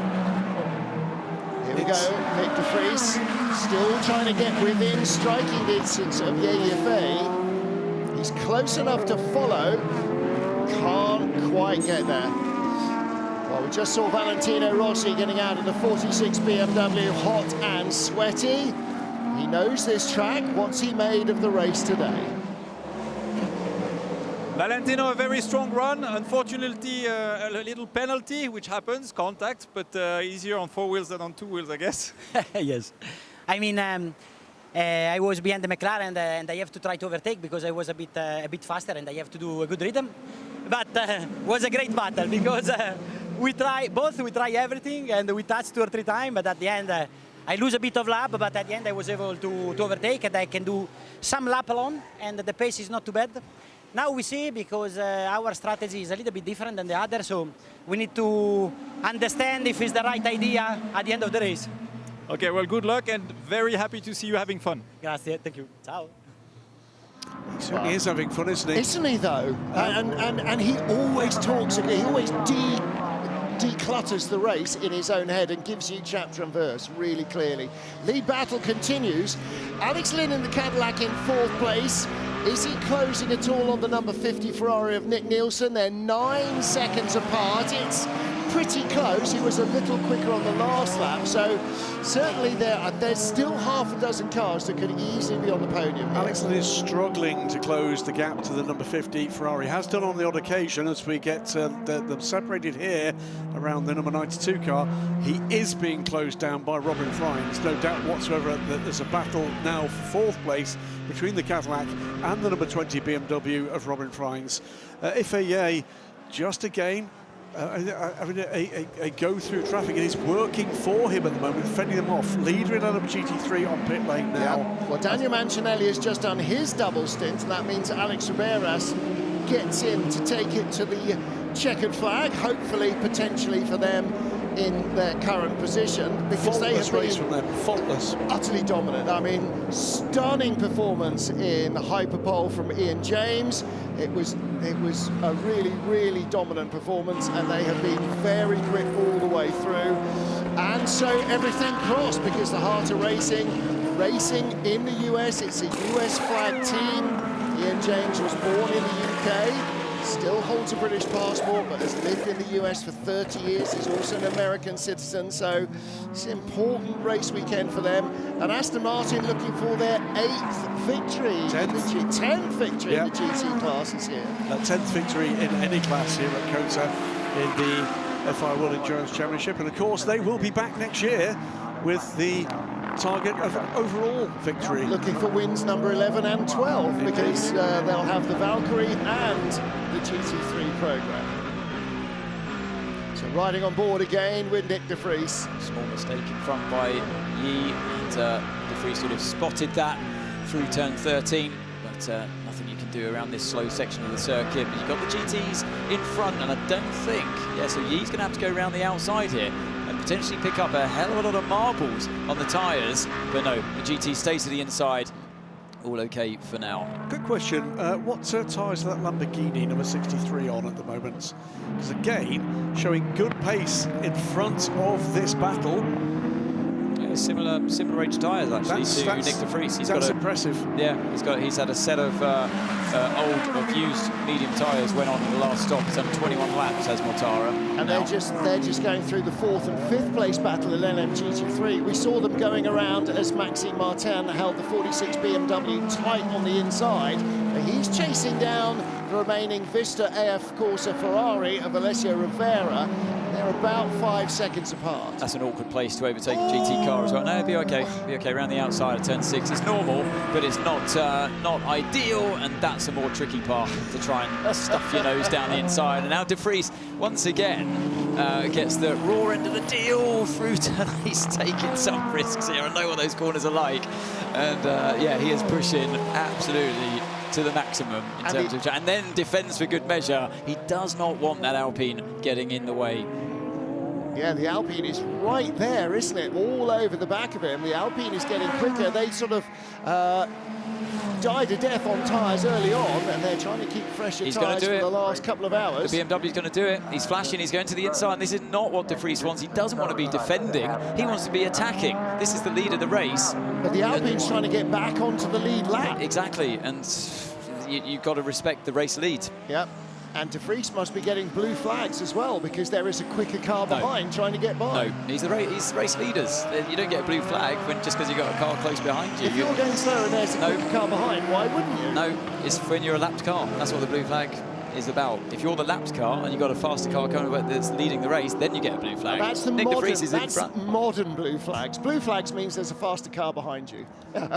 This is all helping. You spent too long in F1. This is helping, by the way, an under siege AFA, and the gap over a single second for the first time in several laps. And he's doing, by the way, as we've been talking about the advance here of Nick De Vries, we should respect and reflect too.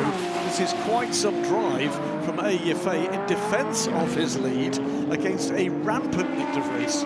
Definitely, and he's blunted the attack of De Vries, and De Vries is running out of tyres and is just stuck behind the Ferrari.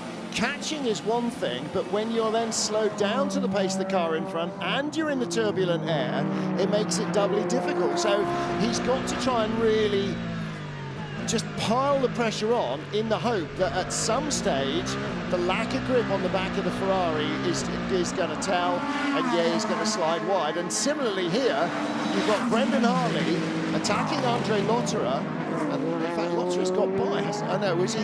He was ahead, wasn't he? Yeah, yeah, he was always in front. So Brendan's still trying to do the same thing, and this is the issue, you know, the cars are so similar in pace that you've just got to try and bludgeon a supremely experienced driver like Andre Lotterer into giving the place away. Well, the remarkable thing about these battles up and down this field at the moment, as we've seen, the lead battle, single second, in splendid isolation, 11 seconds behind is Nick Nielsen, a very lonely part of the race. Then we've got the battle for fourth between the caddy of Alex Lynn and Robin Fries. Further back, then we've got Nose to Tell, the pair we're watching here, in their battle for sixth position. We've got these kind of battling pairs up and down the field. It's almost the entire top 10 is battles. Yeah. And again, it's the same reason, is that the cars are so close in performance, within a few hundredths of a second per lap in terms of their lap performance. And so it's the vagaries of traffic and how your tyre choices play out. And I think you're right, Anthony, that going harder might have seemed earlier on in the race to Robert Kubica like the way to go, but it doesn't seem to have played out when mistake by De Vries, yeah, mistake went in a bit wide. Running out of grip now. Yeah, he's been pushing them ever so hard, hasn't he, in the turbulence. Yeah. So it's not the happiest car on the curbs, the drivers are saying. You can sort of take them, but you can't really monster them hard. Some of the other hypercars are definitely a bit more comfortable, and we saw real discrepancies in free practice between how some of the GT cars can really straddle the curbs and some of the others are sort of, you know, tentatively wheels on and not looking that comfortable at that either. So what do you do if you're Toyota? I haven't seen the undercut actually be that advantageous in this race because of the warm-up problems that they have these days. So maybe if you're Toyota, as they watch on there, car 8, of course, with Sebastian Buemi. But if you're Toyota, do you go longer and do the overcut? The two-lap undercut worked in the first stint. Whoever did it was 83, did it? Yeah, you've got to be confident though in the traffic, because that's the main thing that's going to win or lose you the majority of the lap time. When you're only talking tenths of a second in the pit stop, the speed of your crew around your car, the efficiency there, also the speed advantage of being on a slightly warmer set of tyres compared to a fresher but colder set that's gone on your competitor. So if traffic gets in your way, you're going to hemorrhage 5 or 6 seconds a lap. So there's the difference. You've got to be a bit lucky as well, maybe use a bit of strategy if you're going for the overcut. Excellent job, Yiffy. Excellent job. Toyota's overcooking his tyres. Yeah. Copy says Yiffy through a stream of sweat pouring down his face, and they will all be the same. Yeah, overcooking his tyres, he's still 8/10 behind, mind you. So it's yeah, I mean, you're going to try and boost your driver's confidence as much as you possibly can. He basically, De Vries made the mistake in turn 1, and he's still suffering because of that. But it doesn't look to me like he's overcooking his tyres at all. That's wishful thinking from his engineer there, I believe. Again, when you're in the turbulent air, everything starts to get a bit too hot. The airflow to cool the brakes isn't as clean as it should be. The airflow to cool the engine, the transmission, none of the coolers are working optimally. And the airflow into the cockpit isn't laminar airflow either. So any airflow they've got to try and cool the drivers is going to be hot air coming off the car in front. So superheated air coming in instead of just really, really hot. It'd be really, really, really hot. So on the flip side, the message to Toyota would be, we're going to try and go 2 laps longer here and overcome. Going to have to, aren't they? They're going to have to do something. Because if we assume what you've seen has been seen by AF Corsa, that going back to mediums is the way to go, then there's not going to be a performance advantage for Toyota because they're already on mediums. They can't go anywhere from there that would work for them. So potentially the balance of power should swing back to the yellow Ferrari. So a moment there for the race leader and the class leader in LMGT3 together on track for the moment. Alex Riberas at the wheel of the 27 car, just passed by this battling pair of hypercar. But Alex now with a 24-second advantage of the chasing Porsche class battler. Now then, there's going to be a splash at the end in GT, isn't there? Because we've got 2 hours and 5 to go, and the last driver is already in, so we didn't get to 2 hours in 4 stops. So there will be a significant shortfall in fuel at the end of the race, not just for Harter Racing, but for everybody in LMGT3. So it's not a 5-stopper, it's a 5 and a splash. And we've had, what did we have? 1 lap of full course yellow so far. Everything's been throttle welded to the floor. Yiffy a little bit compromised there, more than he has been recently through traffic by the Lamborghini, the yellow Lamborghini, and now just being overtaken on the inside of turn 11 by the Alpine. So yeah, this is the closest that De Vries has been for quite some time. He's got a couple of % of energy advantage at this point, but he has done 1 lap more than Yiffy. So I think he's going to go 1 lap longer. That's my prediction. Yeah. Now, is there a way they can squeeze it out to 2 and still keep the pace up? And that might make the advantage. Now, the real problem for him still is that wretched Alpine right on his gearbox, because if he makes a mistake or has a lunge and is rebuffed, you know the Alpine's going to appear underneath it.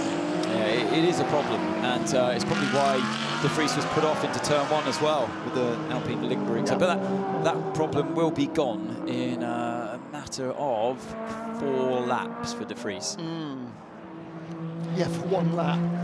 For 1 lap. This has been a really engaging battle between this pair. I can't believe we're watching this. I never thought that we would see a Toyota going for the lead into turn 1 this time around in this race today. I thought Ferrari had this, but De Vries ever so close this time. He's going to not think about it, but you see that Yi had to turn in a bit early. He wasn't sure what De Vries was going to do there. Look at the way the Alpine closed on the Toyota there as well, up into turn 1. Who's in there? Which of the Alpines is that? Is that 36? Max Vier. It is Max Vier. I mean, he's really made just a point on the Alpine. We'll keep watching as we watch the number 5 Porsche on pit lane and this battle. So it was pretty much disastrous. That's a change. Brendan Hartley going by the number 6 Porsche. Yeah, for 6th. So he's ahead of Andre Lotterer, and a pit stop for the number 5 car of Matt Campbell. It was a mistake by Lotterer into turn 12, opened up the opportunity for Hartley, and he's done a brilliant switchback here. Lotterer defended on the inside. Look at that. The open door on the right-hand side. Beautiful judgment by the Kiwi. And like everybody else, they're right at the end of their tyres, aren't they? These tyres have been absolutely run ragged. Look at that. Lamborghini just pulling away. That is properly impressive at this stage. Just a quick word about Alpine as we watch this driver change with that's Kevin Estre again aboard the number 6 car. So Lautre in the pits. That was his in lap then that Brendan passed him on. Alpine, pretty much a disaster, as I say, at Le Mans. Engine turbo issues there. Lots of internet gossip about what will won't happen. Oh, look at this. There we go, side by side. I'll get to the point eventually. No, never mind that. Here comes Nick de Vries. Going to be back into the turbulence round here. Yeah. One of the higher speed parts of the track. And yeah, unfortunate. He's just going to have to wait it out for another run through turn 19 as well. Back to you, Graham. Yeah, well, there was a theory. They've got a management strategy at the moment. Oh, no, this is a surprise. Undercut. Now, this is the undercut. We'll keep an eye on this pit stop. They've been mega on pit lane today. How sideways was he coming in there? That was very aggressive. That might have been a pretty late call. Right, well, let me finish this point while we've got relative calm at the front of this race. There was a theory. There is a management strategy for the issues that Alpine know they've got for till probably the end of the season, with a full fix coming for 2025. The theory was that that might affect cooling here. It doesn't seem to have done so far with 2 hours to go. And this is a really good step forward in performance for Alpine. Right, de Vries out. Finally, the boss gets in. His Zoom meeting has finished. He's finished his spreadsheet. He's taken the suit off and he put his race suit on. Right. It's underneath the race suit. Right, 83 Ferrari has had less fuel or less energy remaining than the Toyota, but they've decided to go for the undercut, and this is going to be real pressure for the 83 car, because Kamui will have his tyres fully up to temperature when the final driver, Robert Schwartzman, comes out in the 83 Ferrari. But he's going to be losing out on this lap on cold tyres. That looks slick. Yeah, that looks slick from Cota Gazoo Racing. What is the time that pit stop took? That's 1 minute 17 seconds. That's a good full service stop from Cota Gazoo Racing. So they de Vries only did 29 laps, and we've seen cars doing comfortably 31, 32 laps this race. But he only had 2 more laps of energy, so that would have taken him to 31. Yeah, which is normal. It's not, but I was sure that they were going to go for the overcut, and now we see the 83 coming. I think that was maybe a change of tack there from Toyota. So will it be a full service here for the 83? It has to be, because that's done. All 4 tyres have done a double stint. They've done 90 million miles on their tyres, and they're the wrong tyres. They're the hards, and as the temperature is dropping, they'll become increasingly the wrong tyre. So de Vries already out and up at the turn 11 hairpin. So watch him on the tracker, Kobayashi rather, under investigation for technical infringement. That means they've put on tyres with too low a pressure again. Well, I hope that's because the 83 car was under investigation for that earlier in the race, don't forget. It did have a reprimand. We've got a yellow turn 11 at the moment. That's the 94 Peugeot, by the look of it, in trouble. Yeah. We'll come back to that at some point as we watch AF Corsa go to work on the number 83 car. Critical pit stop for them. Now, number 7 car, by the way, 94's bailed out. Yeah. Set of mediums waiting for the Ferrari. It has to be a set. Is it going to be a full set, or is it going to be a hard right rear? It has to be a full set, because that's done a double stint, those hard tyres. Don't forget, it was flying with 3 mediums and a hard right rear. It'll be a full Should set. Be all mediums, full service. Yeah, full medium. So they've... Oh, no, the right rear is going to be a hard. Right, so they've reverted back to how they were at the start of this race. When they were flying. 7 car in turn 19 as the 83 car starts to roll into the final straight for the Toyota, as the 83 comes to the end of pit lane. Look to the left. Where's the Toyota? Coming under there the line. It is. It's going to be the lead for Toyota. Toyota will take the lead around the outside. That worked well. That worked well. Now 2 hours, 2 drivers, 1 set of tyres each. Away we go. 4 seconds quicker on pit lane from Toyota. That's what did it. Yeah, it's the focus. Yeah, they're happy with that one, and that's teamwork. That's where you gain the lap time. Smiling. That's the mechanic smiling. That's what that was about. They turned him round and it looked really, really fast. But on top of that, Kobayashi's outlap on a cold set of tyres must have been something meteoric. Well, Kobayashi's lap time was 3:09.7. Let's keep an eye on how that compares to Yeah, look the at the 83 high car. fives all round. They are very happy with themselves, and they're right to be so. Now then, the car that we have not talked about, because the yellow Ferrari has been getting all the headlines. What about this car? Our Le Mans winners. They are not out of it. They go another lap longer.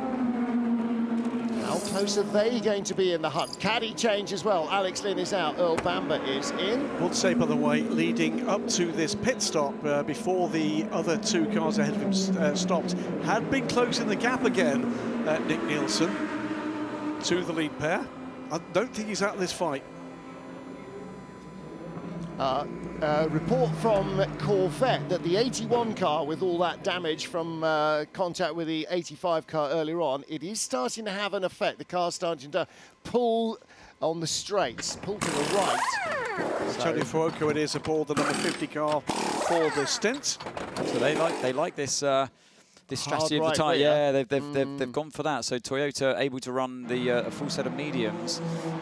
What Ferrari. about Caddy? Are they on mediums all round? Yeah, yeah, they I are. think so. Nobody else is really doing that apart from the Peugeot. So the 50 Ferrari comes back out in third place. That's where they were when they pitted. Right now, it is Robin Freins who leads for BMW, and that's 5 minutes beyond the end of the hour. Now, that pit stop sequence started right at 2 hours to go, and so a fuel advantage has to only play out for BMW in the very final pit stop in an hour's time. And that might be enough to bring them back to the top of the pile. Nick, you pulled out a really, really strong drive, back to second, and then you just made the undercut, and it worked. Yes, we made it work, but obviously it's still almost 2 hours to go. Was a good stint. I was just a bit frustrated that I couldn't get past the 83. I really tried a lot, but yeah, it was not enough. Okay, well, still looks pretty good, because we did not expect to see you so strong coming back up from where you guys started at the beginning of the race, but you pulled out some really great performance. Yeah, I think it seems like we are gaining performance throughout the race as the track conditions are changing. So I think the conditions are coming a little bit towards us, and some others had some issues, so we need to capitalize on that. But it's still a long way to go. Okay, thank you very much. Good luck. Thank you. Again, on the medium tyre, the Toyota really seems to be in its happy place. And again, they've been able to hold it all the way through the heat of the race, where Ferrari went to the hards and it didn't work. So listen to what happened here for the 94 car, Paul Di Resta. Drive. Yeah, box full of neutrals there. But don't forget, both cars retired or failed to finish FP3 with clutch issues. Puff of smoke as well. Could be a hybrid issue. And smoke from the front of the car, I noticed, Well, as it pulled up to a stop. He hasn't jumped out. I think he did. Yeah, I think no, that they're might be touching the car, so it's not a red car, so it's not a hybrid issue. Well, it could just be it's not like a red car. Yeah, it's not like the car's unsafe. Yeah. But yeah, it could be a braking. It's certainly a braking issue, because Di Resta wouldn't have had a monumental lock-up like that going into turn 11 all by himself, and then stop afterwards. Where is the BMW? Oh, turn 11. So they're not stopping yet under full course yellow. They had the opportunity just as they were calling the possibility of full course yellow to pit and did not take it. Yeah, because he's done 27 laps. Robin Freins. He's got sort of 5 in the bank, and they probably don't want to burn them yet. They want to save that time advantage for the final stop. They'll be counting back as well at this stage. Yeah. They'll know where they are and where that safety net is going to be for them. It wasn't quite right. Could very easily have fallen beautifully for them. Well, the problem is, if they stop now, yes, relative to everybody else, their pit stop will take less time, but that 5-lap fuel advantage disappears. Yes. And that's the end of the race. Not the end of the race, but they have no advantage, which is their advantage here. Their advantage is somehow keeping pace with the front runners and going all the way through. Well, if that was a hybrid issue, that's one thing. If it was a clutch issue again, then it wouldn't be the first time this weekend. But that means that the 94 car is out of the race for Peugeot TotalEnergies. The second one, car number 93, Jean-Eric Verne. Jeff still in 10th place. Full course yellow will be removed in 20 seconds. As Ramsey We will remove full course yellow in less than back 15 to seconds. green flag racing very shortly. 10, 9, 8, 7, 6, 5, 4, 3, 2, 1. Full course yellow removed. Now, we haven't heard the voice of Eduardo Freitas this weekend, our FIA race director. He is here, but he's using his deputies to do the donkey work, to get onto the radio as he can concentrate on other issues. So, hour and 51 minutes to go. Robin Frijns leads the motor race at the moment, but on a different strategy, or fuel strategy, to the cars behind. As I say, he pits now as the race goes back to green. That's an odd choice. Yes, with that just is an odd one choice. lap. That's an odd choice. And how many laps did he have left? Like 4 laps or something of fuel. There's another odd choice. We heard from the Toyota drivers pretty much all the way through the weekend that they would be single stinting. That has been the case for car number 8, but they single stinted in car number 7 until they got to Kamui Kobayashi, who it would seem is in until the end of the race. So they're double stinting Kobayashi, maybe only because it's a little bit less hot. Maybe. They were complaining, said, we haven't got any aircon, we haven't got any cool suits, and we're in a black car. And by the way, for the moment, Brendan Hartley leads the motor race. So Brendan Hartley, then a brake car 4 now, leads, but will require a pit stop pretty shortly. He's on 7% of energy aboard the number 8. You know, the biggest problem for car 7 today, if they do win this race in Toyota, all of the Toyota drivers, they're never going to put air conditioning into that car if they win. They're never going to put air conditioning in anyway, are they? Come on, how long have they been racing in World Endurance? 12 years? Well, 30, 40 years now. They're never going to put air conditioning in. One thing I would say, by the way... It's like Frank Williams paying a driver properly instead of spending money on the car. That's never happening, was it? It's a reprimand for Toyota Gazoo Racing for whichever technical infringement that was, and I suspect that is again tyre pressures. Could have the first second-time winner this season. Yes, that would be quite interesting. So to expand on that point, the number 7 Toyota has had a win this season. This is race 6. We've had 5 different winners so far. Should the 83 manage to get home ahead of the currently rampant Toyota, that would be a 6th car, and by the way, remarkably, a 2nd privateer car this season. But if the 7 does manage to take the win, Nick de Vries was right. I mean, I can see that the car is more in its happy place. I mean, look at the rubber that's gone down into turn 1. The surface much darker than where we were, say, Friday for FP1. We had the rain as well, brand new surface.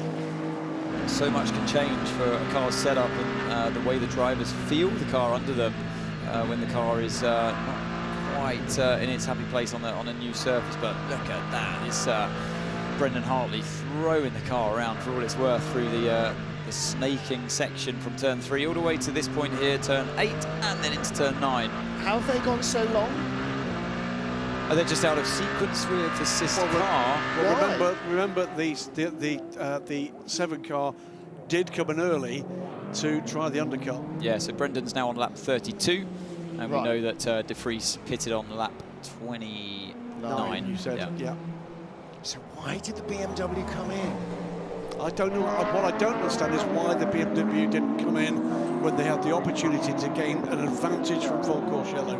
The full course yellow timing had been announced it was coming, and they were right where they needed to be. The only thing I can think is that maybe they're so close to having to have a splash of fuel at the end of the race if they were to do that. But that's the question. So either you do a fuel stop early and you're on the same sync as everybody else, and it costs you less time because everyone else is going more slowly, or you go to the full distance of your tank of energy and gain some laps, which pays you back in the final stop because you've gone much longer towards the end of the race and you have to fuel for a shorter distance. But they didn't do either. They went in the middle again. like in the first stop, they didn't use their laps advantage. They'll have their reasons for it. Yeah, It's a yeah. crack team, isn't it? WRT, they know what they're doing when it comes to strategy, and I'm sure they have their reasons. Here comes Brendan Hartley down pit lane from the race lead at the moment. It will be Kamui Kobayashi in just a few moments' time, who cycles round to the lead in the sister Cota. Also on the pit lane is Mathieu Vaxivière, who's just brought in the number 36 Alpine, which was doing what just before the number 7 car stopped. Just going to be very interesting to see where it cycles back out of the pit lane with regard to Kamui Kobayashi in Toyota number 7, whether it's right up behind him and being very annoying, just like it was for Nick de Vries. I mean, as always with these races, there's a whole range of things you watch and you talk around during the race, but for me, one of the biggest things from this race is this is really encouraging for the end of this season and into next season for the competitors, the depth of competitiveness. Tyres ready to go on Toyota number 8. Brendan Hartley at the wheel. That is a well-practiced team, isn't it? Yeah. Well over 10 years advantage over the rest of the competition. Yeah, okay, not in the hypercar category, but it's what longevity gives you. If you stick around as a manufacturer, it pays dividends long term. Listening to what's going on with Robert Schwartzman, just put in the fastest lap of that car's race. Okay, Robert, at the moment all okay. When we can keep the gap around 2 seconds while saving the tires, we have a shot. The other point to make, by the way, you are absolutely right, Anne Davidson, as indeed is the tradition in this commentary booth. 1 minute and 16 seconds on pit lane for a full service, a second quicker even than the leading car. Wow. Third quickest, Alpine, 1:18 their last stop. And fastest, 1 minute 15. Is that Alpine as well? Yes, no, that's the Lamborghini team who plonked Mirko Bortolotti in with fuel and tyres in 1:15. That's Alpine. That's Mick Schumacher's car. Robert Schwartzman gave up a little bit of lap time there in turn 16, 17. That fast right-hander maybe hasn't been watching the cars quite as closely as he should have, because in the fight that we saw with Yi and Nick de Vries, they were overtaking the GT cars around the outside every time in that high-speed right-hander, and Schwartzman decided to sit behind the GT just then of the Mustang. Lost a lot of time by not just committing to the outside. Now there's two things going on with the 83 Ferrari versus the number 7 Toyota. Both Toyotas said before the race they were going to single stint their drivers because it gets too hot. They've single stint. Trouble! Rear bodywork. No, it's the tyre. Left rear tyre is completely destroyed. And that's on the way out of the pits. That's Buemi. It's contact with a Porsche. That's number 6. It's the championship leading Porsche. Well, why were they both off track? It looks like Buemi was desperately trying to defend his position It's there. his outlap. And that's the end of their championship, or their points challenge.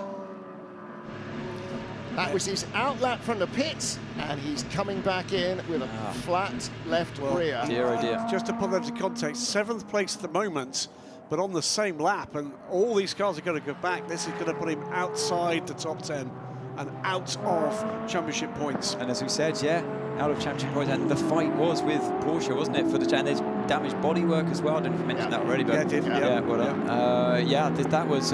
It looked like the Porsche had a run on him. And Seb has squeezed the Porsche over to the side of the track, and Estra hadn't backed out of it. He was moving not off taking the track. The squeeze, was he? Well, he continued the move off the track, and I think that might have aggravated the Swiss driver from inside the car, and thought, well, you're going to, I'm just going to carry on squeezing then if you're overtaking me all 4 wheels over the white line. But that's the price he's paid. Where did Estra have to go? Seb was just moving over on the straight. I'd like to see the run-up to that. And this might be that run-up. So Estra does the switchback. And, and there was already contact straight away. Yeah. It's aggressive, isn't it? It's aggressive. I have to say it was aggressive. It is, you know.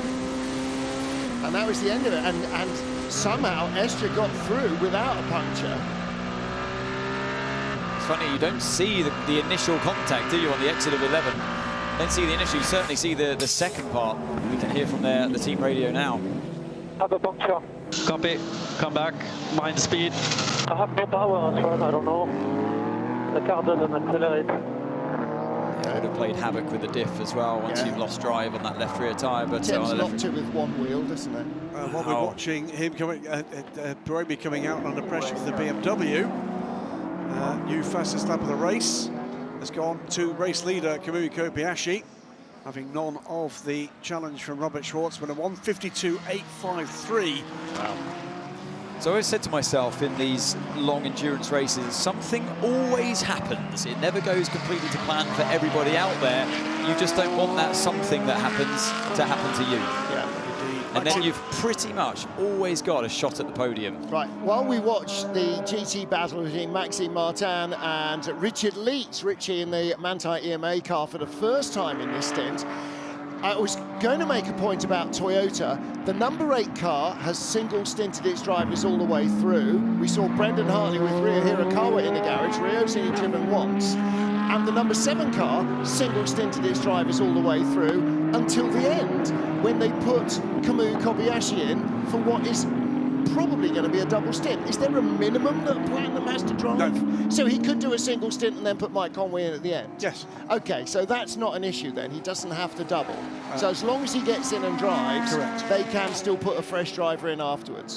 Another new fastest lap of the race, and remarkably, it's just come from Charles Lacey in the Alpine that's running 8th, a 152.584.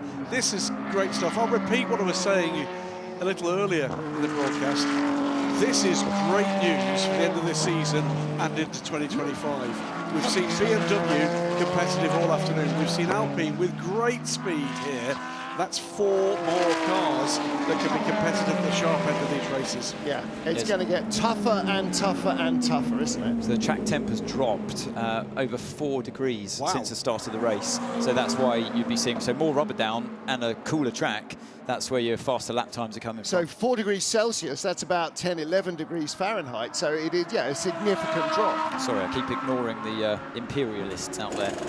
Well, I understand the numbers, but I don't know what 30 is in old money, because I grew up with old money. Trouble for the 81 pre-metrification. Corvette. They were looking at the front right. Well, this is the car that had that hit, isn't it? And so they were saying it was pulling to the right on the straight. Now, that's not the side that got hit, perversely. There was a bit of a wiggle, I'm afraid, on that right front wheel. Great bit of circuit design here, isn't it? From turn 13, the double right-hander, into that double left of turn 15. It's one sweeping arc of a corner from inside the car, but it gives the opportunity, the way it's designed, for cars to have a bit of a sneak down the inside. Often you get into trouble, as we saw with the Iron Dames car earlier on. It always deals a good amount of, or serves up a good amount of racing in that section of the track. Stewards have announced they will be looking at the Buemi Estra incident. Really? I'm not you surprised me. There you go. And the team manager of car 7 to report immediately to race control. Oh, hello. Right, well, there's what remains of the gaffer tape on 81. It is back in the garage. It is still Harter Racing that leads in LMGT3. So Harter Racing leading in LMGT3. Manthey Pure Racing, the points leaders, up to 2nd place, and they didn't qualify strongly, but they always finish race strongly. That gap, by the way, in LMGT3 has been consistently edging downwards. We've got well over an hour and a half to go. Doesn't take terribly much of a lap-by-lap gap to be coming down for that to be significant. It is Alex Riberas fending off Klaus Bachler. The gap's still 16 seconds, it's significant. And then 28 seconds to Alessio Rivera. Car 6 team manager to race control immediately too. Right, well, that's Kevin Est. I think they mean car 8's team manager and car 6 team manager, possibly. I'm not sure what Kevin Estra could have done other than haul on the brakes. Yeah, stand on the anchors. Well, this is his point of view. Yep. He was... Okay, never mind this bit. No. It's the first bit. It's the first bit, yeah. So that initial move from Seb that he didn't react to, that's what they're going to be looking at. And but yeah, as they say, it always takes 2. But that's going to be a one for the stewards to really analyse. And, well, they're clearly not happy. The fact that they want both team managers to explain what went on straight away. Unfortunately, they're some of the wrong team manager, because car 7 was not in that shot in any way, shape or form. It's difficult. It's always more difficult from inside the car than it looks from the outside, because the overhang at the rear is incredibly hard to sense and to see from on board, and that's what Seb would have been looking at. And also the front of the car is unsighted from Estra's point of view, and Nakajima will be potentially heading up as well. I honestly don't know what's going on. It's very easy to lock both axles and like I'm overheated, I don't know. Copy. Yeah, very easy to lock up both axles. Yeah, Schwartzman suffering just a little bit here, so let the gap creep up to 5.5 seconds to himself and Kobayashi. They seem to be sort of in a position, the Ferrari, where they're neither fish nor fowl. They can't make the hards work, and the mediums aren't working for them either, but they are working on the Toyota, same as we saw in Brazil. In Brazil, Toyota produced the speed from the medium, the Ferraris produced the speed from the hard, but the 50 Ferrari presumably is on mediums as well. They've got a medium, 3 mediums and a hard right, I think. That was where they were going. Quick word about this 83 effort.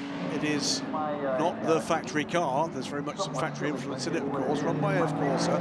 It's a privateer effort from AF Corsa with an identical Ferrari 499P to the 50 and the 51. What is this all about? Well, it's all about learning more.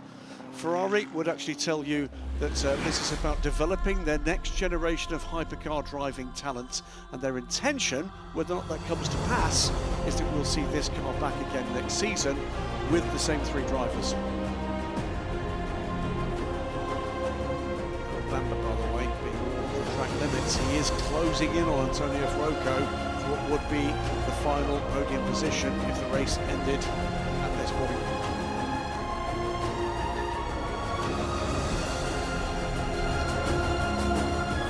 Well, I do hope that the 65,089 fans that have participated in the grandstands and enjoyed this race today. Really? Yeah, really. That is remarkable. 65,089 people. Looking at those shots at the start, actually, I was really surprised at how full the grandstands and the hillsides were.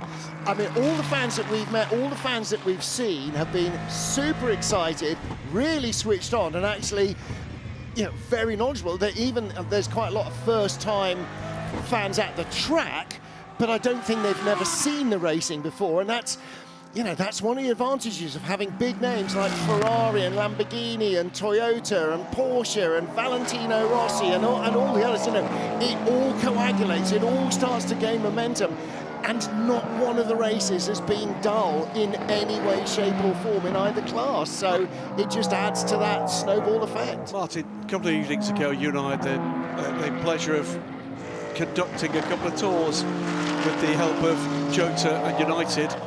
Of those 20 fans that we picked up through the social media channels that follow, I think only 2 were from Texas. Yeah. New Jersey, Philadelphia, California, Wisconsin.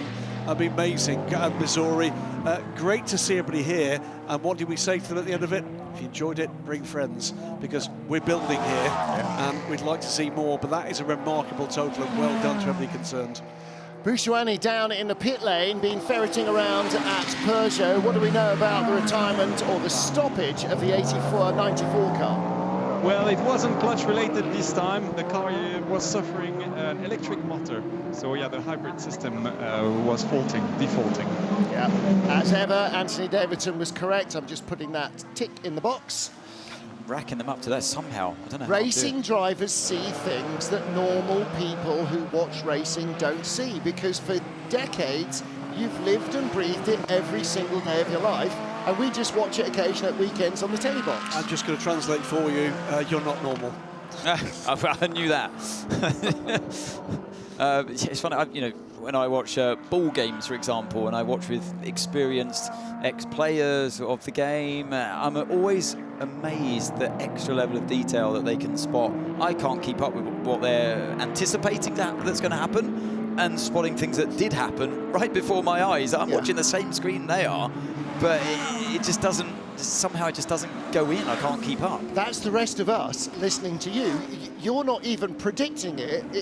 You just know it's instinct. You know it's going to happen. You know what's going to happen from what you're seeing building up. It's like Graham with numbers. He sees the pattern.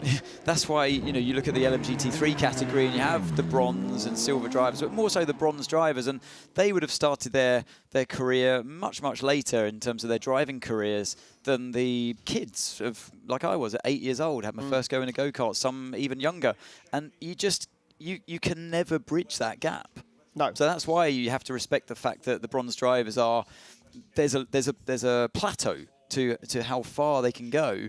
And also they're usually on the older side as well, and you know the body goes against you. So you don't have the same reflexes as when you're a young whippersnapper. So that's why I'm respectful and in a way like in awe and fascinated by a business person that may choose to turn to race at this in a world championship level. And it's difficult. They're continually pushing up that boundary of what we anticipate is possible from a bronze driver. Blue flag's been shown to our LMGT3 race leader. This is Alex Riberas in the heart of racing Aston Martin, who leads by 16 seconds over Klaus Bachler. It's a pretty even battle, actually. We've got the pro drivers in, Alessio Rivera in third place, Richard Leeds in fourth, Maxime Martin in fifth place. So it's all the top talent in the cars towards the end of the race.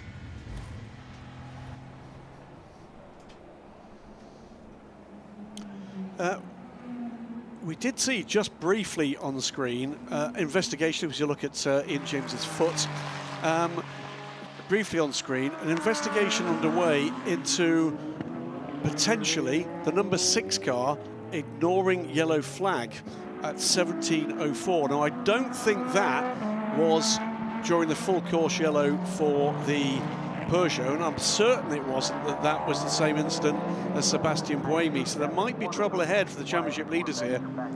They could well find themselves back on a similar part of racetrack after all the penalties have come about. Big time, Tony Gazoo Racing's number 7 car with Kamui Kobayashi leads Robert Schwartzman by just under 6 seconds now. Antonio Fuoco dropping back a little again from that battle and being caught by Earl Bamber. That gap down to about 4 seconds, with Sheldon van der Linde working hard to get onto terms. He's a further 11 seconds back. Yeah, Bamber took 3/4 of a second out of the Ferrari on the last lap. Of course, it does ebb and flow depending on where you catch the same traffic and how it falls for you.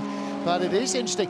Interesting also, Robert Schwartzman in the 83 Ferrari, as we look at the 31 BMW. Where's that in the field?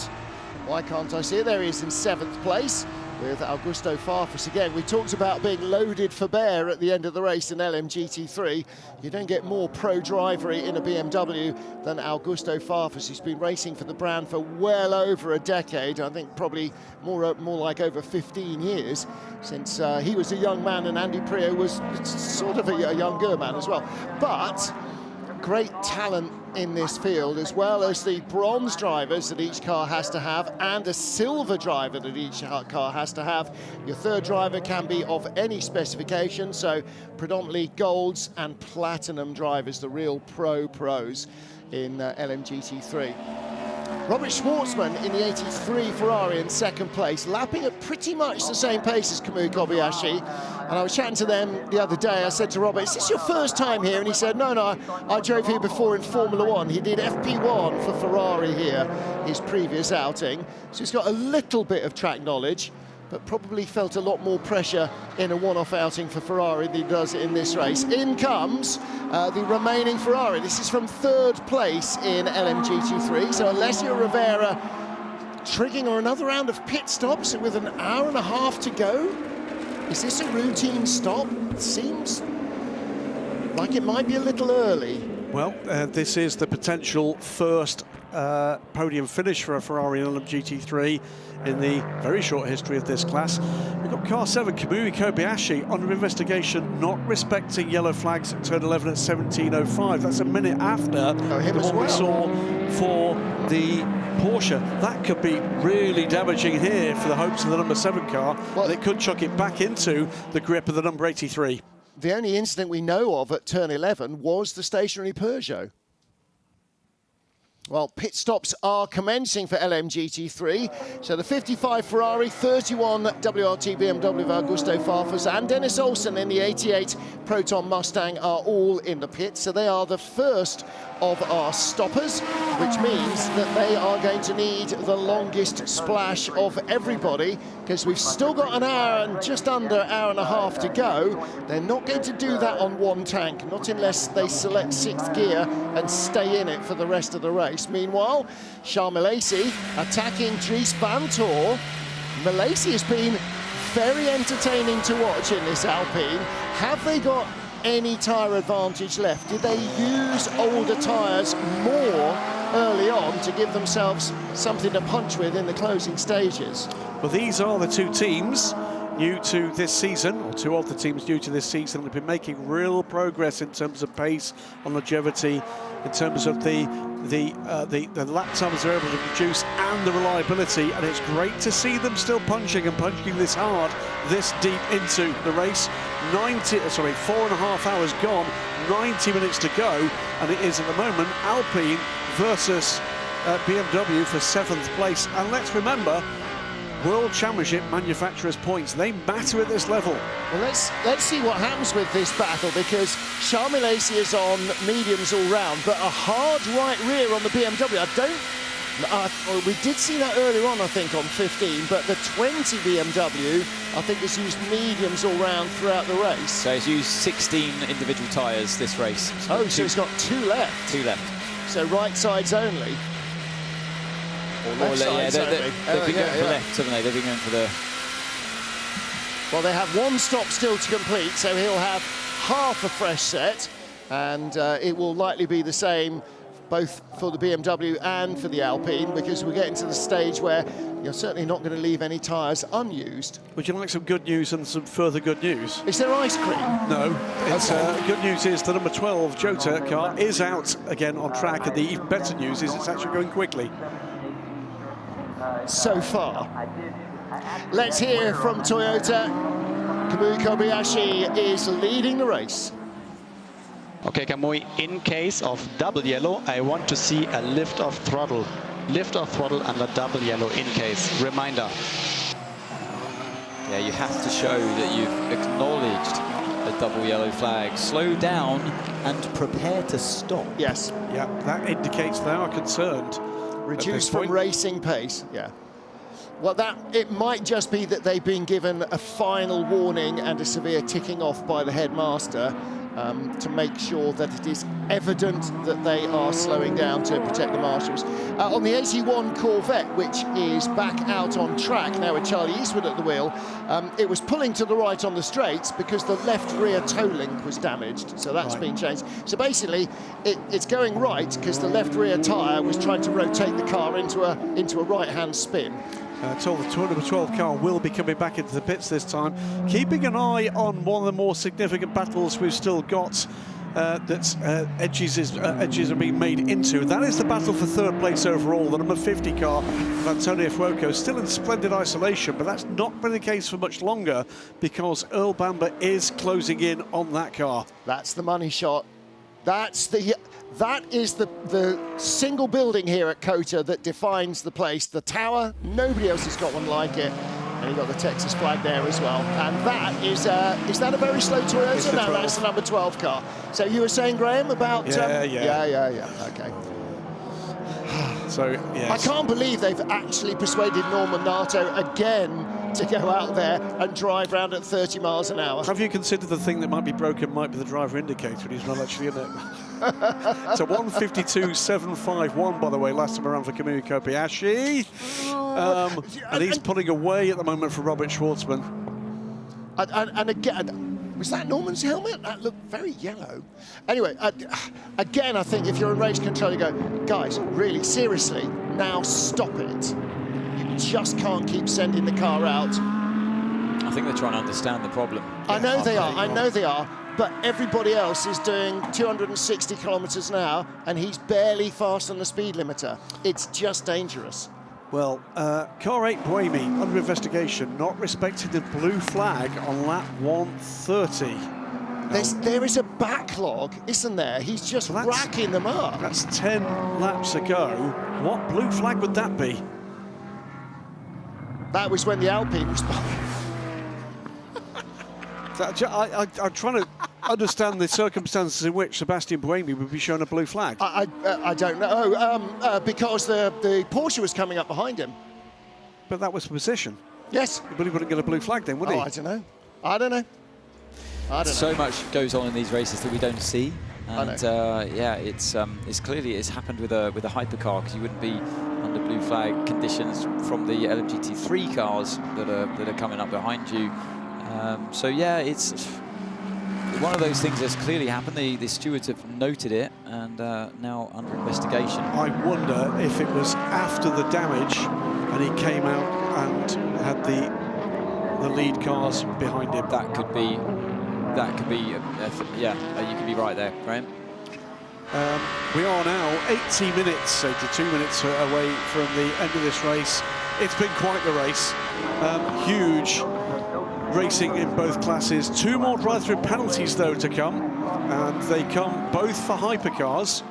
It's the number 63 Lamborghini and the number 20 BMW. That's significant. Sheldon van der Linde at the moment is 5th overall. That is going to cost him at least 1 position in this motor race. 63, meanwhile, clinging on in a position where they would score for Lamborghini a precious World Championship manufacturer's points. And is that going to cost them, dear? The answer is yes, it is. It's going to drop them behind at least the number 93 Peugeot. So jump back on board the number 35 Alpine with Charles Milesi at the wheel. He's got the BMW right in front of him. There was a little bit compromised there on the exit of the final corner, and this is going to give Milesi a very good chance to send it down the inside, potentially into turn 1. It was a late move by Milesi. Wanted to show the element of surprise, and he's through. Great move. That is such a great shot of what a hairpin turn that is. If that was flat, that would be a handbrake turn. It's up the hill and down the other side. I mean, that's the peak of the mountain and dropping down the other side. What a great view of that. Great view and a great move as well. Look how aggressive he was. So the move came just before the braking zone as well, the defensive move. But luckily, Milesi reacted. This is what it looked like from on board. There's a move, and I think actually, you know what? That was in the braking zone. Yeah. And that's why we don't like it. The twitch came. It's all fine now. Yeah. It's all fine now. But those 2 cars could have had massive bodywork damage. Well, we saw a few times into turn 1 in Brazil where cars moved and there was contact, because you're then going downhill, and that accelerates the lack of deceleration. If you want to defend, decide early. I know you show your hand, and you don't want to show your hand, but it's better to show your hand early and not crash. Or not be hit by up the back of the car, and the race is over. It's done. Yeah. Take the inside line, and then both of you survive. Inside line, force your opponent round the outside. Casually just unwind the steering angle and make sure that they can't stick on the track, and jobs are good. Show him the curbs. Yeah, exactly. Yeah. So Toyota lead from Ferrari and Ferrari, Cadillac, and BMW in the pit lane. That's the number 20 car. That's the one that's got the fuel advantage. That's in for a penalty. Yes, it is. It's drive-through. We saw that just a few moments ago. It is a penalty. Yeah. So that will be driving through. Sheldon van der Linde dropping back now behind Kevin Est. Kevin Schwantz helping out with the commentary here as well. Proud Texan. Enjoys being here at the track. 2 wheels or 4 wheels. Actually had a little chat with the guys who are doing he's doing the track announcing. I had a little chat with the guys yesterday, and he was really finding this very entertaining. Lots of technology, lots of different cars to get your teeth into. Elban, but just over 2 seconds away from the car 50, who it feels like they've been chasing the entire race today. But that's often the way it is, isn't it? You know, you end up on a similar pace with one team, and that's where you spend your race, and you will see almost nobody else. And it has been that way between the 2 of them.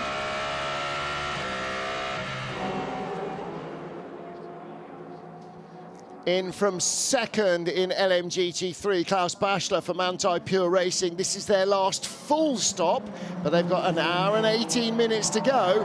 Unless we have a long safety car, everybody's going to need a splash.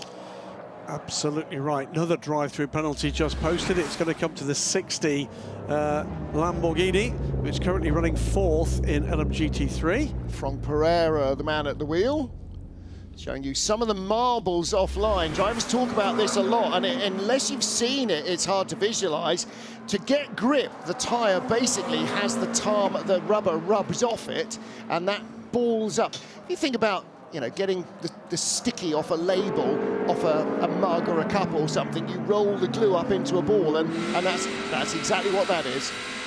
And the problem is, it then becomes like gravel attached to your tires. Damn right, let's go. 10.5 seconds. Well, I like that. Feisty messages telling your drivers to push, and the driver wants to push. And it seems they've got the car underneath them to do so. At the moment, as things stand, if the race finished right now, BMW would match their best race finish of the season so far. Yep.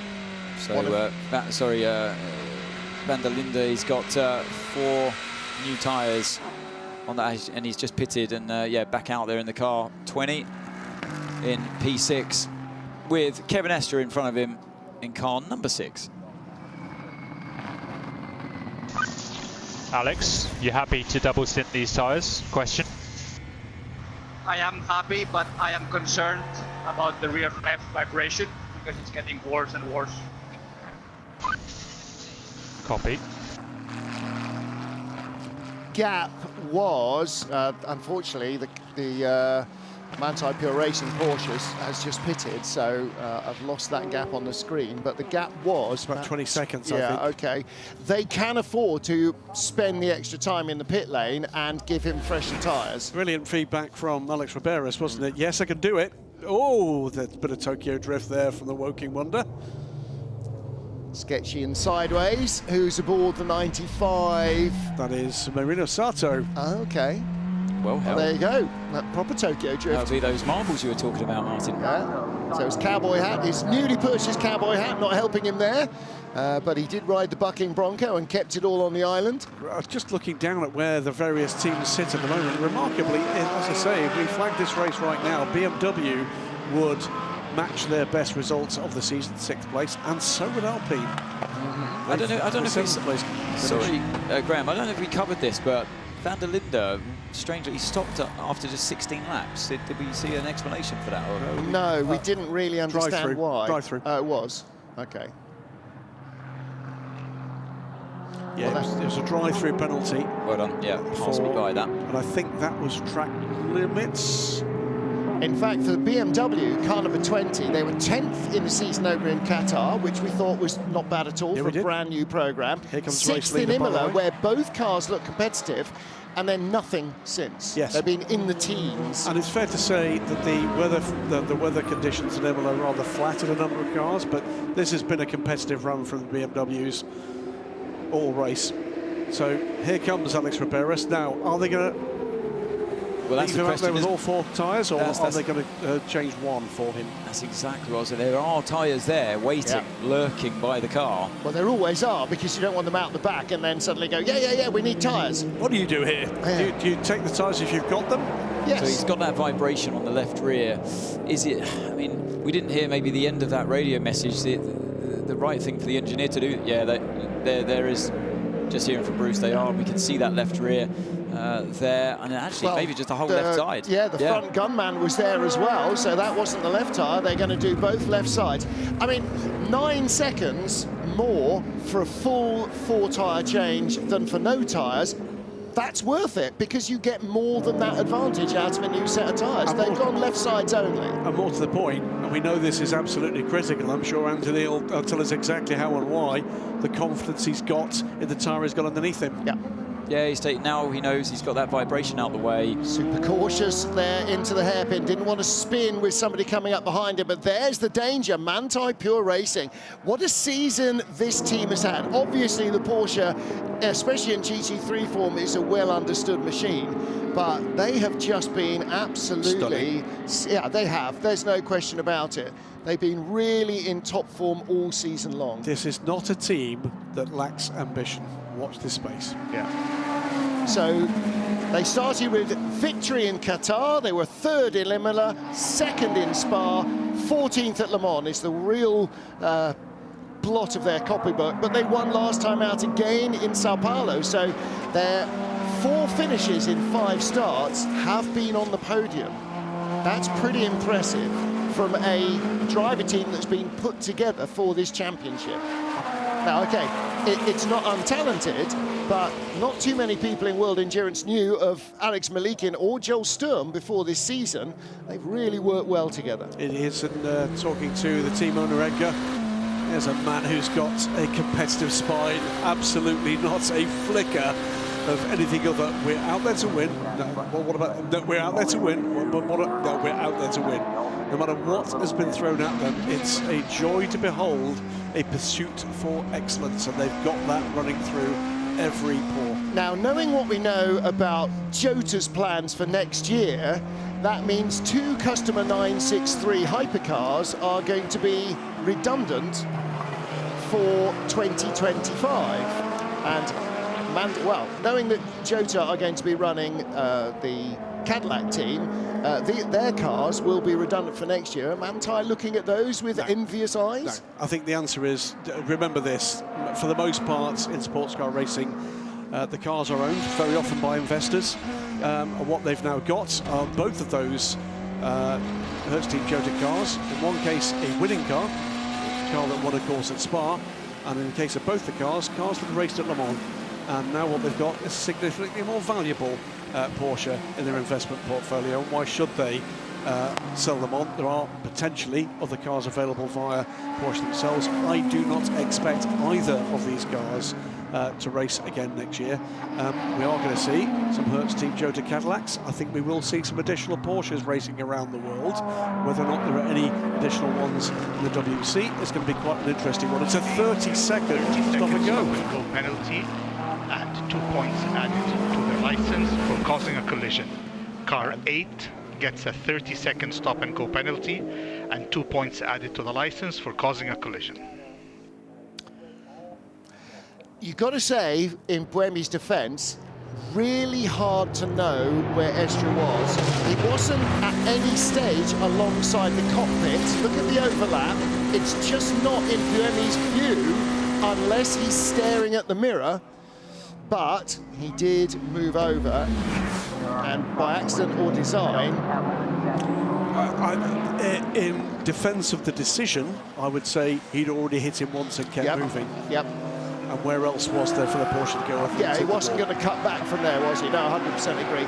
Meanwhile, back to this battle, BMW versus Hertz Team Jota. This is for 8th place, and actually the Hertz Team Jota car is already 2nd in the World Cup for independent teams, privateer teams.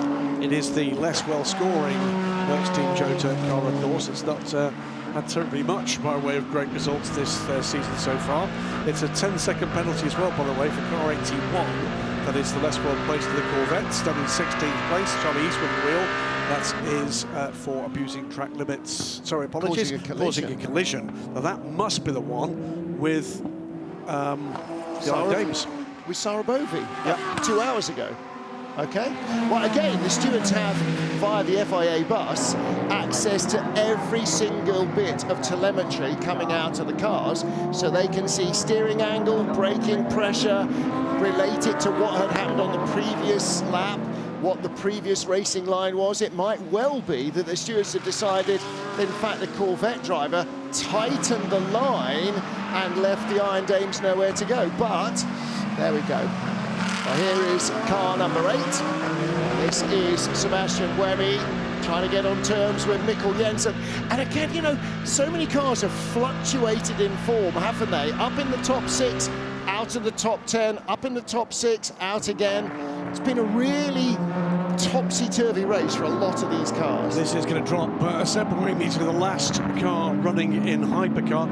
As he does so, his team car, the number 7 car in the hands of Kamui Kobayashi, puts in the fastest lap of the race at 1:52.564, pulls the gap over the 83 to over 10 seconds. Well, that is now going to flip back the inequality in Constructors' Championship points, manufacturers' points, between Ferrari, who've got 1 dog in the fight, and Toyota, who had 2 in the points. Now they're only going to have 1 in the points. But the ones that have really fought this today incredibly hard and still yet to make some valuable championship points for the constructors at least is this car that we're riding on board with now, with Matt Campbell, as he is about to overtake the BMW of car number 20. Car number 15. Yeah, So car 15. So he's through. That was him going by right there. Yeah, and every single championship point you can gain from here for the manufacturer is critical for that Porsche team. So next up on his list is the Hertz Team Jota car 38. Which irritatingly for him will not earn him an additional manufacturer points because it's a privateer car. Out comes Seb Buemi, he's dropped as I said to 15th place. Car 78 meanwhile from Bacodis ASP, 9th in GT3, 5-second stop and go for a technical infringement. All right, so that's not added to a pit stop, that's a 35-second drive through the pit lane, basically. That will cost them a points finish. The number 5 Porsche has had 3 podium finishes, 3 third places. They've added a couple of extra points for the 2 pole positions in Qatar and Spa, and they finished in the points 6th place at Le Mans. But retirement in Spa for that car is what sort of dropped them a little out of the lead championship battle. It really is kind of nip and tuck stuff, isn't it? And as always in sports car racing, you're one really bad result away from a disaster in championship terms. That riding board here with Kobayashi, the car he overtook before turn 11 was his teammate. Yep. A lap down, or even a further lap down after the escapades from earlier on. A day to forget for car number 8. Yeah. Well, again, you know, so similar performance across the 2 cars, and it's so often just luck that makes the difference, or one tiny incident, one tiny breakage or mistake, and you're out of the game. One quick change, by the way, I hadn't noticed is here is the 55 car in the hands of Alessio Rivera. He was in a podium position. We're talking about this being potentially the first podium for a Ferrari here. Not any longer. Nico Costa may well be out of sequence here, but he's up into 3rd for United Autosports in the McLaren. Wow. But Rivera under pressure here from Richard Lietz in the chasing Monza EMA car. Championship contender and Le Mans winner, remember? Yeah, exactly. I was just thinking about Le Mans. Richie does love a last stint, doesn't he? No, he does. He loves a last stint with a big carrot, and that's what he's got now. It's not quite the last stint, but the carrot is there. This car, the Manthey EMA car, could easily finish on the podium here. One of the most experienced drivers in the World Endurance Championship. May well be the most experienced now with is that his old boss Christian Reed at the wheel anymore. Certainly be catching up that total from Christian with every event. This is the battle for what may well be ultimately a podium place. Yeah, Rivera in the number 55 AF Corsa with Richard Lietz behind, piling on the pressure. Great stuff between these two, and like you say, Graham, fighting for that last podium spot. Meanwhile, in the hypercar category, things are pretty tight between still the El Bamba and Antonio Fuoco. Oh, 3 wide here as the Lamborghini goes through on this battle. 82, 87, this is the battle for 12th. The TF Sport Corvette of Danny Juncadella just squeezing in front of Pachito Lopez. Lopez riding the curbs. This Lexus really likes to attack the curbs. They really straddle them well. Through goes, is that Neil Charney still at the wheel? That's Julian Andlauer now in the 99 car. Yeah, all the LMGT3s can take way more curb than the hypercars, and must be quite irritating to watch when you're inside the hypercar. You see Kieran Estre go around the outside, stays on track as well, nicely done. As he gets by both, gets past that scrap we were just talking about, Lopez and Juncadella. Kevin Schmidt, by the way, taking that penalty right now, which will drop the number 78 Lexus out of the top 10. And will allow both Mustangs into the top 10. Dennis Olsen and Ben Barker at the wheel of the 88 and 77 car, respectively. The 15 BMW in the hands of Dries van Toor on pit lane now. Yeah, Dries van Toor had a set of mediums with one hard on the right rear.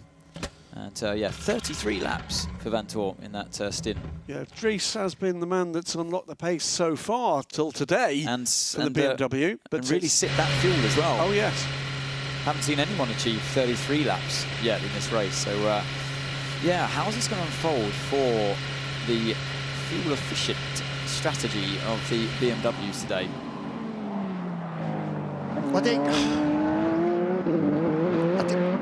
I think we're going to have a conversation afterwards, aren't we? When you had 3 or 4 laps in hand, why didn't you use them? This car, of course, was out of kilter because Marco Wittmann couldn't complete the second stint, so it's stopping early, but it's got an hour to go. That might be their splash. That's their last stop. Hour and 2 minutes, they can do that on fuel and still lap quickly. So what's number 15? Right now, 12th place. The only advantage, sorry Graham, the only advantage to what they did earlier on, of course, you have to put less fuel in the car. Yes. So your fuel stop is way shorter and can gain you some advantage that way. And if that helps to eradicate splash later on in proceedings, then it's still a win. Fastest lap of its race for the number 2 Cadillac in continued pursuit of the 3rd place number 50 Ferrari, surviving factory Ferrari. Still 3.5 seconds the gap as Cadillac Racing target their best finish of the season. They've not had a podium. In fact, their best finish of the season of the WEC this year is 7th place. So at the moment, they are significantly ahead of that curve. Kamui Kobayashi, leading this race, isn't far away from lapping the Porsche number 5. Such has been their pace today. And yeah, it was a bit of an odd driver strategy, wasn't it, with Mike Conway and Nick de Vries jumping in one after the other, and we were waiting for Kobayashi, but he's putting in a mighty stint here to pull the gap over now. It was a change, but then it was the undercut back. So Rivera dive-bombed a little by Ricky Leitz, but he's gone by again. He whisked advantage. the cape out of the way and allowed Richard Leitz to go straight on through. Yeah, Way too late. Which they don't say in Italy, obviously. Yeah, Alessio Rivera saw that coming, opened the steering, let Richard Leitz run deep. Blimey, they thump those curves, don't they?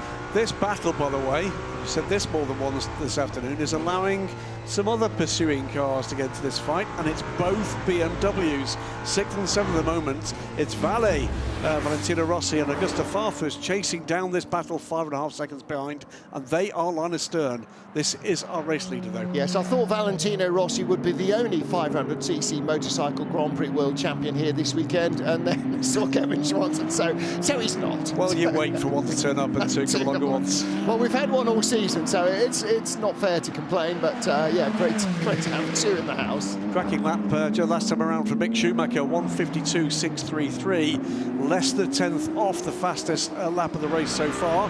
That was set, what is that, 5 laps ago by Kamui Kobayashi. But this is Mick Schumacher in the 35 car, looking to secure a top 10 finish for both Alpines in this race and championship points. Next fuel stop for Kamui Kobayashi coming up now. So this will be a full stop, and in as well is the number 5 car. So last stop also for Matty Campbell, stays in. Having a shake of the head about something there, over there, mate, that one, plug that in there. It's the driver radio that he's struggling to get in there. Yeah. And actually, when you get going, there is very little chance that you can get that plug in. You're shaking around to bits inside the car. So trying to find the that male-female connector inside the car with the plug is literally impossible. You have to wait into a full course yellow or something, or another pit stop. So it is vital that you get that in the pit stop, and it's almost not worth sending the car out if you can't. Did he drive off the circuit? I think he did. He was certainly fighting for all his worth, wasn't he? Kevin Estre comes in. From 5th place. This is the championship leading Porsche. 7 and 83 also coming in this lap. That's the Kamui Kobayashi car.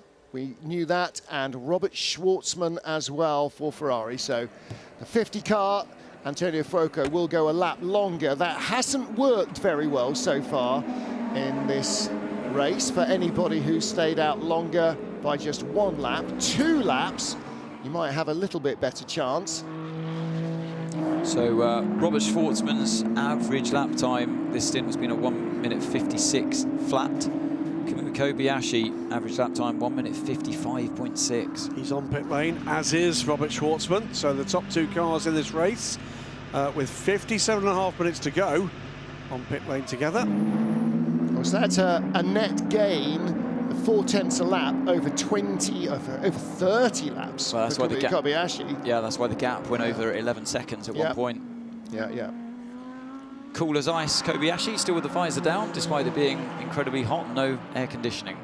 So he wasn't suffering at all. Just must just be the strategy that they decided on, and he's going to do the double stint himself at the wheel here as he stays with 57 minutes to go.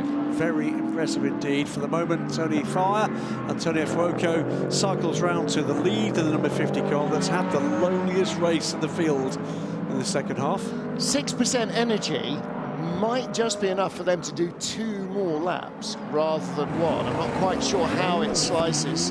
Haven't really seen that. So 2 more mediums go on. That's the final 2 tyres of your 18 allocation for a 6-hour race gone on to the car 7. Left side's only probably for 83 as well. Yeah, they had used 16 as well. Yeah. Another stellar pit stop, by the way, from Cota Racing. 1 minute 13, matched by the AF Corsa team this time. Yeah.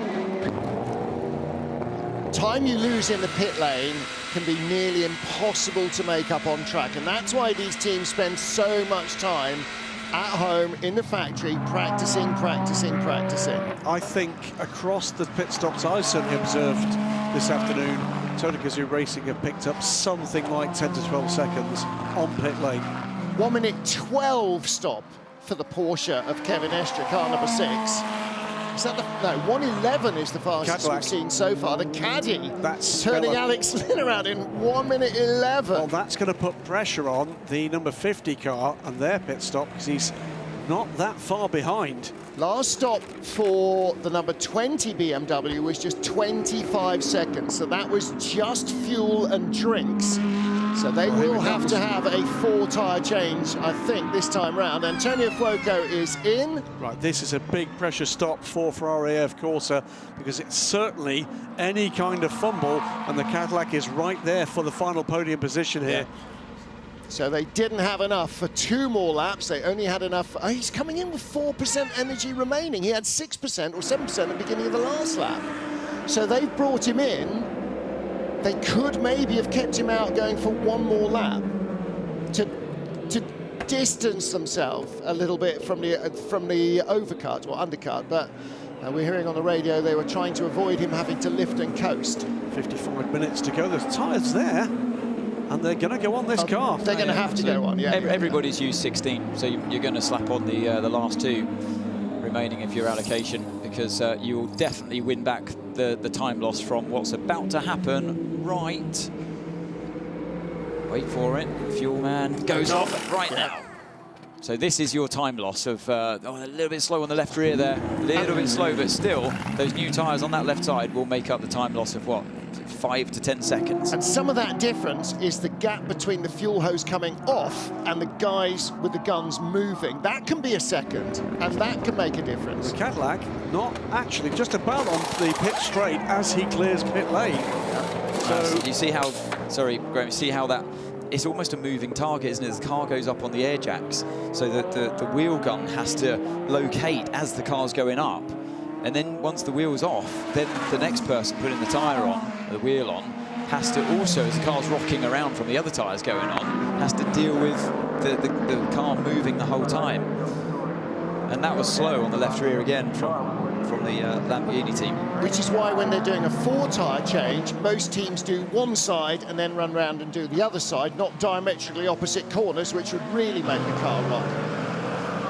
So into the final hour here in Texas. The sun is starting to sink in the sky. The clouds overhead giving a little bit of respite from the heat of the day. We are into the final stages here.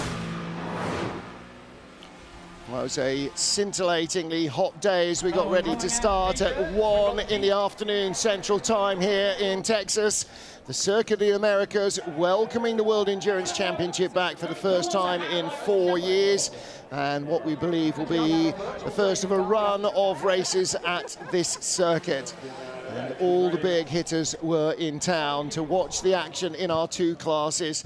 65,000 plus keen fans from all across the US throughout the weekend watching the cars here on track on Friday, Saturday, and finally race day on Sunday. And it was a Ferrari 1-2 on the front row of the grid, but a great start from Ferrari number 50 from row 2 of the grid, saw them move up to make it a 1-2-3 for the Scuderia.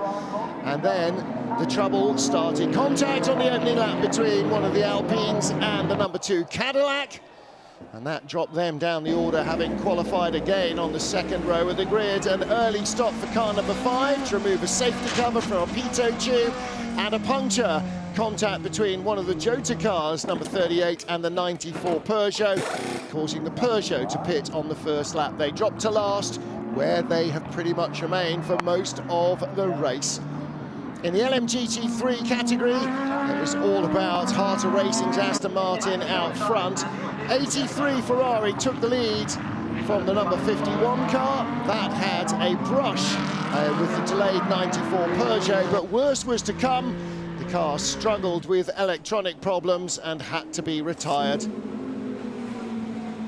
The better placed of the two Ferraris in the championship was still out there, though.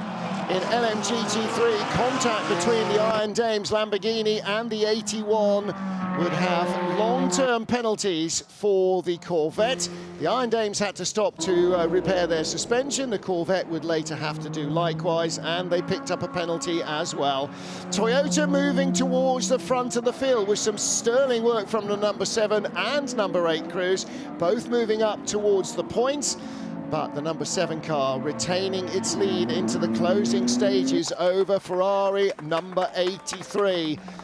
Sterling work by the drivers in appalling heat, and by the pit crew as well in similar conditions. 94, a race that was not ever looking like a good one for Peugeot after the lap 1 puncture. Paul di Resta was forced to park the car out on track. Number 6 Porsche in the battle for points, and then trying to get by Sebastian Buemi, who was just out of the pits. Buemi forcing the car off track, causing himself to pick up a puncture and then subsequently a drive-through. In LMGT3, it's still Heart of Racing that leads with the Aston, and the number 7 Toyota is out front.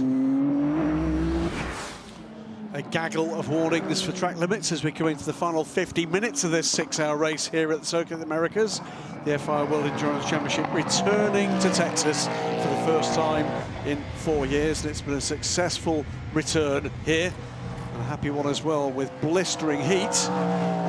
Cadillac going by the LMGT3 leading Aston Martin.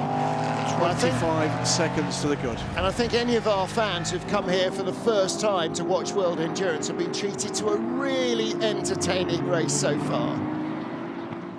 Drive-through penalty being announced for car number 31. Another track limits excursion for Augusto Farfus. Their professional driver is the first one in that car to pick up a penalty for track limits. And has served that immediately. It puts the car into the clutches of Marino Sato from what is 7th position. The WRT car just staying ahead as he emerged from that drive-through penalty. Still going on now, though. This is Alessio Rivera and Ricard Leitz, and we're going to have to just double-check there's not a tow bar between the two of them. It's a very short piece of elastic. Richard Leitz in the 91 car, Manthey EMA, that's second in the championship points. And Alessio Rivera, the 55 Ferrari. He, Francois Heriot and Simon Mann are in 5th place in the points. They're only 6 behind the 27 Aston. That's going to move ahead of them. And we'll start to close a little on the BMW and the two Porsches in front. Because our race leaders in LMG GT3 lie in 4th in the championship. They have 55 points compared to the 100 of the Manthey Pure Racing car in 2nd place. So they will gain 7 points of that 45-point deficit back here. But that's going to be a tough ask to try and close it much more in the 2 remaining races. Side by side again between the Ferrari and the Porsche. I think while you were just going through highlights there, what you possibly missed on screen, Martin, was it's another penalty just served, by the way, for Sebastian Buemi in the number 8 Toyota, this time for ignoring blue flags. We saw that investigation earlier. That was dealt against him. He has served that drive-through. Merges now. In fact, he's going through now. We'll drop in again to the back of the field. Great battle here between the 55 and the 91. This is still not, still for 4th, by the way. I'm expecting to see Nico Costa, as I say it, the United Autosports car pits. This is going to be for 3rd position as this battle makes its way back around to the end of the lap.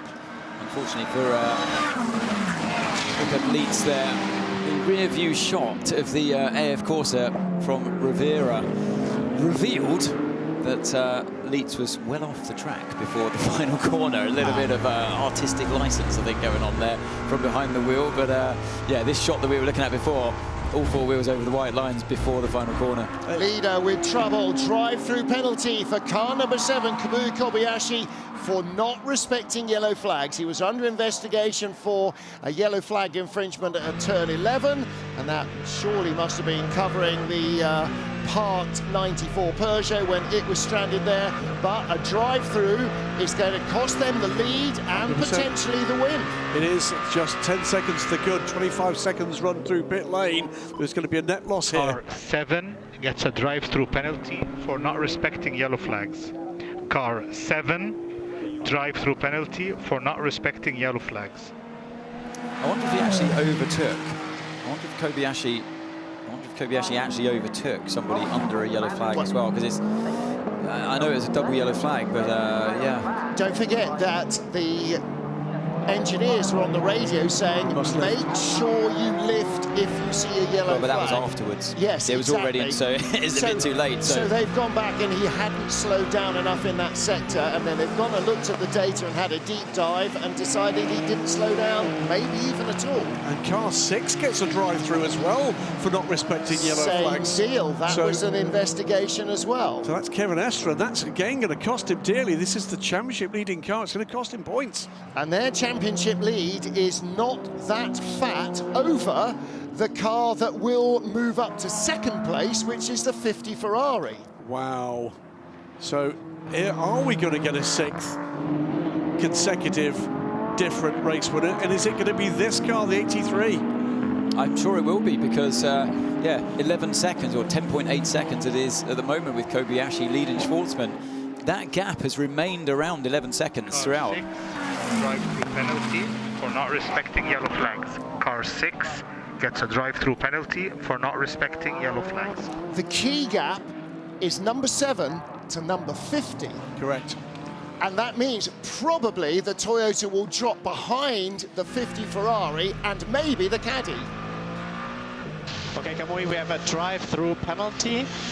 This lap, drive through the pit for not respecting yellow flags. He's going to come out probably about 10 seconds behind Schwartzman. Which means behind the Cadillac as well. No. Oh, behind Schwartzman. Okay. He'll be 25 seconds to drive through the pit lane. Yeah, but it's not 25 seconds stopped, so he'll lose. No. He So will certainly be out by 25 Schwartzman, but he will not be far enough back to be troubled by Fuoco. But of course, that gap's going to come down. It might even be more than 25, because I'm basing that on my F1 knowledge, where the speed limit's higher than it is in WEC. So he could be in danger of dropping between the 50 Ferrari and the Cadillac. If not, he will certainly have the 50 Ferrari very close behind. Yeah, when we talk about pit lane loss, that is literally the car as fast as it can go coming into the pits and then out of the pits with no stoppage.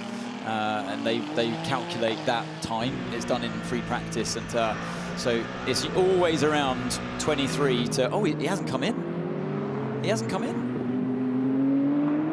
Where are you on respect to yellow? Question, where? Kamui, I think it was for the double yellow, but it's not clear for us. Car 6 also has a drive-through penalty, so drive through the pit lane this lap. Drive-through penalty this lap. Okay, drive through this lap, is correct? Correct. Not the message you want to hear from inside the car. And it's so tempting when you're in that fight mode to say, let's discuss it afterwards. I'm going to finish, but the problem is you can easily get black flagged. Absolutely. Yeah, because there's more than 3 laps left, so it won't be commuted into a 30-second penalty after the race. Exactly. It'll be commuted into disqualification.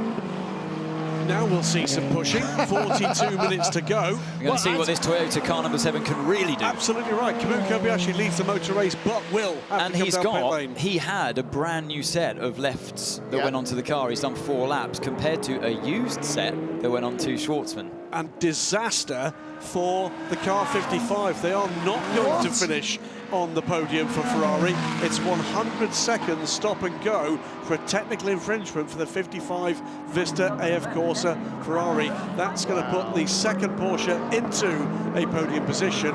It's going to elevate just about everybody else up by 2 more positions. Harter Racing's Aston Martin leads from Manthey Pure Racing. Vista AF Corsa will be down pit lane with their remaining car for 100 seconds.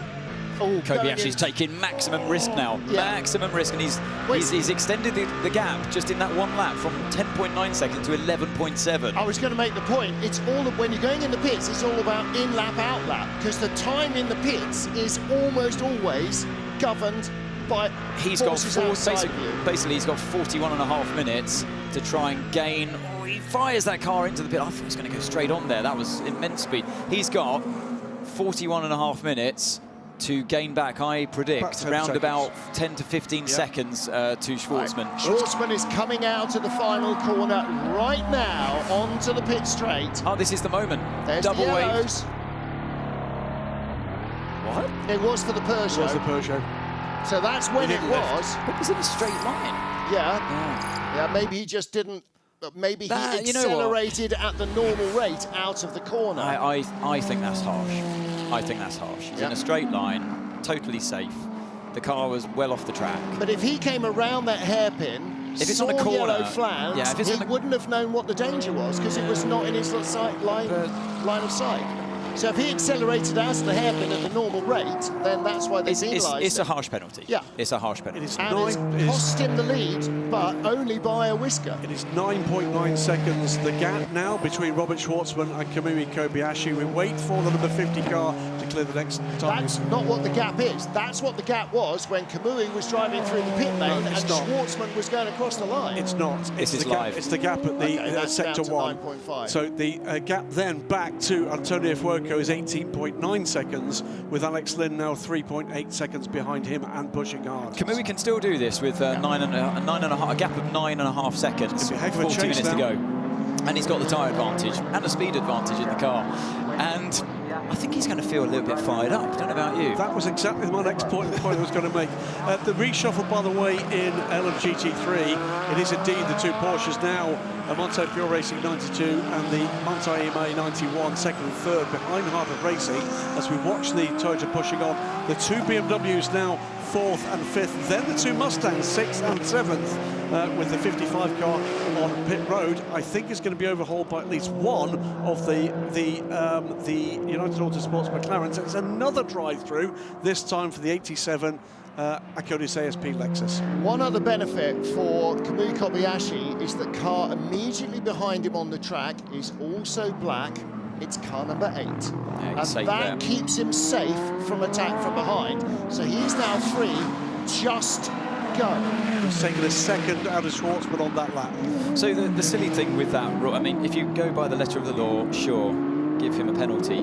The really silly thing is, though, if you just, all he needed to do, like the engineer said, is if you just lift off a little bit and then back on, you don't really lose any lap time at all, or you don't decrease your speed of your car at all. You're just not increasing it. But you've been seen to acknowledge the flat. That's knowing how it works from inside the car, that's why I say it's a little bit of a harsh penalty. Because really, if all he had done is just lift and back on again and decrease his speed by 1 kilometre an hour, he wouldn't be under investigation. No. So clearly he came out of this hairpin. Yeah. So he's come line. in, yellow flags, he's just accelerated and waited to see what the danger was. Dead But straight. that's Look at this. not Look. Dead straight line. There's no danger that can happen at all. No one around him. Car's peeled off on the left-hand side of the track. And all he needed to do was just lift for about a split second, back on the throttle again. Now, off the hook. it depends where the yellow flags started. If they started in front, 7,000ths of a second quicker in that sector. The answer, I believe, is this. It's not for the driver to determine what the risk is. It's the flag that tells you the risk. Yeah. You don't know. Yeah, you don't know whether or not there's any other intervention going into that incident site. You've got to lift. I just think if it was that serious, put a full course yellow out. It's, you know, you have to take the responsibility away from the driver. They're not to be trusted. We're crazy. We're mad. We drive these cars up 200 miles an hour. We're not to be trusted.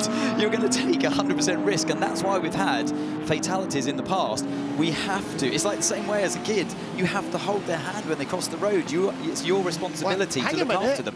Trouble They've just given him car. a drive-through for not lifting. That's exactly what they're doing, saying you must lift. And but you put the full course yellow out there, and then you force them to press the button, and everybody, everybody's doing the same thing. And it's if safety is what you're going for, make it safe. Well, don't leave anything into up to chance. Dennis Olsen was here in 7th place. Indeed. Now the Mustang 6th and 7th at this stage. Got the hazard flashes on that car.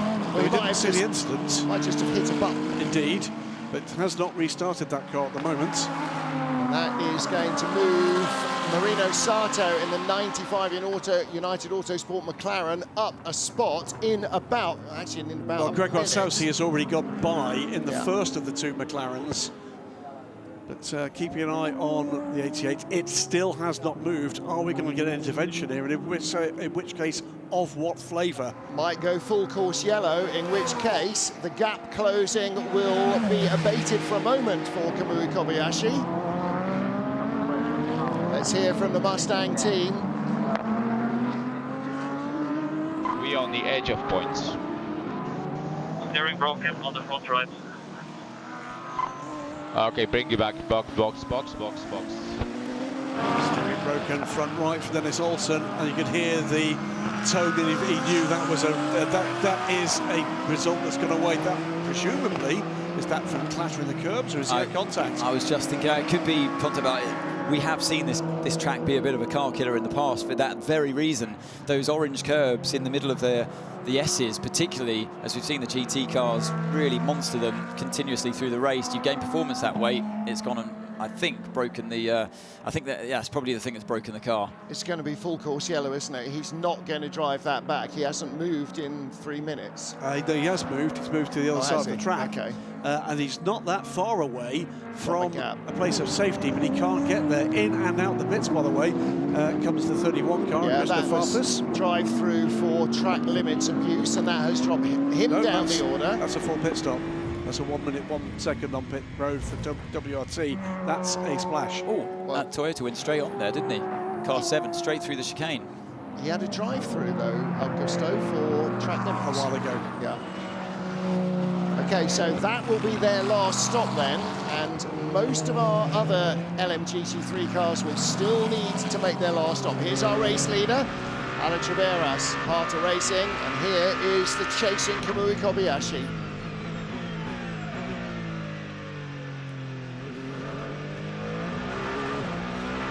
So 9.4 seconds now. Do you think was a wayward moment for him? Yeah, and if that's where the yellows are, where he went off the track, now that would be something worth investigating. If I think he overtook. Did he overtake the car? Let's have another Let's look. have a look. Oh, he went straight off around the outside. Where's the yellows? And overtook off the track. Now that's going to be a penalty. That's on board. Wait, you see where are the flags? And there's yellows down there. Oh, now you're in trouble. How far back were the yellows? I think that might have been why the GT car was lifting as well. and caught him out. But either way, it was an overtake off the track, and we've seen a lot of penalties given for that. So this might go from bad to worse for Kamui Kobayashi. Oh dear. Full course yellow is coming, and it's coming in about 30 seconds time for recovery of the other Mustang. 77 on pit lane now from 5th position. Montoya in and out and in 4th place. 20 seconds to full That's course a real yellow. shame for the Proton team, because Ben Barker stopping under green. Go under full course Now yellow in less some than of their 15 rivals seconds. get a chance to Full stop course under full yellow course in yellow. 10, It might 9, not be all of them, 8, but it might be enough 7, to cost them a place 6, or two. 5, 4, He just came away from that 3, onboard 2, just as the 1. yellows were coming. But Full course yellow, full course yellow. Well, it's chucking stuff at us at a rate, this race, so we're not even in the last 25 minutes, which is traditionally the time for bonkersness. But 33 minutes left, gentlemen, and I think you're right, Ant. I think it's going he's to be in trouble. I think it's going to be a Ferrari 1-2. It's going to be a Ferrari 1-2 with potentially even Alex Lynn on the podium. I think you're right. Kamui in maximum attack mode may just have tripped himself up. Well, again, from the onboard, it was really hard to see. We could see clearly to the driver's right, but we couldn't see quite so clearly to the left where the yellow flag sequence started.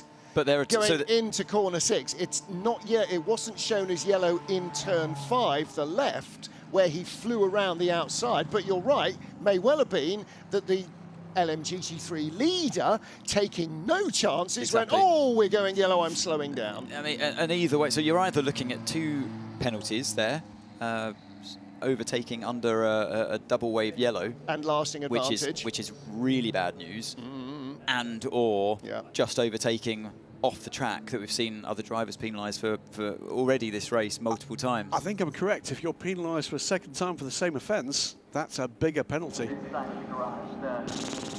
Dear, oh dear, oh dear. So I think a drive-through for the first offence becomes a stop and go for the second offence, and then a stop and hold.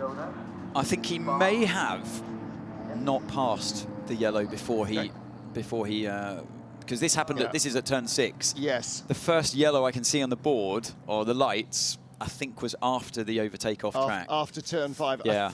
You might well be right. So I think that might save his bacon. So another to a another degree. 5 seconds added on top of his time. And the gap's already gone up to 17.5 seconds between That's himself. full course yellow, remember. So well, but don't forget, you get winners and losers under full course yellow. Absolutely right. So if he was caught in an unlucky moment in a high-speed part of the track when he had to slow down, actually no, he was going through the S's, wasn't he? Yeah, but you saw from the onboard, he had a lock-up because he was leaving it to desperately the last moment. It depends how soon we go green, but Schwartzman is in turn 19 at the moment. If we go green now, he's got the straight in front of him, and Kamui is in 15, 16, 17, 18. So, yeah, Schwartzman's gained around 8 seconds from that. Yeah. And that's before any potential penalty being applied. So it has been a bit of a pressure relief valve. You saw, though, in the AF Corsa garage, Yiffy Yi looked pretty happy, but Robert Kubitz was not counting any chickens, because he knows what happens when you're in lead on the last lap and the car stops. 4, 3, So 2, does Yiffy Yi. 1. Full course yellow removed. Poor guys. Yeah, well, look, now the bonus here is that Kamui was midway down the straight when it went green, whereas Schwartzman was down into turn 3. You actually gained... in fact, at the top of the hill, so he's gained a little back on Schwartzman there. 6.7 seconds the timing being. Almost exactly half an hour to go as we went green, and now we're in full Kobayashi mode. Look at the marbles flying from the wheel arches there, the open gaps of the wheel arches. They're picking up the speed again. Just been a little bit more circumspect in the GTE traffic that time round, but then, you know, if damage has been done, it has been done, unfortunately. Full attack. That's all he can do right now, full attack. 8 seconds the gap. Yeah. Well, Car 83 crew looking pretty cool. Cool and calm. On Kubica and AFA watching on as Robert Schwartzman does all he can.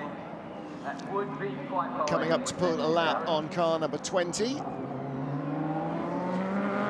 Okay, Kamui, in terms of championship, we are quite happy with this result. So when it comes down to fighting the Ferrari in front, take a margin, think about the championship. We are ahead of car 50 in P3 with a gap of 19 seconds behind us, okay? So it's quite safe. Yeah. I'm sorry, yellow, I don't see, but I want to know where I overtook. I don't understand. Yeah, it wasn't overtaking, because that's what he's thinking. It must have, for the penalty to be that harsh, I must have overtaken someone under the yellow flags, but it wasn't. You were just in a dead straight line. Oh, and he really is pushing, isn't he? So I admire the engineer's confidence. When we get to the Ferrari, he may not.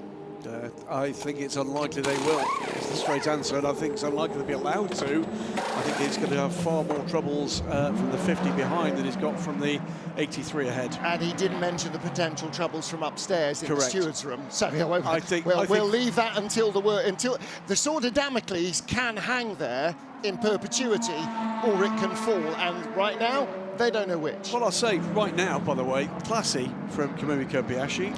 He apologised for his previous indiscretion. He's a professional driver. He's the team boss. That's what's required. Yeah. It's a team game. He's just completely perplexed by it. You can tell he's probably thinking back in the memory banks that you have inside the car. You record everything that you've done, what drivers that you've been close to, potential contact and flags you've been looking out for from inside the car, the marshalling system, and you're racking your brains at high speed, thinking, where could it have been? How can I stop that happening in the future? And most of all, as a driver, people who have done you wrong. And you know, gaps that closed when you thought, why has he done that? You know, cars that you think you can trust that suddenly become less trustworthy, particularly when you're in traffic. You start to have that, oh, okay, little moment. I'm catching this car, and the last time I did, the gap closed right down. Well, there's the Cota Racing team. Ian James closest to us, Danny Mancinelli in the middle, watching Alex Riberas. The real problem here is they're on top form, but second and third are the cars that are first and second in the championship. And that's really going to be tough. Now, they're going to close on the 31 BMW, which has not had the greatest race, but they won't overtake them in the championship either for third place. So it's squeezing the gaps a little, but they are still large. Now there is Valentino Rossi out of the 46 BMW and handed it over to Maxime Martin. He's done his final stint. And you just saw actually in the corner of the shot, Vincent Voss had gone over to have a chat. Vincent Voss is basically the guy that runs WR team, Vert's racing team, although he looks after the hypercar program, and it is Kurt Mollekens who runs the GT3 program. So I don't want to put the jinx on this, but it's been a pretty perfect run from Cota Racing to this point. I don't want to put the jinx on this, but I'm but gonna. but it's my job. There you go. Just done it. 25 minutes to go, and Alex Riberas pushes on. Yeah, pole he will position. have to have another stop. Yeah, so pole position, wasn't it, for the car 27 Cota Racing team, and they've driven a really clean race today so far.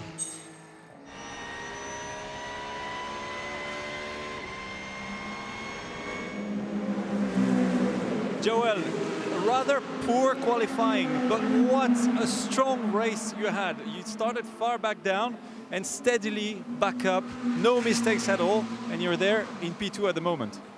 Yeah, for now it's not looking that bad for us. We're currently in P2. We're not having the pace for P1 today, but to be honest, it's been quite a tough weekend and quite a tough race for us. But yeah, we're getting there, and we're picking up the points. So in the end, it may be all be good. Did you expect P2 this morning when you started the race? Did you expect P2 when you started the race? Of course, you never expect something, but for sure we tried our best, and being P2 is always nice now. So we're happy, I think. Okay, thank you. Good luck for the last 20 minutes. Thank you. Just a quick change there at the lower end of the hypercar order as Julien Dandelauer goes by the Peugeot number 93 of Jean-Eric Verne. And that's for 12th place, which means a point, because two cars ahead of them don't score regular World Championship points. They're the World Cup drivers, so that They not get points in for 12th place? No, they're effectively invisible for manufacturers' points. It works the other way round. Yeah, the team. So it's points for Alpine, or a point for Alpine. But they're looking to... That's a Proton, rather. They're basically looking to take names here and scalps. And there's another one gone there with the Peugeot. Away goes Julian Andlauer, and up the road in the number 99 car, 12th place. Well, they're racers. They don't just drive, they race. And if there's a car in front, then that's wrong. They should be in front of the car in front. And right behind, actually, here comes... in fact, the Alpine is a lap ahead of them already. Best of the Alpines, is that Charles Milesi behind them right now? Yeah, it is 35. He's in 5th position at the moment. Cracking run for them. We've said it all afternoon. Great run from Alpine this afternoon. Great run as well from BMW. Their form has just dropped off a little in the last hour or so. In fact, this will be Alpine's best result of the season. Oh, yeah, yes, absolutely. If they finish 5th, absolutely. Previous best for this car was 7th place in Qatar. They were 9th in Spa. And the sister car finished 10th place and got a point in Sao Paulo. Their only points finished the 36 car. So this is Alpine definitely scoring stronger than at any stage this year. Of course, as 83 Ferrari leads towards the final 20 minutes of the 6-hour race here. The Lone Star Le Mans. Oh, that's not a bald eagle, is it? I'm not very good on the... That's not actually a live pigeon either, is it? All right, It's the dove from above. It is. Final driver change in the number 60 Lamborghini. Claudio Schiavone out. Who got out of that car in a pink overall? Well, it did look like a pink overall, didn't it? But apparently Claudio Schiavone was in the car when it came in. Rahel Frey is in the Iron Dames Lamborghini, but that's not that colour. It might have been Michel Gatting's overalls, because the only other possibility were too wet or cold. Remember, you are allowed a driver as a driver helper. Oh, okay, yes. I don't know if it specifies it has to be for the same squad. No, that's true. So I wonder if that was what the explanation was for that. Yeah, they could have used ace driver helper. Yes. Extraordinaire to step in when needed. I was thinking that's like when you're injured in cricket and you can have a runner. I don't think a driver helper is allowed to do the driving, so it's only to do the seatbelts and slam the door shut. So that it did sort of look like Michel Gatting, but who knows? Just to interject with something slightly more solemn, by the way, we should recognise, and it was... There you go. It's Michel Gatting. Yeah. With a helmet on. As a driver helper. Well, she's just helping Claudio out because he's the team boss, basically. Yes. Yeah. Should mention, by the way, it's been a sad couple of weeks for the Iron Lynx team. They lost their principal driver coach, Luca Persiani, the ELMS race winner back in the day, last week in a horrible off-roading accident home in Italy, just in the run-up to the Spa ELMS round. It was a very sombre pit, and good to see them coming back and bouncing back with form. Yeah, it was Michel Gatting there helping Matteo Cressoni in after she'd helped Claudio Schiavone out. Final stop then for Harter Racing, and the closer we get to the end of the race, the less time anybody's splash and dash is going to take. So they are back out of the pit, and that is their 6th stop. 6-2 for Manthey Pure Racing, and Manthey EMA have made 7 stops, so they should be good to go. And it is Harter Racing that rejoins in the lead of the race. Had we noted the retirement of the 81 TF Sports Corvette? No. That has a retirement, joins the 777 car, electrical problems for the V-Station Racing car and the 54 car. Yeah. So marker of doom for 81, 94, 777, 51 and 54. And we're still waiting to see what the stewards make of Kamui Kobayashi's off-track excursions. There at Ferrari, of course, you did an amazing drive in your stint. You resisted the Toyota super well, and the race went back into second, and now you're leading again. How is the pressure going at the minute? We have had a great race so far. Robert did a mega start, got us the lead. Unfortunately, I had to do my double stint without changing tires. So it was difficult compared to all the others who had fresh tires, but I managed to hold off the lead. I would say the number 7 had a better pace on us, but we managed to do a clean race without penalty, without mistakes, and that's how we are in P1 right now.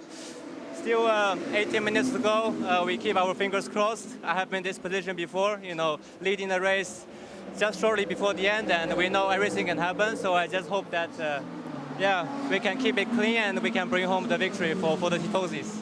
Okay, we keep the fingers crossed for you as well. Grazie, grazie. Yeah, he's just such a fun guy to be around. Actually, he's a real live wire. There's some real stories that are going to be written about that young man and others here. It's great to see we've got some of the old order. We've been pulling legs around the likes of Andre Lotterer, and what a career he's had and has still got. But the great thing about this hypercar class is we're seeing new talent emerging as well. Rahel Frey said this a couple of years ago when we were looking at hypercars starting to grow and LMGT3 coming. She said, what a time it must be to be a young driver. She's not wrong. Now, Team WRT's car number 46, Maxime Martin, shown as stopped. I think that has to be a glitch. Well, 88 is definitely stopped out on circuit, and that has that's pretty much gone. Dennis Olsen in that 88 car.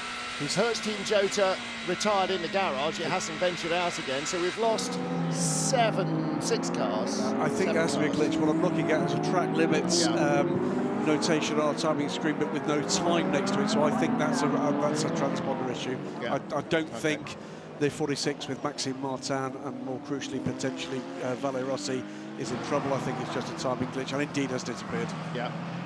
So 7 cars have stopped. Car 85 receives a drive-through for abusing track limits. That's Rahel Frey in, I'm afraid, a lowly 14th place, the last car running. Last, as we prefer to call it in the trade, yeah, so it's going to get worse for them. Well, there is the 46 BMW, not online and not going fast. Oh, that is not good. Yeah, dropping down the order, P6 now. Yeah. Into the pits. I wonder if they're low on fuel. Yeah, might well be. Everybody needed a splash at the end. Have they just crept a little bit too far? That's not what we're hearing on the radio. That's going to drop them back, and potentially the winner here is going to be United Autosport's second McLaren. They're climbing up the order in these last few minutes. They are, aren't they? So Kamui Kobayashi, by the way, 5.5 seconds now back from Robert Schwartzman. We've had nothing yet by way of notation of a problem. It's going in the garage. Yeah, it looked too relaxed, didn't it? They have had a horrible season. Yeah. Well, not entirely. They had a good time in Imola, but there you go. Jean-Eric Verne with a warning flag for abuse of track limits, but end of the road, it looks like for 46, only 16 minutes remaining. If it goes in and comes back out, it's not going to come back out in a points-paying position. That might be the end of it. Oh, and trouble for the remaining Jota car. It's the 12 again. car, rather. It's the 12 again. Oh. On his Outlander. Hasn't made it back in this time. I can't believe that they keep doing that. Was that the 5th time they've sent it out the pits and it's just crept round?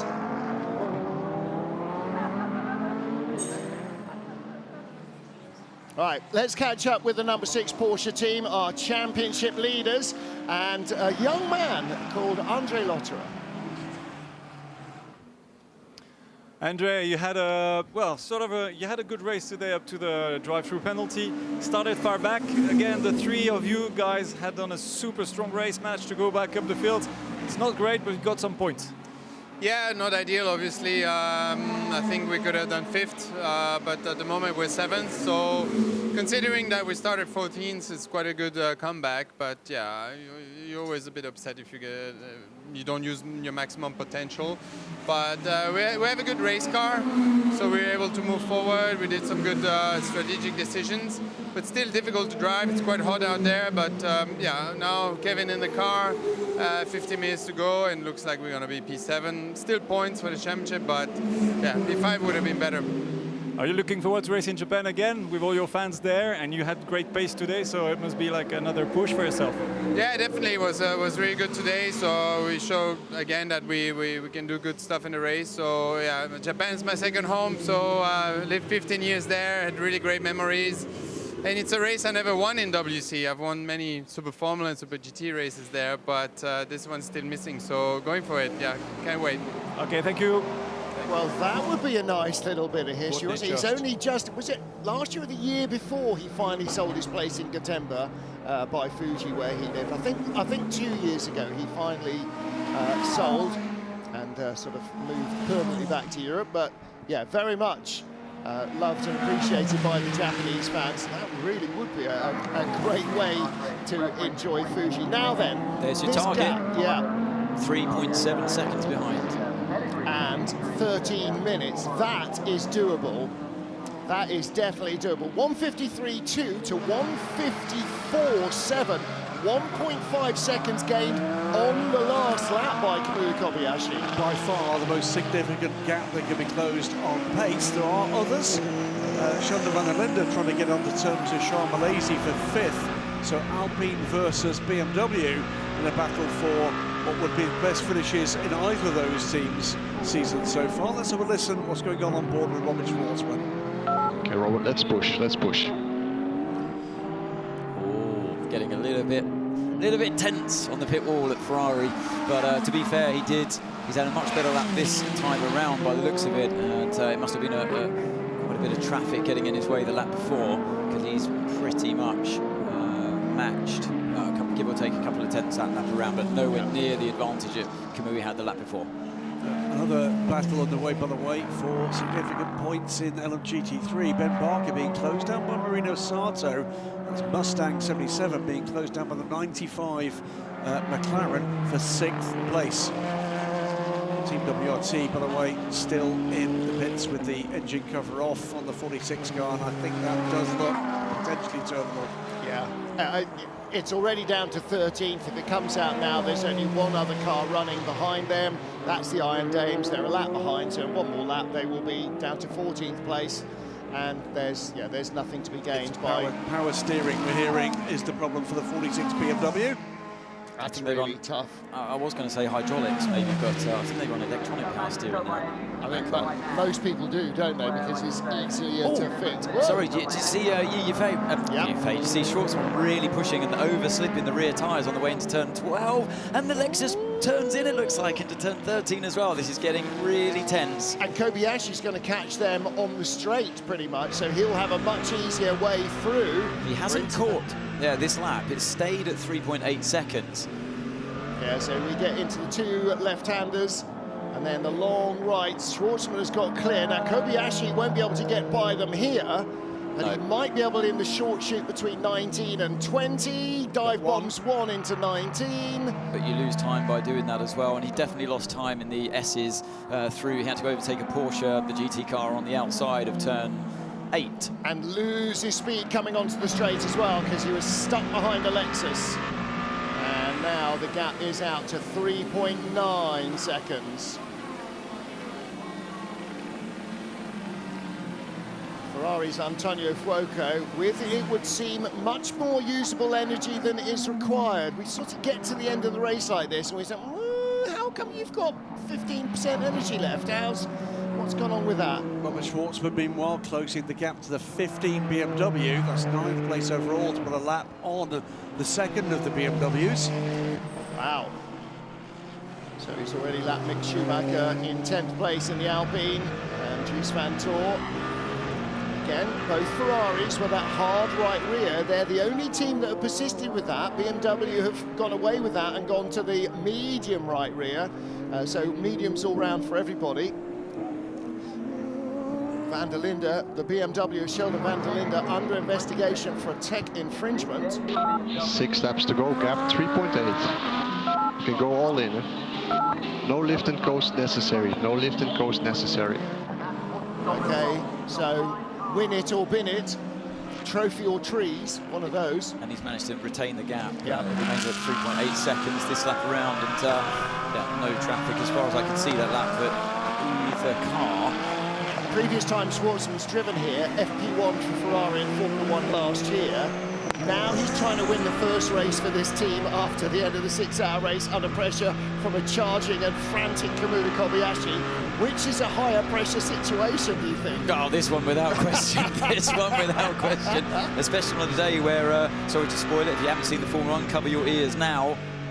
especially on a day where Ferrari have won at Monza as well. Yeah. Can they complete it and have a Ferrari domination day on either side of the pond? It would be unique in motorsport history that Ferrari win a Formula One Grand Prix and a World Championship endurance race on the same day. In fact, 2 FIA World Championship races on the same day, I think, would probably be impossible to have done before. So Robert Schwartzman, the young man in the team, mind you, Yefei is barely a few months older, but he is the guy with perhaps the least experience, and he's only in his first race season in the World Endurance Championship.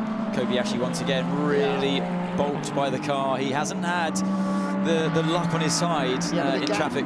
Gap came down from 3.9 to 2.8. Now it's back out to 3.0, so it's fluctuating in traffic with every segment of the race. Well, he's got the speed. Naturally, he's catching on pure pace, but the problem is, it's not gone his way that lap around in the S's. Here's the question, by the way, for Ferrari fans out there. When was the last time the World Championship race was won by a privately entered Ferrari overall? No, not the Belgian Grand Prix. That was second for in the 1960s. Yeah, it would have been a long, long time, wouldn't it? Not for no, that wouldn't have been the World Championship either. Well, we've had a privateer Porsche win this year, haven't we? So yeah, it can happen. One other thing that I will put in front of you is we have had the situation where the yellow Ferrari on old tyres had the Porsche, the Toyota on fresher tyres behind, and the Toyota could not get by. So catching him might be one thing, trying to get by will be entirely another. We've now got 2 bits of further potential drama to come. The first is we've got potential for there to be dramas coming from race control for the second place car. Still closing that gap, 2.5 seconds now. It is a warning flag for Robert Schwartzman in the lead of this race. He has to overtake this Lamborghini into turn 3, has to do it. Yep. And he does. He knew that, sorry to butt in there, Graham, but I could see what was happening there. Schwartzman read it as well. Spot on, and Davidson, he did it beautifully as well, stayed within the white lines, and Kobayashi 2 seconds now, but with a car between them, that could be critical at this point. And again has to go around the long way of turn 8 before turn 9, loses time there, but still catching. Yeah, Schwartzman with a warning, and 3-4 laps to go after this one. All it'll take, one little lock-up, one little lapse of concentration, just a glance in the mirror at the wrong time, you know you're under pressure. And this is pressure. It's going to be 3 to go after this. Under 2 seconds, the gap, 1.9 seconds, 6 minutes to go. How has Robert Kubica not got jiggly leg? How can he just be sitting there, just doing nothing? He's tie-wrapped himself to the chair, I think, with the help of some mechanics. God, he's got ice in his veins, hasn't he? And Yefei, that battle where he held off the Toyota, that could be the battle that's won them the race, potentially. Chandler van der Linde will not be finishing 6th place. 100-second stop-and-go penalty for a technical infringement for car 20, and that is going to give the number 6 Porsche Penske Motorsport car extra championship points. Yep. They might well need them this afternoon. And the number 5 car will move up as well, because they are well within 100 seconds. 5 minutes, 20 seconds to go. How's this one going to unfold for Schwartzman? I've seen some traffic on the approach to turn 1. Will this time be the time where he has to follow the slower cars through the S's? It may well be. 5 minutes to win it for Robert Schwartzman and Kamui Kobayashi. So far we've seen nothing about potential off-track excursion penalties for Kobayashi. Schwartzman goes around the outside of the LMGT3 leader, Alex Riberas, and he's still 25 seconds ahead of their closest rival, Manthey Pure Racing. Here comes Kamui Kobayashi. Where's he going to catch the Aston? Straight line, well, pretty much a straight line. It's a flat-out part of the track, okay. Gained lap time with that car, 1.8 seconds. Closing. This is how it works in the traffic, and you're analysing this from inside the car. You're thinking, go on, catch them in the worst part of the track. Go on. But when he gets to him, he must pass Schwartzman immediately. Immediately, otherwise he's going to be stuck. Do you reckon he's... I think the visor will be down, his sleeves are rolled up. If he can win this one today, and of course we're still looking at Mike Conway thinking, come on, boss, I believe in you. Well, this might be the win that they wanted after having it snatched away so cruelly, because they looked like they were going to win in Brazil. What about AF Corsa though? There's the, what will feel like 100-hour stop and go for Sheldon van der Linde. Car 95. Oh, Kobayashi's off. He went off the track, he got on the marbles through turn 16, 17, ran out way too wide. And I fear for Toyota and the race win today, the potential race win, that moment may have cost him the chance to even have a go at car 83. He is still super close. It was 2.0 seconds. 2 seconds at the line. 3 minutes to go. Again. Oh, and done. Whoa. Done. That was the nail in the coffin, turn one. Over pushed it. He tried everything. He gave it his all. Now, on the radio to Schwartzman. Okay, 90% charge. Just keep it on the grey. Wow, that's how hard he's trying. Yeah, it's the marbles you carry as well from having gone off the track. We talked about them earlier on, and Mike Conway knows exactly what I thought as well at that moment. That is it, done. Is Robert Kubica about to join a very short list of drivers that have won both a Formula One Grand Prix and a WC race. I think I'm right, it's just Fernando Alonso and Mark Webber compose that list at the moment. Wow. Unless I've forgotten one. Yeah, until the arrival of Sebastian Vettel. and actually, how close could he have been in that season with BMW where he was in real championship contention and then they bailed on it to design their new car? You know, it's all the ifs and buts of life, isn't it? And there's been a few of those for all of our teams in this race. 2 minutes to go.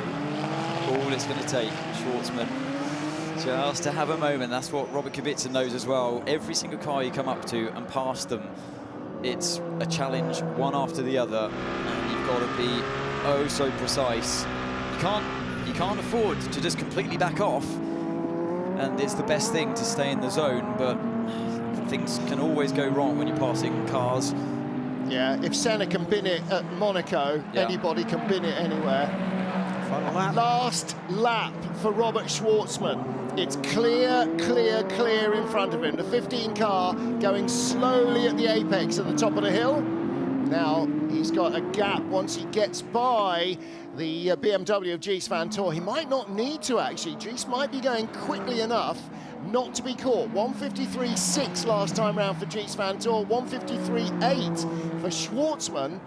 So Schwartzman may not catch the BMW on the run to the line, but there are GT cars in front, only a couple, including, no, he's just past the 27 car, so it is, now it's just hoping that something happens for Kamui Kobayashi because he can't force the issue. He's not within shooting distance of the leader. Robert, the chamois leather Schwartzman, soaking up all the pressure. Oh, no. That's his new nickname. No, chamois leathers soak up the water. It's cushions that soak up the pressure. Up. No, right. it's not. Robert the cushion doesn't really have the same ring to Robert it. the chamois leather sounds like rubbish as well. OK, we'll edit that out. Nobody will ever have heard it when it goes out live. Don't you worry. So, closing stages into the final right-handers. Under the tower they come. Just a moment, those fans up on the viewing platform will see the lead two cars. They'll be separated after 6 hours by less than 3 seconds.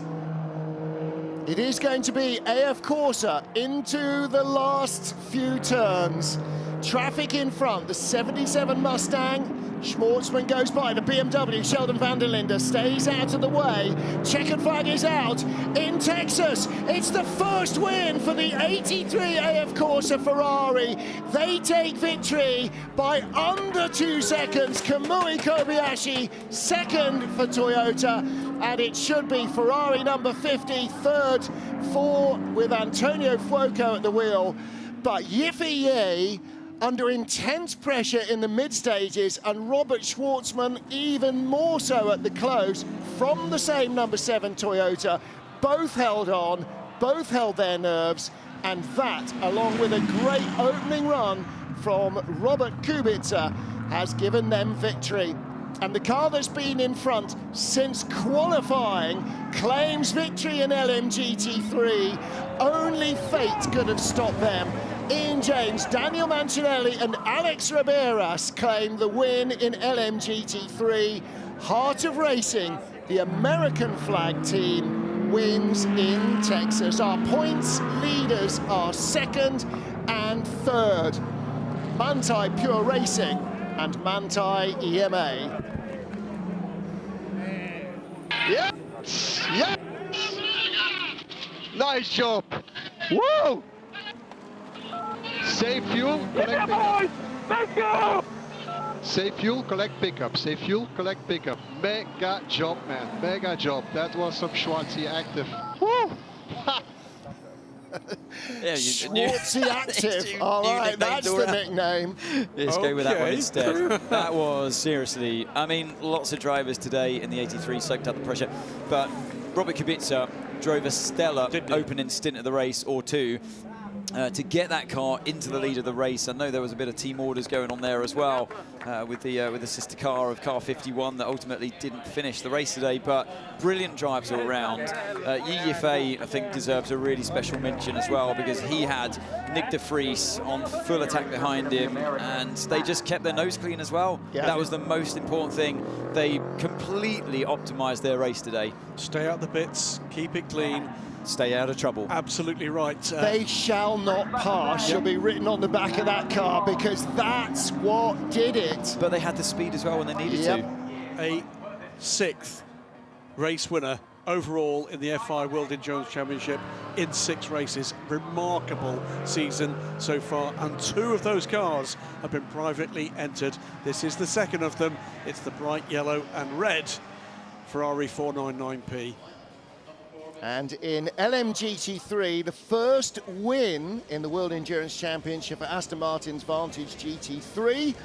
It's Aston Martin Racing's 10th class win in Cota in WEC, and their 53rd class victory in the World Endurance Championship overall. Their 123rd visit to the podium, and a 3rd time on the top step for Heart of Racing in their last 7 IMSA and WEC outings. They then become, of course, the second WC brand to win races in 3 different GT classes after Porsche. Great results as well, by the way, before we celebrate the podiums, with the best results of the season so far for both Cadillac Racing in 4th place this afternoon, and Alpine, who finished excellent 5th after being there all the while through. I think BMW and Team WRT will be disappointed that their form faded right at the end, but that was a cracker, and there was a great crowd to see it. I think the crowd really appreciated that one, didn't they? You could see the fans just there really throwing their arms in the air as the 83 comes past at slow speed for all of them to appreciate. And yeah, brilliant action today by all the drivers. Second closest ever World Endurance Championship finish, apparently. Sam Smith says that the closest was here in 2017 when the 2 Porsches had to swap positions, and then the margin of victory was 27 hundredths of a second. So that is the closest actual racing finish in World Endurance history. And this is always a nice moment where you can see the teammates climbing onto the side of the car as well, and you can all enjoy that moment together. The camaraderie that you share being a sports car driver is really, it's like nothing else in motorsport. And now, this is the first win for a Ferrari 499P outside of Le Mans. They've had 2 wins, one for the 51 car last year at Le Mans, one for the 50 car last year at Le Mans. So clearly yellow is the sprint race version of the winning formula. I know, that's astonishing. So each of the 3 Ferrari cars has won once, and these are the only guys to win in the short format. Next question. I think